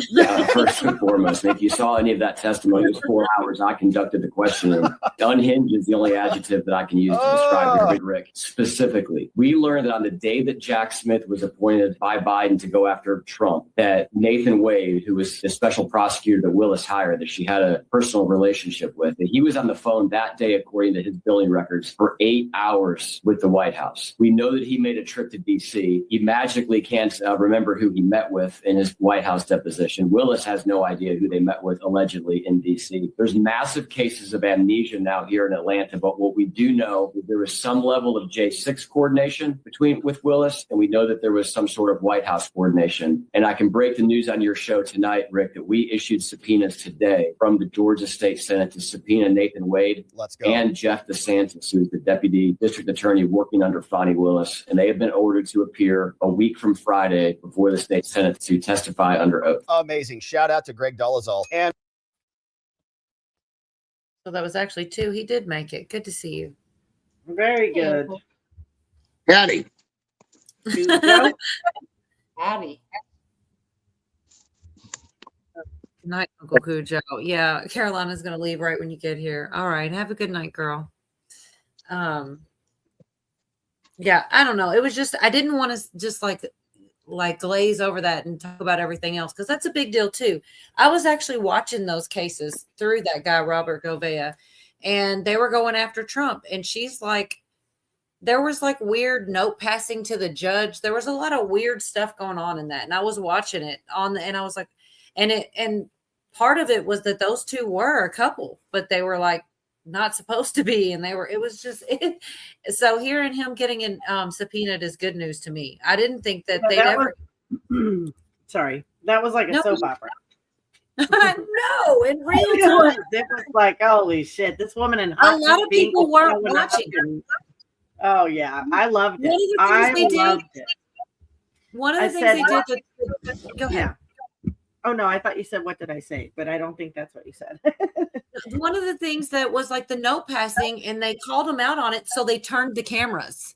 They didn't stop the note passing, or they turned the cameras so they weren't on view anymore. And it's just like it's nice to see some of this stuff unravel and people getting, at least I know, but Virginia's going to black pill and go, oh well, just because he's subpoenaed, nothing's going to happen. Good night, Carolina. Yeah, but you never know; something could happen. Well, I mean they're going to make a spectacle of it anyway, right?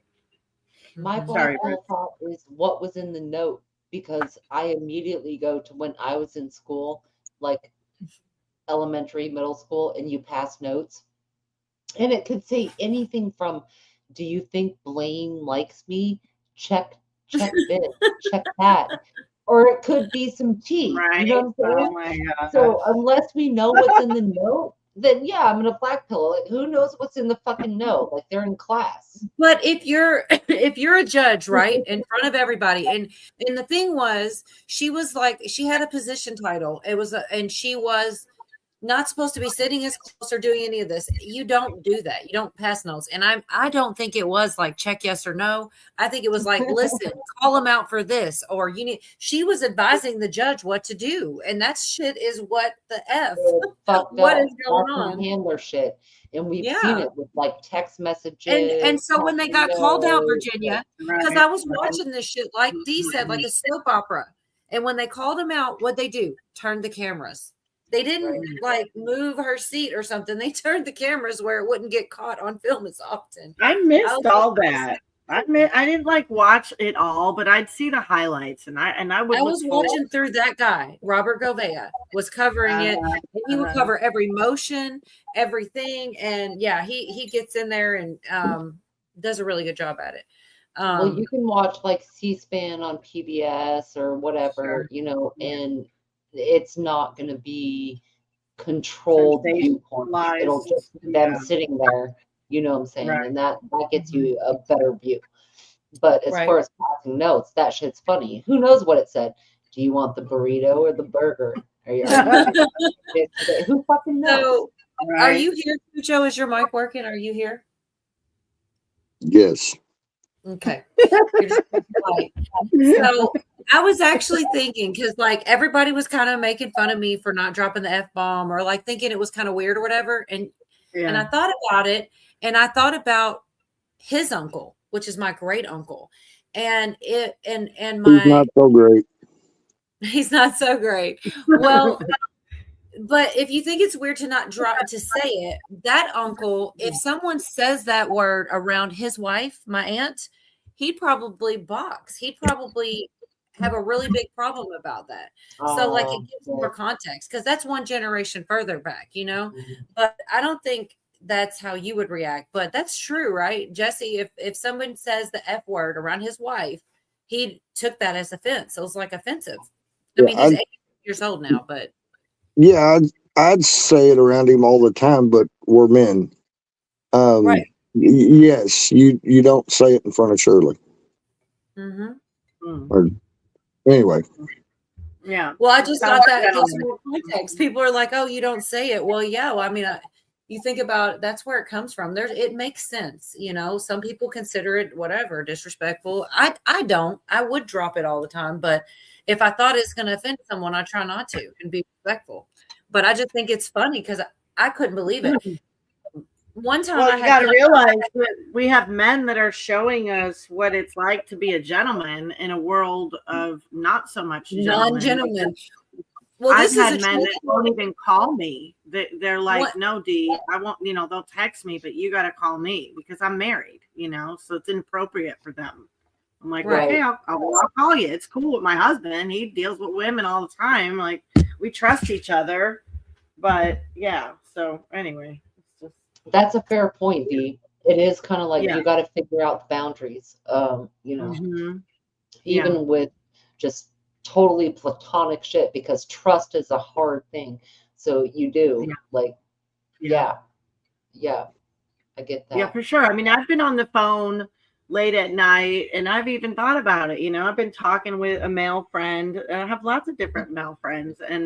And I thought, man, if I walked up and my husband was on the phone with some bitch right now and he was laughing with her, I could just imagine. I'd be like, who the fuck are you talking to? You know what I mean? But like, he works with women. He's sleeping in those hours. So that's not even a deal. But yeah, he's not worried about me talking to men late at night. But I don't know that he would love it if he came in on a conversation. It just would depend what we were talking about. But I also don't talk about inappropriate shit. It's usually about this kind of stuff that we do here, It's about other inappropriate shit, not that kind of inappropriate it's crazy conspiracies and shit. That's Tinfoil all. hat shit that he doesn't want to talk about, or it's law, or it's whatever. It's whatever I want to talk about. I love men, I do. I love men just friends. think right They're now, good. Yeah, it's an exciting time. Whether people are black pilled or red pilled or blue pilled or whatever pill, it's an exciting time. Whatever happens, it does set precedent. I actually saw some people talking shit about Comer with the Clintons, saying you're dumb for doing this because now they're going to come after Elon and they're going to go after Trump and they're going to go after all these people because you're setting precedent. And I mean, it is what it is. The one thing I will credit that I've noticed was the Democratic women, when it comes to Epstein, are voting on against the Clintons. And that's pretty cool because usually they stick to party. But on this, when there's victims concerned, I'll give it to the fact that they voted for both Clintons. And I think that's pretty good. Like, I think that's finally we found something we can agree on is like, right. That those things are vile enough we can be on the same team for even just 5 seconds because nothing else seems to be on the same team lately. Well, we have to separate timelines too. Back in the day, a lot of us, when you're young, being a Democrat or even a feminist kind of makes sense. But then when you get older, conservative makes more sense. You know what I'm saying?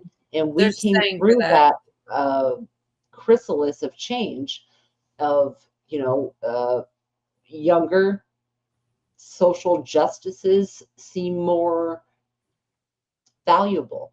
But once you get older and start working and putting into society with your taxes and your thoughts and whatever, right, it does not make sense. And so I think a lot of what we're seeing is transitionary periods in the definitions of what each site is, let alone, I'll be honest, back in 94, I thought Clinton going on Arsenio Hall playing the saxophone was like, we never saw a president do that before. It seemed like he was being for the people, and I didn't vote then. I couldn't even vote then. I was like 17. I was born in 78. So at that time, I couldn't have even made a choice. But culturally, it changed our mindsets. You know what I'm saying? You see the point? For sure. No doubt. The bad thing about that is it's very true. Younger people tend to be liberal, and then they get out in the real world and they mature. They have bills to pay, and they get more conservative. The bad thing for us now is kids are living with their parents till they're 30 and playing video games and not understanding the real world too well. So that makes them longer term liberal voters. It's a cultural expectation. It's expecting out of your government. Yeah. And one thing I want to add real quick, we were talking about talking to people of the opposite sex at night and stuff. Mm-hmm. I can't believe before I got on this thing, I'd spent 45 minutes talking to a chick tell me a 5-minute story. And then I jump on this panel and there's 3 other chicks. I'm like, welcome to the clam bake. What the hell am I doing? That's my problem. I make bad decisions. Anyway, okay, I'm done. No, we're not a bad decision. We're a good decision. It's You're balance. It's balance. Yeah. Yeah, no, we're good. Mm-hmm. You remember that scene in What Women Want where Mel Gibson he I can just hear watched it. everybody talking he can hear all the women, but then when he gets to oh gosh, who was that lady that made the plus size clothes and the other one? Shoot, what was her name? I don't know. Anyway, nothing. What was her name? She did. Don't worry about her name. Tell the scene because we'll remember. But when he gets to them, they're standing there and he's looking at them and they're looking at him and there's nothing. There's nothing in his head. There's nothing in their head. And I never really knew if that was a bad thing or a good thing just because they were quiet. You kind of thought maybe they were dingy and stupid, but now that I'm older, I'm like, maybe they were just smart and quiet, Right. Anyway, oh, man. It's so funny you said that though, because I totally saw scenes from it. There's a free channel that Billy likes to watch that has like old rerun movies, from way back, and it played that movie. And I see there's a lot of good ones that come like Oh God! Yeah. What's that, Scott? I freaking hate you. Why? Because movie from way back. And it's What Women Want. I've been watching movies from way back a lot lately, and they're from the 30s and 40s. Right, that's way back. Yeah. Well, I'm just saying that's what I consider way back. And she's, it's a movie from way back, and it's in color. It's got Mel Gibson. He's not even dead yet. She's younger than me, and there's a couple decades represented here. Quite a few. Yeah, actually. we've got the whole spectrum. So, we're covering all the bases. But the funniest part of that movie, because I just saw it again, it's so stupid, but it's like physical comedy. So it's wonderful. It's Helen Hunt and Mel Gibson, and he can still hear the thoughts. Oh, shoot, we lost Virginia. She'll come back, certainly. So, she's standing there, or Mel Gibson's standing there, and he can hear her thoughts. And she goes, in her mind, she goes, "Oh no, I just looked at his crotch. Hopefully he didn't see me or something." Yeah. And he thrust his body a little bit. Yeah, he did. He thrust his crotch, actually. Yeah. He does it on purpose. And then she goes, "Oh God, I did it again." He laughed. Oh man, did he get that boyish, sheepish grin? My best friend loves Mel Gibson, so he was in the prime of his life in that movie. But speaking of Mel Gibson, I am going to shorten this one day, but this was totally him on a phone call, so mad at his chick. This is the real Mel Gibson, and I just have to one time. You're a pain in the ass. You're a pain in my ass. Stop being that. Stop being that. Said every dad. It's my favorite thing he's ever said. It really is. Stop being that. I'm going to shorten it just to that, just to play it more often, but it still cracks me up because that's really his, bless his heart. He was really pissed that day. Oh yeah. He sure was. I really do hope Virginia comes back. Sometimes her internet messes up, but she usually can come back. Had a girl take months to get the story to end. You guys are all so nice. Well, yeah. I was thinking earlier, though, when we were talking about my other uncle. One time I was out shopping at the mall that was near my grandma's house, and he was there with my grandma. And I had my friend with me named Bobby, and he had this shirt on that I never even thought about. It had a gun on or whatever. I said it, so what? And it was like 9 reasons to keep your M or F in mouth shut, but the F was like starred out. So it didn't even have the F word on it. And the uncle I was like, he like was really upset over that, over my grandmother, which is his sister, because he felt like it was disrespectful. And she was so cool, which is his mom. And she's like, it doesn't even, I'm not offended. Like he wanted to have a whole thing about it. And I was like, that's when I first realized like how he took things like that seriously, like certain words being said, things being said. And it's crazy, but it would really offend him. Well, you know And what? Oh, sorry. I thought you were done. No, go ahead. Today, my husband, he pays a little attention to different channels besides mainstream, I would say. And today he told me that Mel Gibson had come out and said that the people doing the Sound of Freedom were bad people. And I was like, oh, did you? Uh-huh. That's crazy, Yeah. man. Mm-hmm. But there was some good come out of that. Like, wasn't sure. that didn't it show There him is like some they good, and got but- children and rescued them, right? That's what the Sound of Yeah, Freedom it was. does matter, but it's like we also have to get better at as Americans at not looking at groups that say, "Oh, we're Christian and we do humanitarian things," because a lot of times, who knows how many times out of 10, they're doing the opposite. They're not helping the kids. They're hurting the kid. Look at CPS. That's one. Let's go down the list. How many Christian organizations were caught trafficking? So it's not a surprise to me. Yeah, go ahead. I did think they talked about the one thing that was really crazy was the Wayfair and the not just Wayfair. Yeah. There was one more. Yeah, And there was a new one I didn't know about that come out that was connected. but there's a lot of information coming out. I feel like there's investigations. A lot of people, one of the reasons why people got really upset about certain files not being released, one of the reasons they don't release the files is if they're still under investigation. And people say, well, they could just put anybody under investigation so they don't have to release the information, which is true. But I don't believe that's the case in all cases. Like, I think there's probably some real open investigations against some really bad people. And that's as bad as the files are. There's even worse that we haven't seen because they're still under investigation.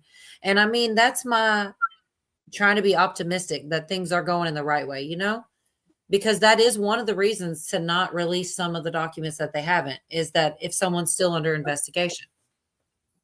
Which you would hope. Mel Gibson said anything about this stuff? Because I don't pay attention to anything with the Epstein stuff. I haven't given it much energy at all. Just what people kind of throw here and there about it. But I mean, he's a trusted source. That's all I'm saying. He seems to be something. Mel Gibson is going to be like a spokesperson for a lot of this stuff. It would seem to be, right? Mm-hmm. He's already come out and said the things Roseanne has said. She's another one. I mean, unless they're all just playing us, which we always reserve that right to try to not be suckered and duped, but we're hopeful. We're hopeful. And I think with the way Mel Gibson's shortcomings that he's had on public display, they don't make me like him less because he's human and because he fleshed out and like had an outburst of wrath. That's totally normal and human. Those things would not make, and does he have a drinking problem, anger problem? Yeah, whatever. But like, that was the most human. That made me like him more because it's pretty because human. Truly, like if you pay attention to the picture when it plays, that's his girl at the time. She's a real hottie, but she knows she's recording him, and she's all like blah blah blah and innocent. She is setting him up, and when you really zoom out and look at it, she's like the Amber Heard. You know what I mean? She's one of those. I mean, I don't know this all allegedly in Minecraft. It's just a speculation, but she's so calm and maintained in these tapes, and he's flying off the handle, and she's saying and doing things calmly to piss him off, and he reacted like a human. but it's still hilarious. It's so Yeah, stop being yeah. that. Like, oh my God, it's my favorite. And you It's, know, I mean, you're yeah, it's not the worst thing in the world he could have said, really. You no, could just he tell said he was worse so in those seething, tapes. angry. Yeah, he was Oh yeah, seething. it was true. The reason men sound like crazed lunatics is because we cannot punch women. Oh wow. So all of the testosterone from the hen picking and the constant saying shit. The hen pecking. He just Yeah, said hen hen pecking. pecking. Hen pecking. Yes. I'm an old man. Yes, hen pecking.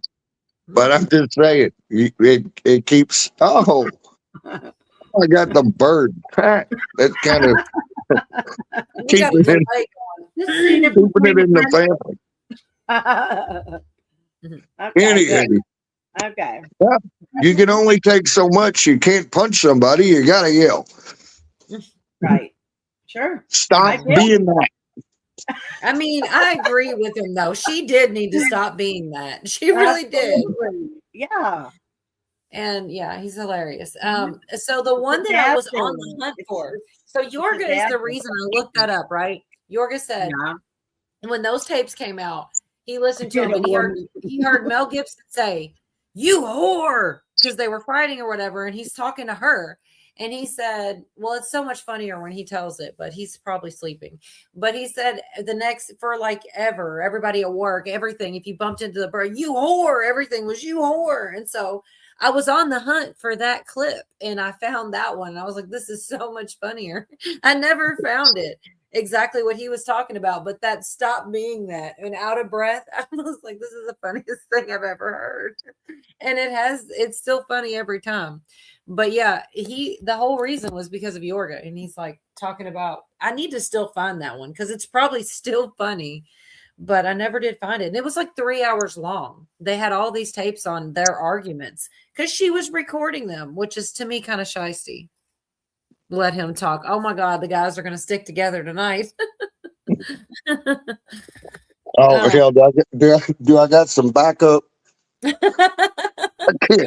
I can't see the comments when I'm on the panel because it's on my computer versus my phone. No, you have zero backup. No. I don't want to hear it. I'm up on my computer tonight. I can see some, but not all. Sometimes all the men in the house say, hell yeah. Mm-hmm.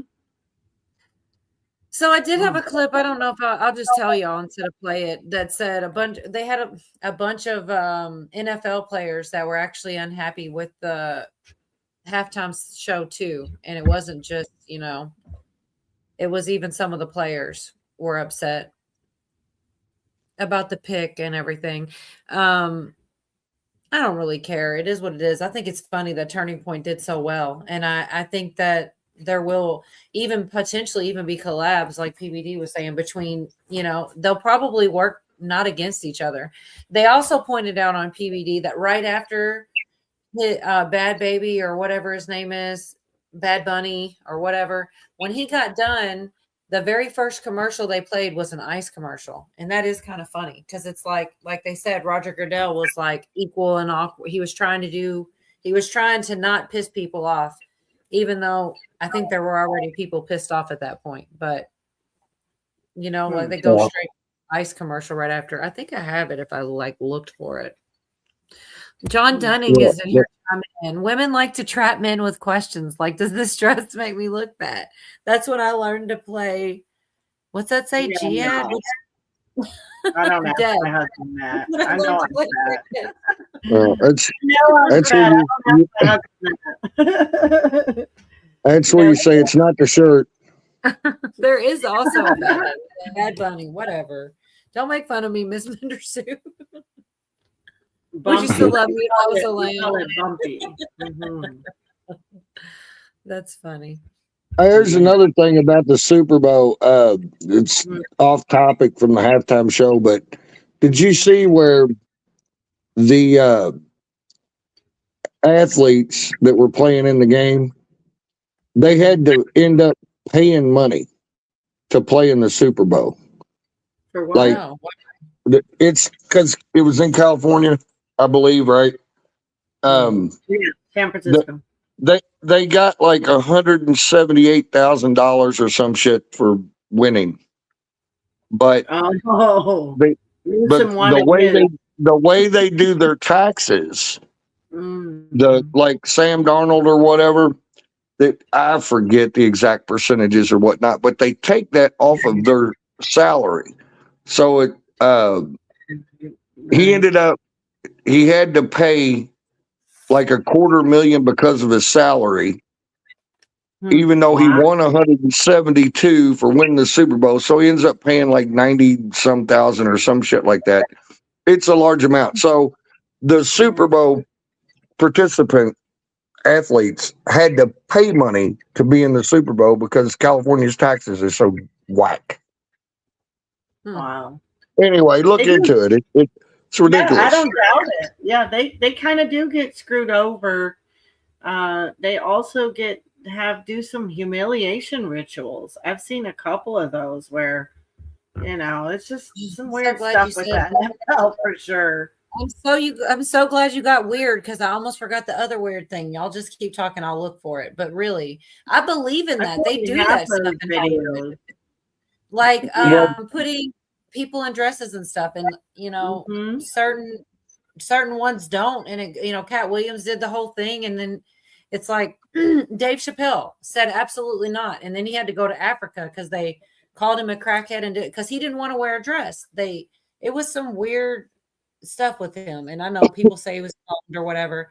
I like to think he wasn't actually cloned. I did think this was funny, y'all. Hold on, I wasn't looking for this, but this is supposedly at the Super Bowl, and this chick's she's the only one dancing, and it's Benny Johnson covered it. She's got her phone on, and she's watching the other one. I actually don't know if I can have that music, but she's like, they zoom in, but look at all the people around her, and she's the only one happy. Yeah, I saw a bunch of clips from the crowd where like nobody is doing anything. They're just like standing there staring. It's kind of awkward, like yeah. But it was funny that they caught. I mean, surely they set that up. Like Billy said, everything is kind of staged. But to the Turning Point halftime show that featured the English language and artists who loved America and the American flag. This is our national pastime. After all, it is the National Football League. You'd think they'd understand that, but they actually hate their fans. It's like a giant FU to their fans. It was a humiliation ritual to have their fans sit through. As you can see here, look, this is the live view from inside the stadium during the Bad Bunny performance. No one dancing, no one into it, nobody singing along because nobody knows the language. One drunk chick trying to dance, nothing else. Everybody else standing around. Look, I knew there was a reason I was going to play that humiliation ritual. Set it right on cue. Like that. I do believe in that. There's a lot of that. Everyone's dumbfounded for sure. The gal I was with, so my neighbors had a guest, and she was already pretty schnockered when we got there. And I was trying to talk to Susan during the commercials, and I had the audacity to mute the commercial. She's like, hey, not the Super Bowl commercials. People pay big money for these. I was like, okay. So we had to listen to that.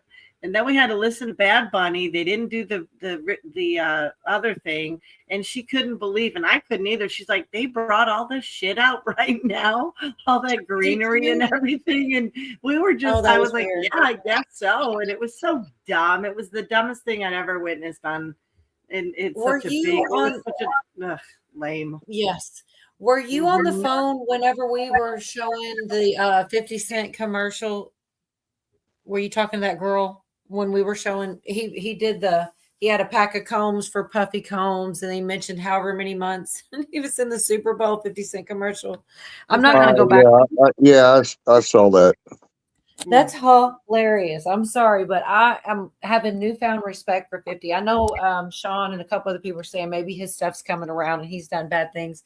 Well, I hope he basks in it while he can, because he's having so much fun trolling P. Diddy, and now apparently he's going to get to Jay-Z. And I think it's funny. Like, if something comes from him, then they'll expose it and he'll be next. But I really don't think so. I don't think that somebody acts like 50 Cent if they have a bunch of dirt. I think that's the reason he acts that way, because, you know, there's not much of, I don't know. I could be wrong. We'll find out, certainly. But I think he's so funny. The stuff he does, like putting the commercial, because I really do think it's something funny about he's sitting in jail, prison, and they probably can see the Super Bowl, and he sees this commercial and 50's literally taking shots at him in a commercial while he's sitting in jail. It's kind of funny, or prison, whatever, you know? Yeah. Anyway. I'm still mad at 50 Cent because when I was running that karaoke show, his song, "It's Your Birthday, It's Your Birthday, We're Gonna Party Like It's," I had to play that son of a bitch so many times. Anyway. Because it was somebody's birthday, right? I know. And I got so sick of hearing it, which is sad because when I first heard it, I thought it was okay. Anyway. Well, the reason I said that I was glad she said the weirdo stuff, because there was one more thing, is that Little John's son like shaved his eyebrows off and ran away from home and died, which sounds crazy, but like that's kind of it's some weird news. Did you hear about it, Dee? Find him in a lake. Yeah, I did. I heard. I don't know who this guy is, but I did hear the sad news about his son. Yeah. It's weird the way they're reporting it. It's weird the way the information's coming out. And it's like kind of maybe, you know, humiliation ritual, sacrifice. Who was that? Who was it? Little John's son. I'm going to play a short clip real quick. Didn't Britney Spears shave her eyebrows off too? She tried to shave her whole head off, but no, but I don't know. What is wrong with, anyway? No, I know. Well, this is just a little news clip that's real short. That kind of says it real quick. This is just what they aired on the news about it. It's always great to be with you as we continue to roll on. And next up, we want to talk about some sad news coming out of Georgia, learning that Lil Jon's son is dead. And for the very latest here on Live Now, we go out to Fox 5 Atlanta's Tara Jabor joining us here with the latest. That's right. We're here in Milton, Georgia, and this area behind me is where they found Nathan Smith. He's also known as PJ Youngslade. He, of course, is the son of Atlanta rapper Lil Jon. Now, I want to show you what's behind me here. Obviously, it's dark out now, but you can see these woods, and behind these woods is a pond, and that is where they found the body of Nathan Smith this morning. He was just 7 years old. Now, he went missing on Tuesday at 6 a.m. Police say that he left his house and that he may be disoriented. And then they started this search in this area in Milton. Yesterday around this pond, they had several canines. They also had divers. They had all types of different law enforcement out here, of course, looking for Nathan Smith.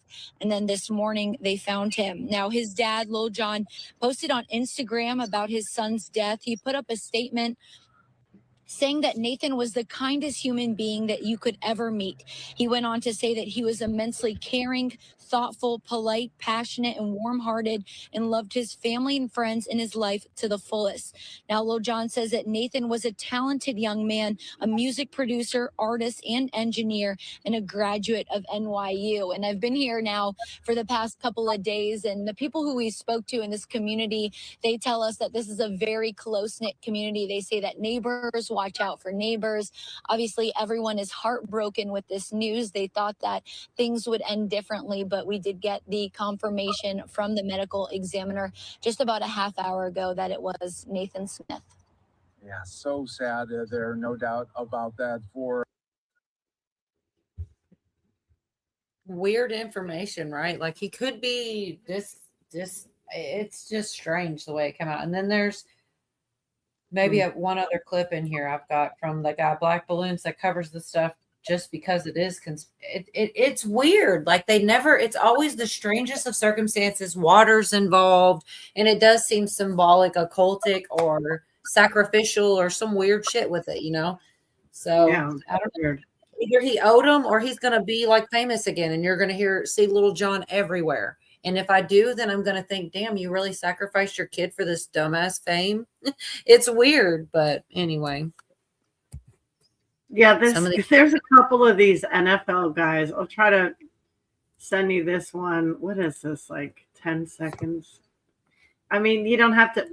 Can I put it in private or for you just to show you this guy's outfit? Can you open it if I put it in private? I'm gonna try. We're gonna find out together. But these guys, they do go through these humiliation rituals. It's weird. They dress them up in these weird ass clothes. And then this one says, Patriots W.R. Mac Hollins going through another humiliation ritual. He's in shackles on his feet. He looks like he's arrested. Oh yeah, Echo put me. I did not understand that, and I had to ask her.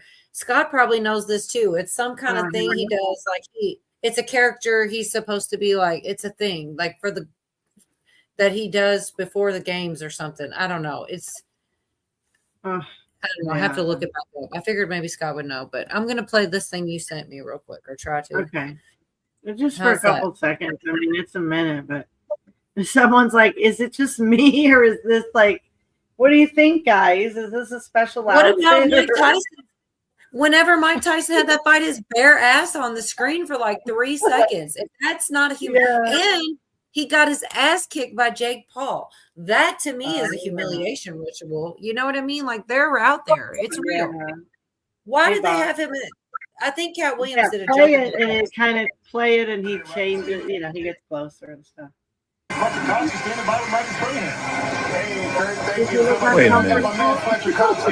Wait a minute. Wait. You already have a ring, but what would a win today? What would that mean? It means a lot. One ring is good. It's second ring, especially the Philly, is legendary. When you get two, you kind of get into a whole other conversation. But it'll be special to get my second. Okay. All right. One ring is good, two is better. Hey, we know that today you're facing off against the coach you drafted, Andy Reid. What were your emotions like when you saw him for the first time this week? I mean, they were there.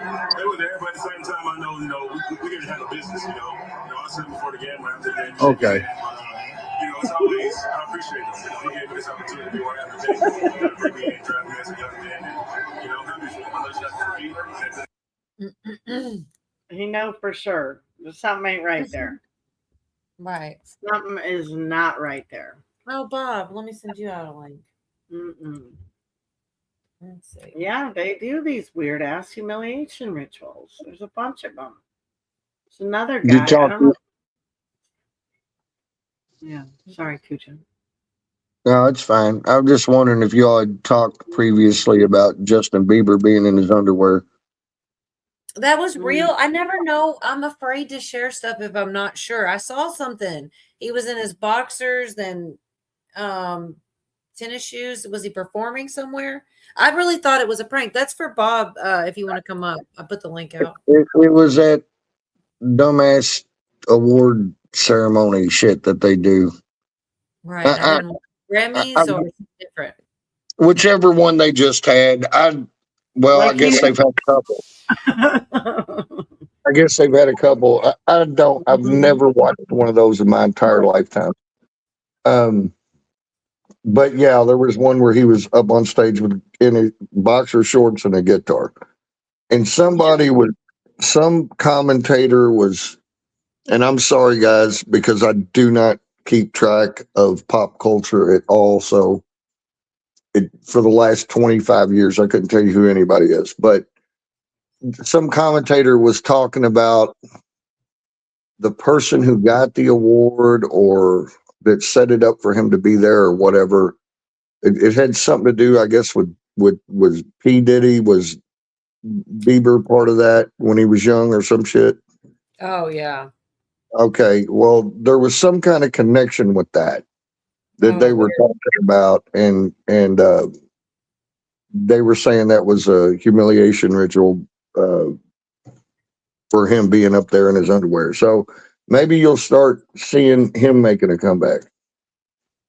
Well, I mean, there's a lot out there. I don't know what all you've seen, but there's a lot of awkward scenes that really nobody thought about till after the fact with Diddy and Justin. And I don't play them to not be repetitive because I feel like a lot of people probably see I couldn't get rid of them for a while. I kept seeing it and it is eerie. Like he's a little teenage boy and he's like, yeah, I'm going to spend the next 24, 48 hours with Diddy. And he's all like, what do you want to do, that Justin? one. Oh, yeah. And he's like, I want to Mhm. meet some girls because he's like a little baby, like 14 years Yeah. old. None of it makes any sense. And you look at it backwards, like, what did they do to this guy while he was there with no parents? His mom signed him over, because it's crazy. Well, who Like, said that Diddy wanted him and he set it up? Was that 50 Cent or Jay-Z? One of those guys? No. Didn't he throw You're all the thinking of paper down? Usher. It's Oh, Usher you're Usher. thinking of. What's Yeah. up, Bob? Good to see you. Yes, because Mhm. Usher had a whole thing with him, and they did a slip up. It was like Diddy or Usher, and it was Diddy talking, and he slipped up talking about fighting over cereal with Usher when he was a teenage boy, when he was sleeping at his house. So that was creepy, and it's almost like With Usher Diddy, yeah, right. reached out to Bieber and was like, "Here, take him, let me go," because he was Right. aging out, so to speak. I'm not trying to be gross, but if you follow it, it's twisted, and that's what it looks like. He And a lot spoke of it, people see it. and isn't he gone now, Usher? Is he unalived now? No, Or is he he's still alive. Oh, okay. He's still alive. Yeah, he said But all a that lot of stuff, this things come out. didn't he? He said a lot of it. I don't About know what all has come and out Bieber. recently from him. It's crazy. Hollywood is nuts, man. And there's a lot of dark rabbit holes. How you doing tonight, Bob? Not bad.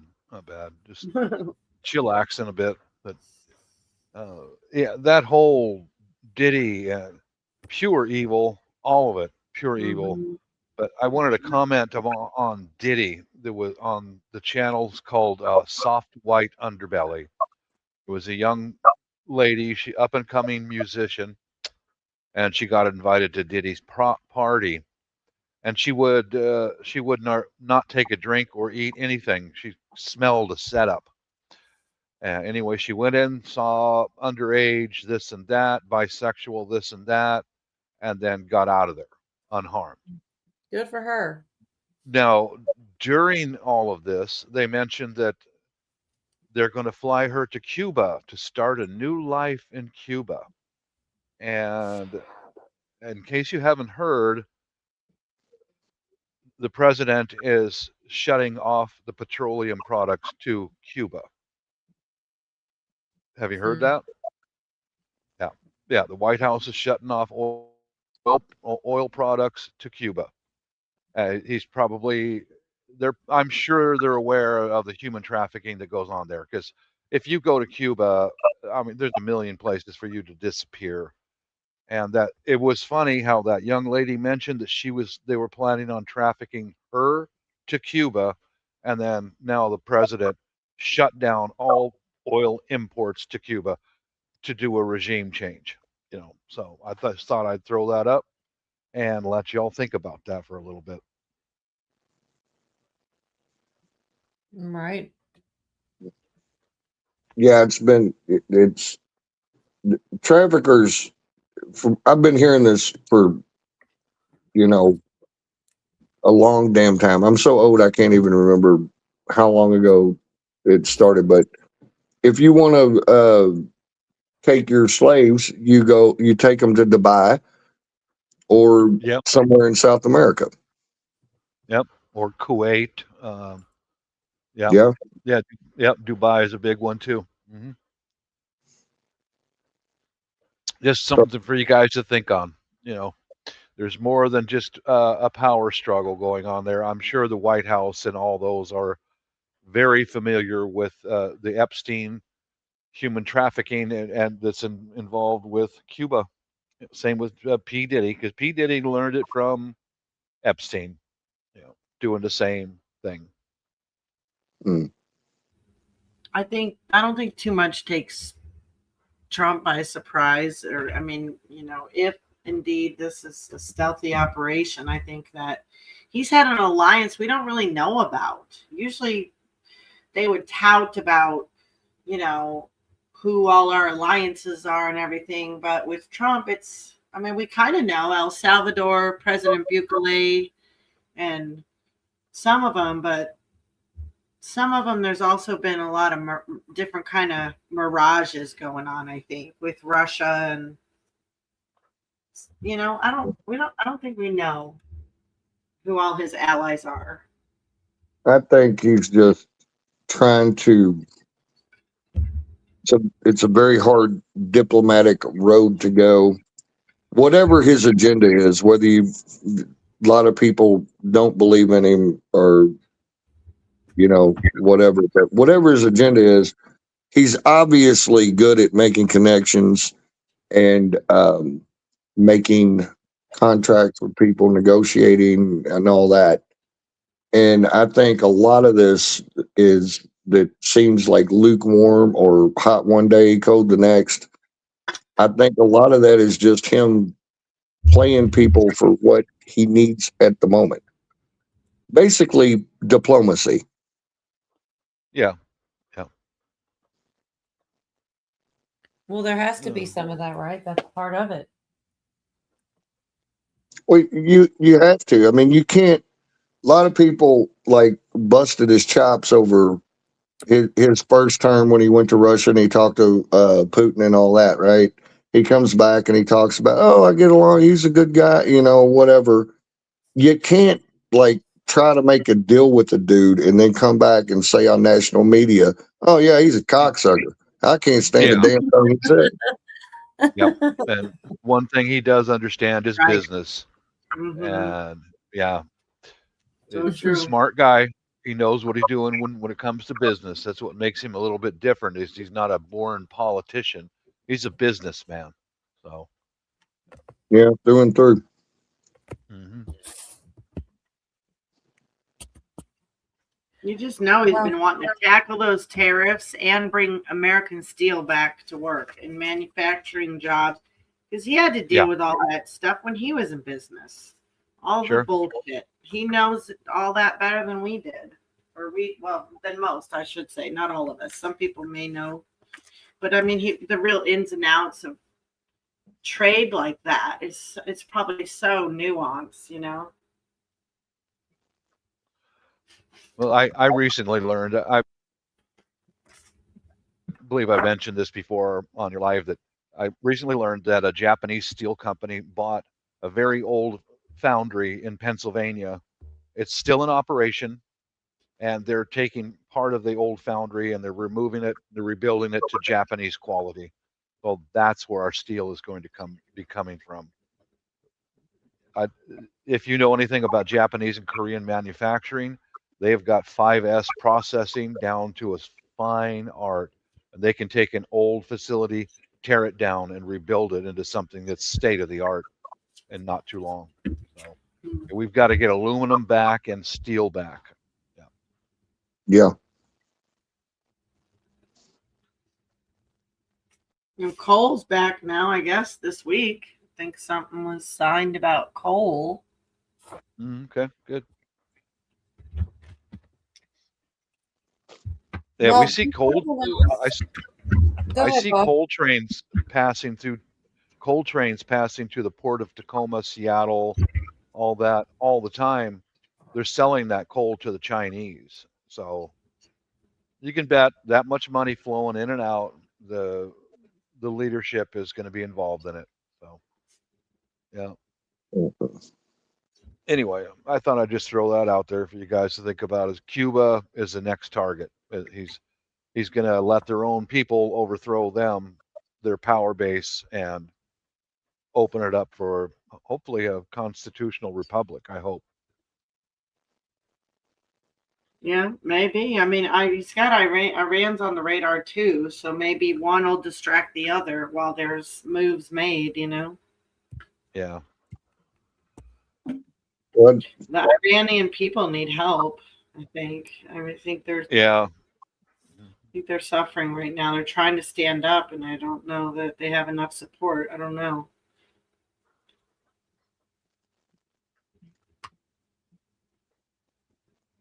Yeah, I don't think most people are aware of it, but most of our Navy ships are made of aluminum now, not steel anymore. And that's one thing he's talked about in his first term is stop buying aluminum and steel from other countries, make it here. And I think one good way to go is by working with friendly nations like Korea and Japan. Go ahead and build all you want. Start making it here. So that's my thoughts. Yeah, you can't have critical material and depend on your adversaries or potential adversaries. You have to everything you need for infrastructure, everything possible that you need for your infrastructure or your military, you need to be producing at least like 80% of it in house and not going somewhere else for it. Right. Yeah, that's correct. Yeah.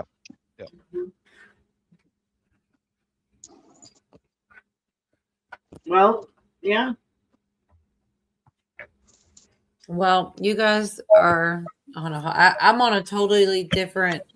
I've had this one video come through like 2 or 3 weeks in a row, and they're different content creators covering the same thing. And I wondered if anybody else has heard of this certain scripture being removed from the Bible. Did you step away? I'm here. I don't.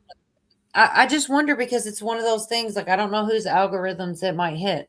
It's like this Bible scripture. I can't remember which one. Mark And it's something 28.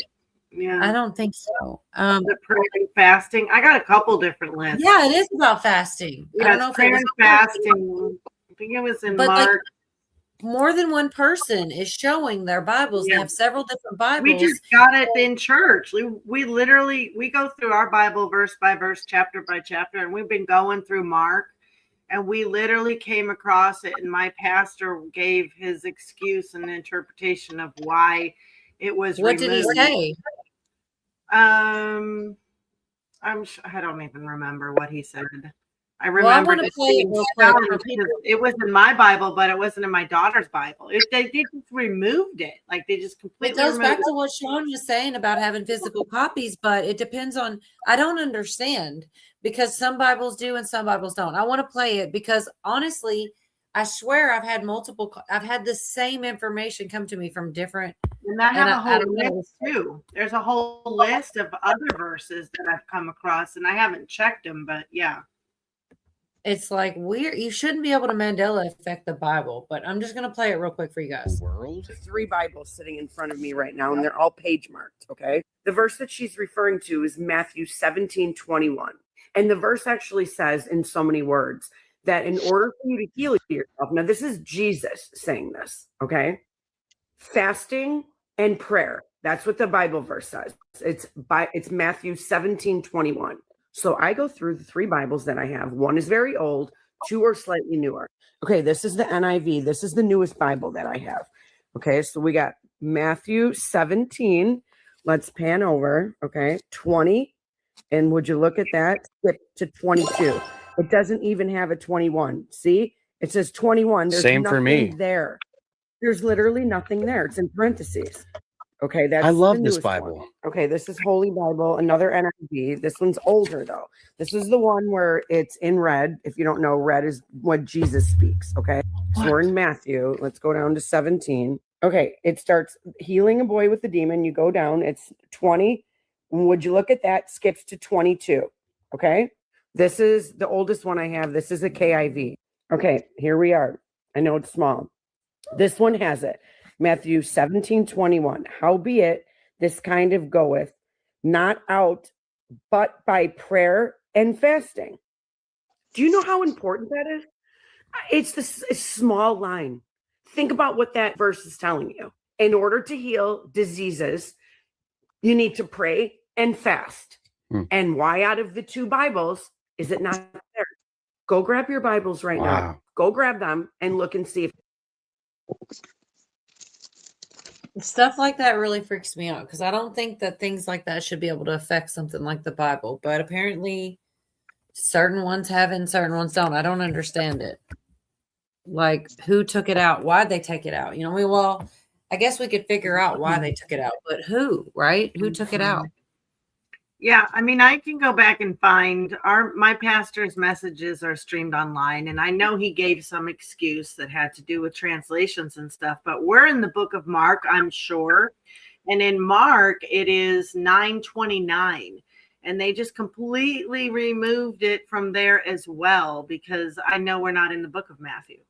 So I looked up where it's also parallel, and it's gone from there. From my daughter's Bible, I have a Bible down here, but it's a Geneva Bible, and I know it'll be in there, so it won't be any good to look in it. But yeah, it's pretty wild. A lot of times it's more of their omittance than, excuse me, than adding different type of doctrines. And people do that. People add their own spin on the Bible, but mostly the evil people that mess with the Bible, it seems to me they omit stuff like the books, the Apocrypha and stuff like that, you know.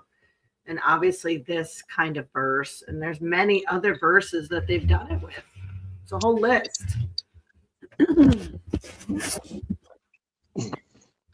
But I haven't looked them all up yet, you know. Do you have more videos of things you want to share? I actually did get through a lot of them. I think more importantly about this particular verse, because we're linking it to modern times. Why would they take it out? This is not just, and I thought this, that's why I grabbed my Bible. It is not just about healing. It's about getting rid of demons, healing. And if you think about all the crazy fuckers on TikTok nowadays and the absolute crazy shit they're going through, psychotic stuff that you see, they probably don't want them healed because they're doing their bidding. I was just bringing that up. It's not just like getting rid of a cold. This scripture in context is actually talking about a boy with a demon. Wow. No, I'm glad you looked it up because I didn't actually. I wasn't even going to follow up on it, but it just keeps showing up. Different creators, different people with their Bibles all out, freaking out in front of me. And I'm like, these people aren't all making this up, you know? I'm glad that you brought it up because I just glanced over the scripture. I know it from before, but I'm going to look at it in greater detail when I'm not talking to you. Right. But it is strange, you know, and it's not the only one. The first one I ever heard of was with like, and I'm going to mess it all up, but it was like the lion with the lamb or the sheep with the, whatever it was, it's changed and it's not the same anymore. And I remember there being a little plaque with a painting and it's not what it is now. And it's like, but it's different versions. A is all wolf it is. instead of a sheep and a lamb was one of them, but it wasn't a wolf. Lion. Oh yeah, the wolf and the one's the And wolf, the lamb. Yeah. Or the lion and the lamb laying together. There's like a I little always painting thought of the lion and the lamb, but yeah, it's the wolf and the. I don't think it always was the wolf, though. I don't think it was, It's but different maybe versions. It's different versions, and people have plaques in their house, like they have the footprints in the sand plaques, and they'll just have different versions, and that's how I would attribute that. More of that than like a Mandela effect, you know. That's what I would. That's how I would. That's what I think, anyway. Well, if there's an entire verse missing, and that's the verse that it's talking about, is about fasting and prayer, and he says it has to do with demonic stuff. That's a really important one to be missing. You know what I mean? Like it's Sure. just, Well, yeah. So is the Book of Enoch. oh, I You know, agree. and you're agree. talking about what we're dealing with spiritual stuff, and most people don't really understand about angels and demons and how prayer works and the invisibleness of the God we serve. And, but it's you do if you pay attention. You can't. You don't understand spiritual warfare. Commit to read your Bible and sit down to go read it, and the phone will ring, the dog will take a crap, the kid will cry. Something will happen. Like, that's how you learn to get tuned into what is being opposed of you. When you're going after good things, sometimes there's bad opposing forces, and you start to recognize, oh, there's some weird stuff going on here spiritually. You just push through it and keep going after God. But people don't understand sometimes because they don't really try. They don't try. But my family knows it well, sitting down to read the Bible with our kids when they were young every morning. We would read Proverbs and Psalms. People want to diss the Bible. They're the ones that haven't read it, because if we sat down to share our favorite verses, I think they wouldn't want to argue with them and be like, that's gobbledygook, or that's just, this the things they say. It's like there's a lot of wisdom in the Bible. A lot. Wild Edibles says they just proved that Joseph existed. I would be interested in what more context on that. That's super interesting. And then Pilgrim said, problem is most people are reading JV, an edited version of the Bible, not the original 88 books. Not a problem, because the Bible still saves souls today. Saved mine. And I read the NIV, less holy than the KJV. God can use his word, whether people omit it, translate it, the Holy Spirit, we all have this Holy Spirit. Well, the penalties for taking away or adding to are very steep. So they are steep. Correct. Then they're going to pay for that, So I take solace in that. Like, if there is something taken away or added to, those people have penalties of their own greater than any other person. Like, it's there's a warning. There's a warning for a reason. It's for them and it's for us. Like, hey, pay attention. People may do this thing. It's not like we should be surprised, really. Yeah.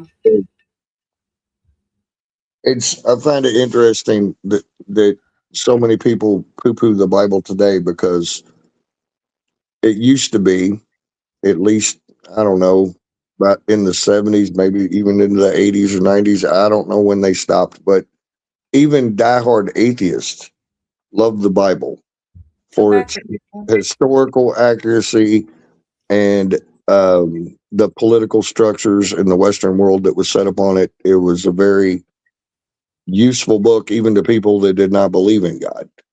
And now it's just completely ridiculed by everyone who does not. Okay, that's what's okay right now. It's trending. It's cool to do.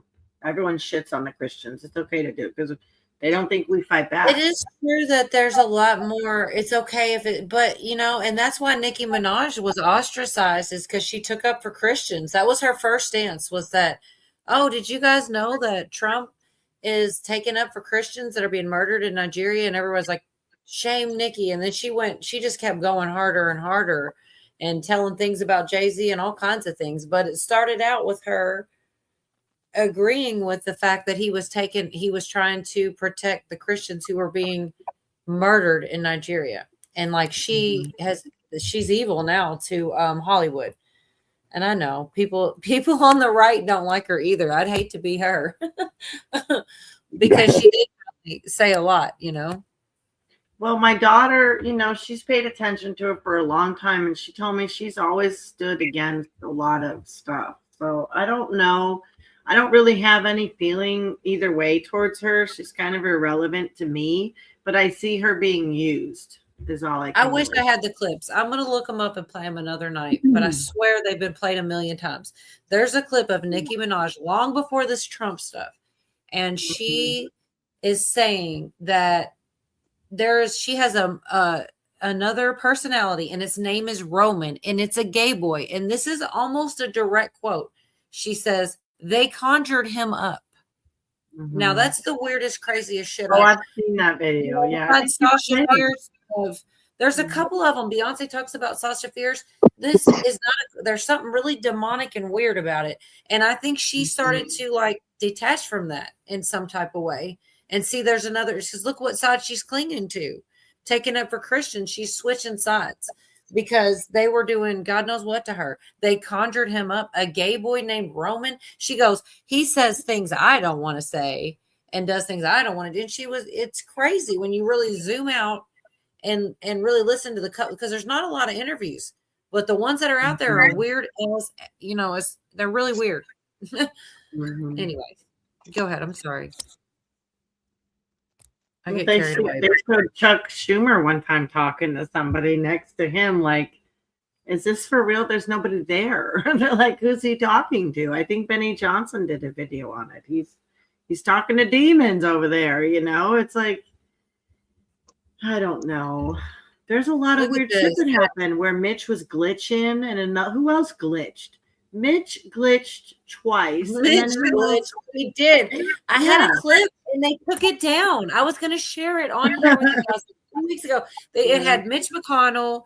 It had Shaq did it a couple times, a couple athletes. Yeah. Remember the ventriloquist chick too? Wendy Williams whispering when she was the Statue of Liberty and she looked like she saw a demon and like fell over. Wendy Williams was on that list. There's a lot of people that glitch. The guy when they said Holy Spirit. Al Roker.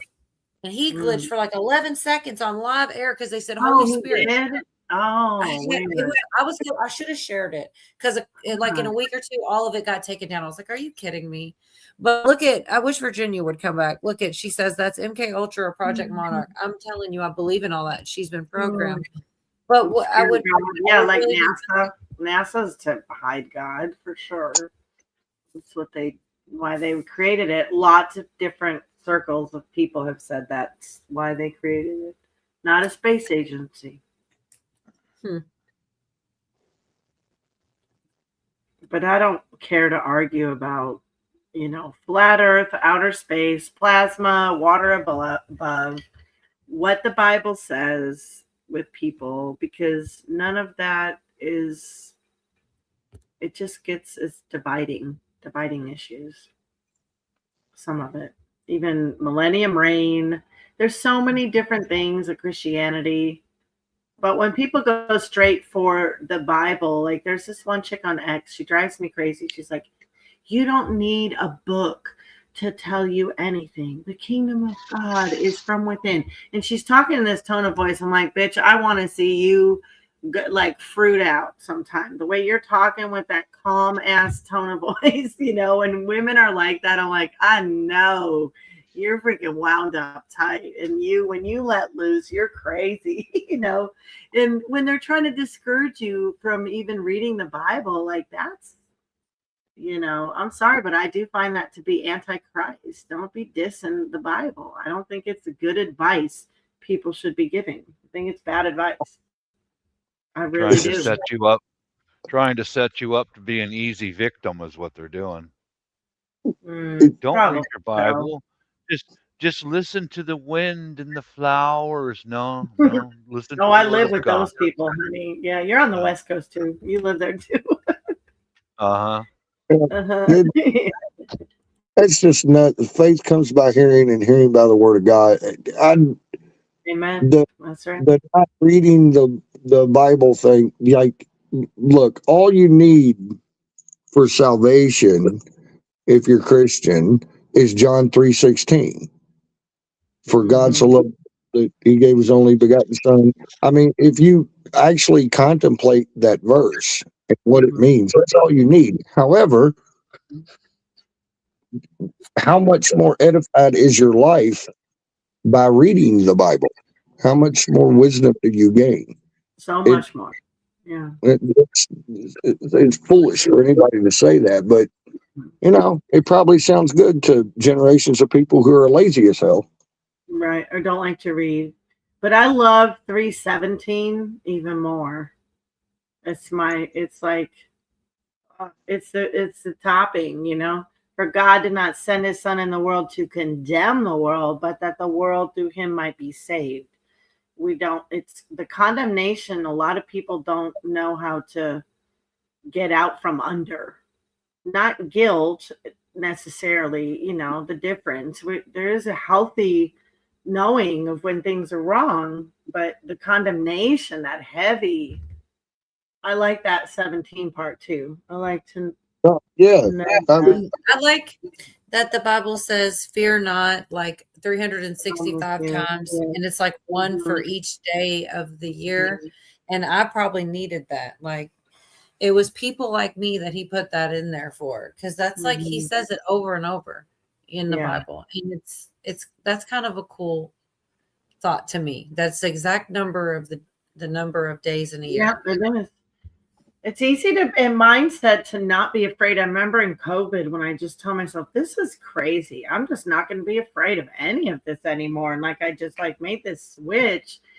And because I was getting kind of caught up in a little bit of fear real early on for like the first day or two, I didn't know what was happening. And I think with God, it's the same thing too. If people would just in their mindset be willing to, I would dare say, even test God, because that's what I did, and it wasn't the God of the Bible that I wanted. I liked making up my own God, but I didn't like my results.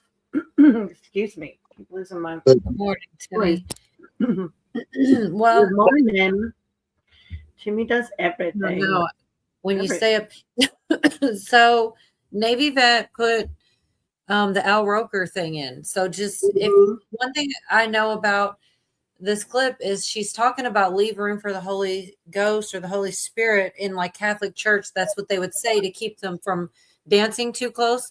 But if you pay attention, when she says that word, watch him like glitch. It's really wild. And I've seen this a bunch of times, but thanks, Navy, because I had them. It wasn't just this one. It was a bunch of them back to back. And and they took the video down before I shared it. And I was like, damn, I got to do it right away if it's good stuff, I'm Savannah Guthrie alongside Matt Lauer and Al Roker. Will someone do the junior high it's like this. You gotta make it real awkward. That's exactly how to have a certain amount of distance between the bodies in junior high. Yes, like they say in Catholic school, leave room for the Holy Ghost. Anyway, it's a lot of memories today, actually. It's a big day in music history. 35 years ago today, Elvis Presley. Whoa. Says, I remember seeing that. Is that Savannah Guthrie or Gunthrie? No, I think I did hear that, but her first name was slightly different. She could be related. I don't know. Let's listen again. But watch right when she says that and he gets to stuff. Let's see. He's got the stupidest look on his face too. I got the alongside Matt Lauer and Al Roker. Will someone do the junior high it's like this. You gotta make it real awkward. That's exactly how you have to have a certain amount of distance between the bodies in junior high. Yes, like they say in Catholic school, leave room for the Holy Ghost. Anyway, it's a lot of memories today, actually. It's a big day in music history. 35 years ago today, Elvis Presley passed away, the king of rock and roll, and as Mark Cohn says in his great song, is that like a robot or what the heck? What happened there? Shaq does it. A lot of it's weird how a couple of them do that. And I was gonna share this video and the whole thing got taken down. I was like, well, damn. Would you remember when they used was Prince Harry's wife seemed like she was a damn robot too? Merkel come out one time and just had this weird ass stare and waved up at the audience. Do you guys remember that? Was her name? Is her name Merkel? No, what the hell's her name? The actress that Prince Harry married. The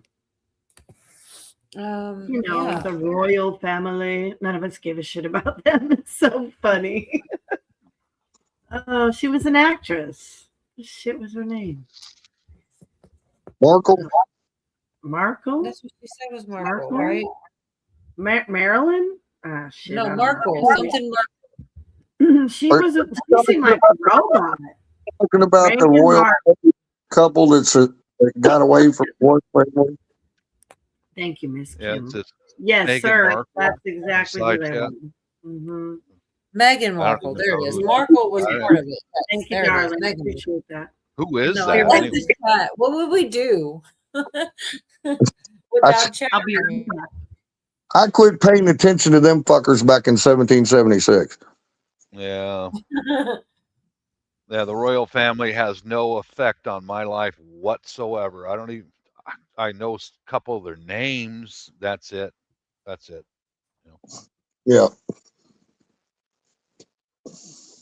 I call it something we talked about. I just want to throw in there real quick because we were talking about fear in the Bible and whatnot. Mm-hmm. And I was like, when you're being fearful, you can't possibly be being faithful because you would trust. You know what I mean? But we talked last week or the week before, whenever it was, that I told that story about your daughter when she came into the room when chaos was going on, and uh, when I told her I'm not going to let anyone take you away, she just said okay and chilled out and went to sleep. I had we had talked about that last week, and I just had an experience a few days ago when I was having some issues and I was laying in bed, and that memory came across my mind. So I just like, well, what I did first was like, I can't do anything about this, so fuck it. I'm just gonna go to sleep and trust God, right? But right as that happened, that memory triggered in my brain, and I was thinking about how good I felt as Destiny's uncle, and seeing her trust me that much to just relax. And I had this fleeting thought, like, I hope that makes God feel that good by me rolling over and going to sleep. And I just wanted to share that because we were talking about fear earlier. Yeah. No, it Well, makes sense. yeah. Well, it made me feel good, because I had good uncles like that and stuff, but none of them that really, I didn't need that situation, but I didn't really have a dad either. And I didn't really live, I guess I did live with an uncle with my mom once, but not by myself. But, I had uncles that would have did that if I needed that for sure. And I thought it was awesome. I know Roots did too. And anyone else who heard that. And that's what people do need to hear that. That's how family takes care of family, because some people don't know. And that's all I'll say about that, Right. Yep. Shoot. So D, you're going to do a live stream coming up, you said, and soon how it is. right. Yeah. Also, we also talked about, this is random side note, and I don't know who or where we're going to do it at, but you and I have both talked about, and I'm cool if you want to do it, I'll show up over there to do like a digital what would you call it, where if somebody has a couple flower plant, like almost like bartering or trading with seeds and different things, because everybody's got their own thing. Like everybody's got a lot of cool stuff, tinctures, and I've got plants and seeds, and you just could do either like a digital sale or trade off or whatever, even where basically like, and okay, challenge. well maybe You can call it challenge. I know you don't want to call it a same old name of, make it like gimmicky sounding or anything like that. So I just think it could be fun to trade off a couple things, and then different people have different things, like people have like I said, you and your tinctures. I still haven't learned how to do that. I can grow oregano and basil, but I don't know how to make oregano oil yet. I'm hoping to learn, but Dee does. Dee knows all that stuff. We could do that. I hope to do that this weekend. Miss Minder Sue, I did a stream a couple weeks ago. It was called Twisted Christians, and I did a big research on Cyrus the Great, and I probably should have did a shorter one, but I'm kind of long-winded.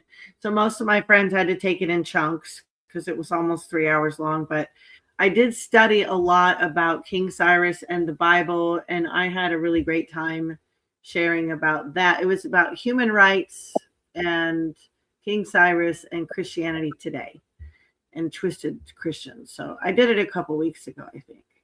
But yeah, I am gonna stream again. I love the stream. Yeah, and I love Cola's show. Thank you for having me, Cola. It's always fun. I love to have you, but that's what I was saying. I don't know. You could probably do it if you want. I don't know how to throw that together, but I think it could be a lot of fun. Oh yeah, I can help do that because I do have the private membership.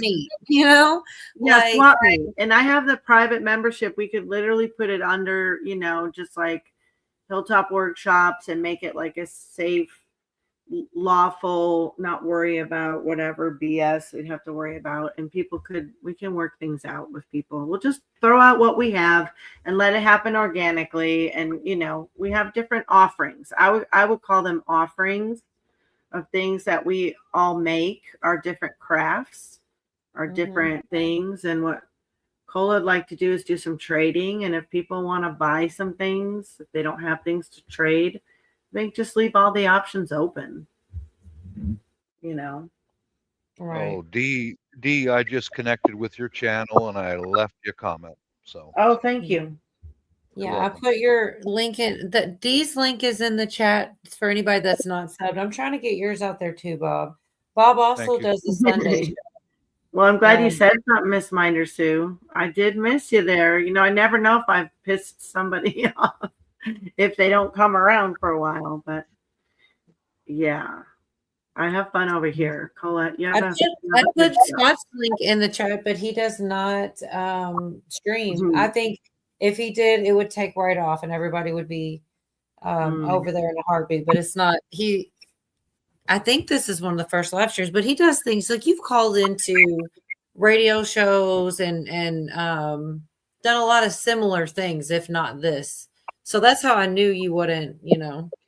Good, Miss Menderson. Good to see it.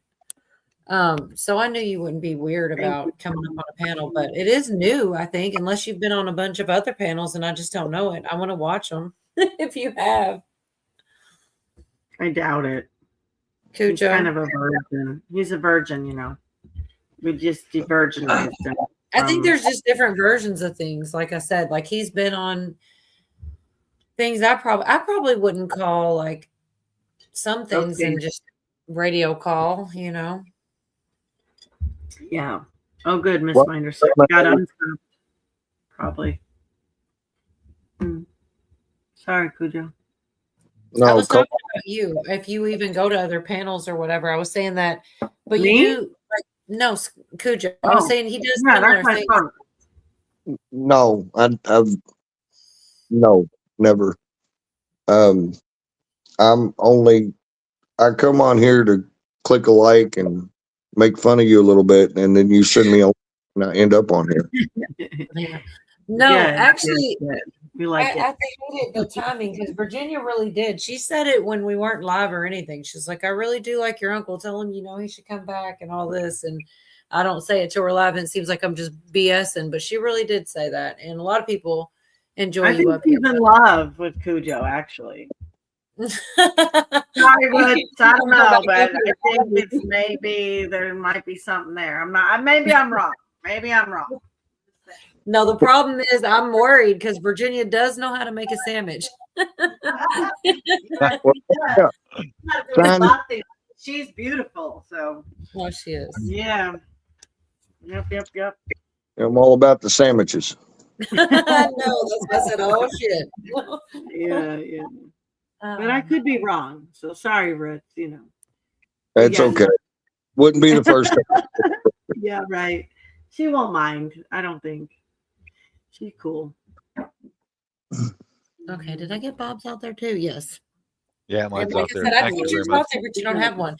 We're mods and we're lazy, and you're sitting here doing it all, and I just don't want to leave anybody out because I do appreciate you guys coming up here and hanging out with me. Like it's been a crazy night. It's been all around.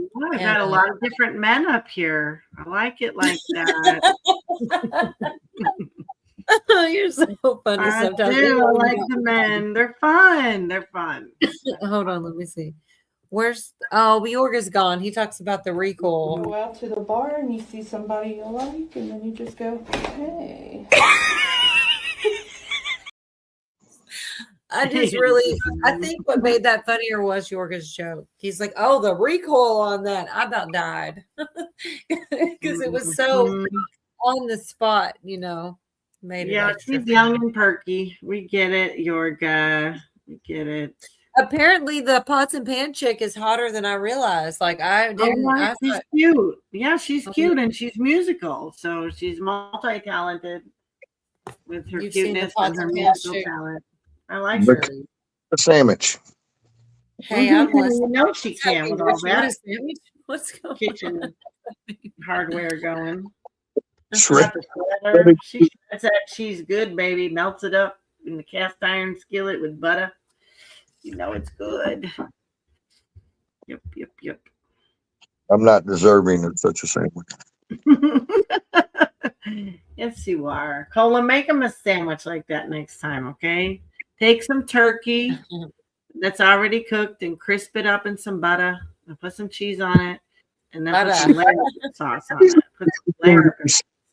You realize I've been, throughout the course of my life, I've had like a couple decades of being single, and I've gotten maybe 2 sandwiches out of her. I'm like, what the hell? Your uncle. Let's step it up, honey. Let's up the ante on oh my gosh. It's like get a job at Subway, learn how to make a sandwich, and send me one over every now and again. Can you do tuna? Can you do tuna? Like, she needs it to be easy. If when you come over, she can whip out a good sandwich and has everything at the ready. But what if she doesn't have lunch meat and all that stuff? Tuna egg salad or chicken salad, you know, something like that. I don't know. Every time I've ever cohabitated with a female, I just hand them a bunch of money, say go shopping. Oh my gosh. And you don't get fed? I hope you're getting something out of the deal. Dang. It depends on which female. Yeah, I guess so. It's a case by case basis.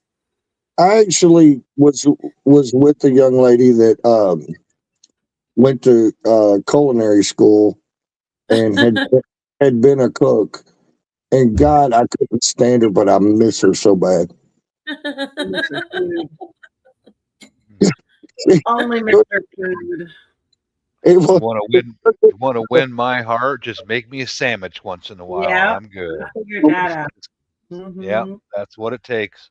Oh yeah. I'm pretty simple, pretty easy, pretty simple.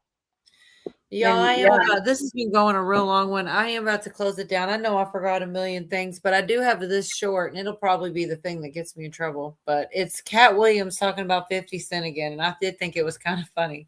Apparently, he's letting this one slide. He's not going to freak out on him but it's still funny, you know. Oh my God, this dog.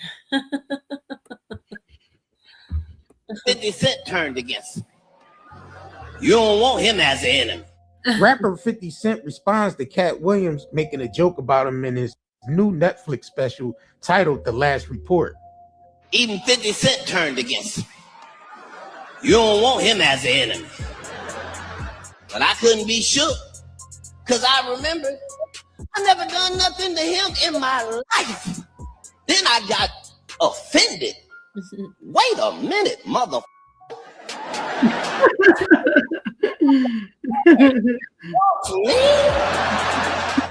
Two square-headed men have made it in Hollywood. You and Herman Monster, nigga. I will not be bullied. He responded on his Instagram saying, "Damn, Cat shooting at me. That's my man. All right, I'm taking a break before I don't have no friends. Okay, I got a box head. It's cool." You can order the Wild Dead Rose Cocoa Butter Self and the African Gold Body Oil. Damn, they snuck an ad in. That's how they get you. Shoot, That's how that they got. was He like tried to share some election fraud stuff, and the next thing you know, he was a racist because they slipped it in. I feel like they set him up. Like they were like, he's going to share this for sure. You know, I don't know if that's what happened, but I wouldn't be shocked. Yeah. Y'all got any closing thoughts? I put the link out there for anybody that wants to come backstage, and I want to give y'all a chance to say any good nights to YouTube or last thoughts. Say good nights to YouTube. Okay, I'll say good night to YouTube. Good night, YouTube. Love you. Yes, good night, YouTube. YouTube, sorry.